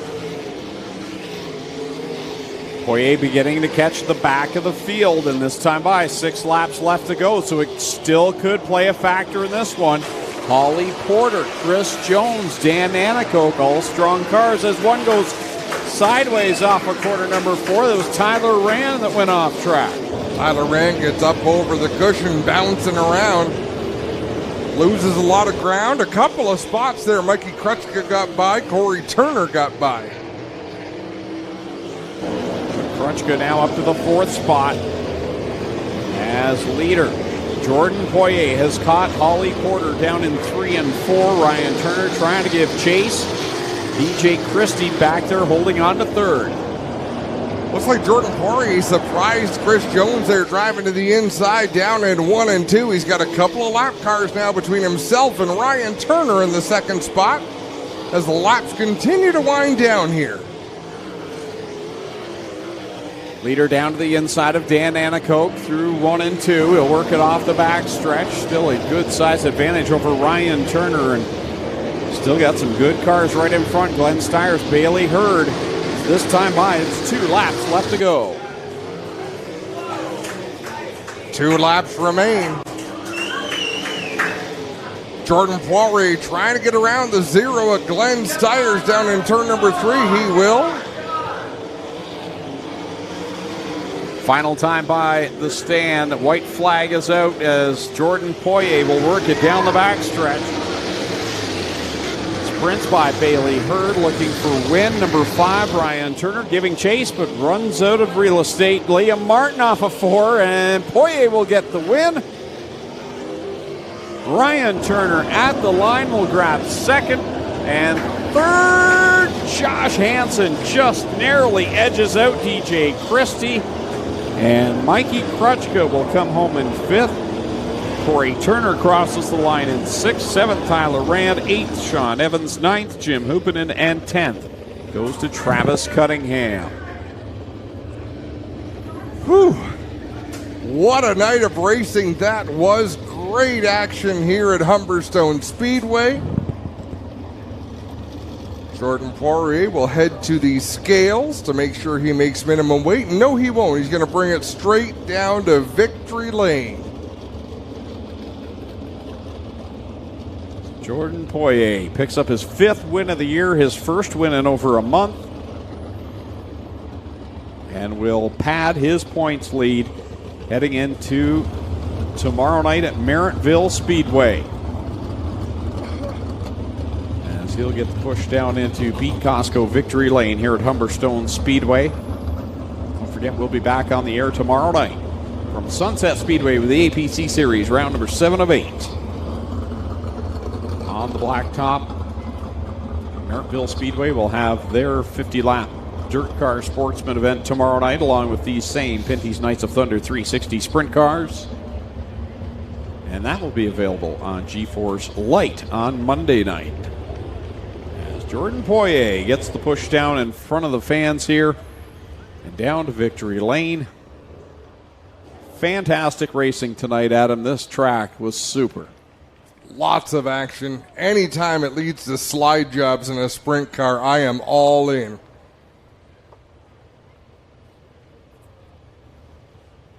And here he is, folks. Jordan Poirier gets wheeled down into victory lane. Clinton Jeffrey standing by. The photographer standing by.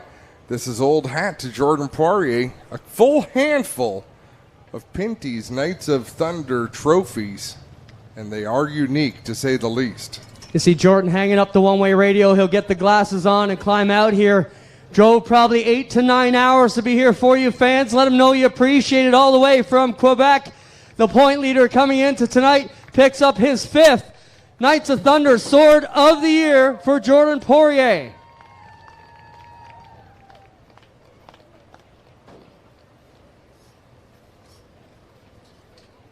Jordan, it's been a heck of a season for you to start things off nice, but then Hoopinen and the guys started putting it back on you. DJ Christie grabbed a couple, Hoopinen grabbed a couple. How's it feel to grab sword number 5 and get back on top? It's good to be back in victory lane. I love Humberstone. I won't hide it to nobody. We've been good here. We've been working all week long with my dad, with my uncle to figure the setup. We were really good. We were really good at Brighton, so we tried something else tonight. It was really good. The track was in excellent condition. We could pass lap car, go on inside, outside. That was really fun. It was difficult to be up front that early in the race. I didn't know where to run. I felt like I was good, but not crazy good. So I was venturing out in lap cars. I didn't want to let the bottom. So yeah, it feels really good to be back in victory lane. Great drive, Jordan. Good luck tomorrow, Maryville. You try and make it 2 on the weekend. Yes, thank you. And thanks to everybody that came with me, my sponsor, Steve, my dad, my mom, everybody back home watching the race. It's pretty awesome, the support we have this year. There you have it. Jordan Poirier, the point leader, comes in. He'll leave with the point leader. Going to drive for another one tomorrow night at Maryville. Guys, give us a full field rundown and take us home, Adam and Greg. Thanks very much, Clint. Excellent job, as always, down trackside with us tonight. And there you see Jordan Poirier picking up another one of those swords here with the Pinty's Knights of Thunder 360 Sprint Cars. Ryan Turner, Josh Hansen, DJ Christie, and Mikey Krutchka up to the 5th spot. Corey Turner, Tyler Rand, Sean Evans, Jim Hoopin, and Travis Cunningham, 6 through 10. Bailey Hurd had a good start. He ends up back there in 13th behind Jamie Turner and Liam Martin. Glenn Stiers, Dan Anico complete the top 15. Then it was Chris Jones, Holly Porter, Kevin Poles, and Scott Burke. Rounding out the order for the Pinty's Knights of Thunder 360 Sprint Cars. Again, they're back in action tomorrow night at Merrittville Speedway. And make sure you tune in G-Force TV tomorrow night from Sunset Speedway for the APC Series, round number 7. Excellent night of racing, Adam, and can't ask for more than what we saw here tonight. Good time was had by all, Greg. A great show tonight. Good for Terry Vince and Humberstone Speedway. Even better for the fans. Exactly. Well, thank you to all of our crew. They do such a great job each and every event that we go to. They make us look good, and they do all the hard grunt work. So thank you to our camera crew, our production crew, and Clint and Jeffrey down trackside. On behalf of Adam Ross, I'm Greg Kelman saying so long. See you next time right here on G-Force TV.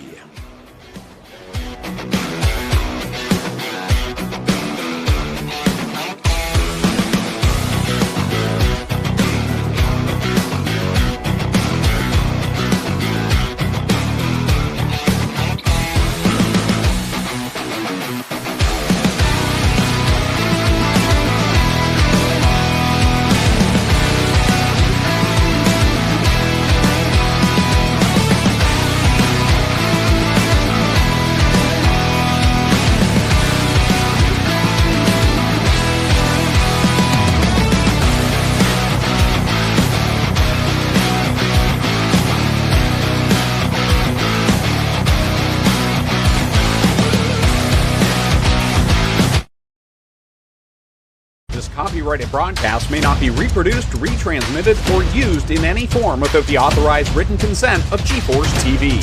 G-Force TV would like to thank you for your support and for watching today's broadcast.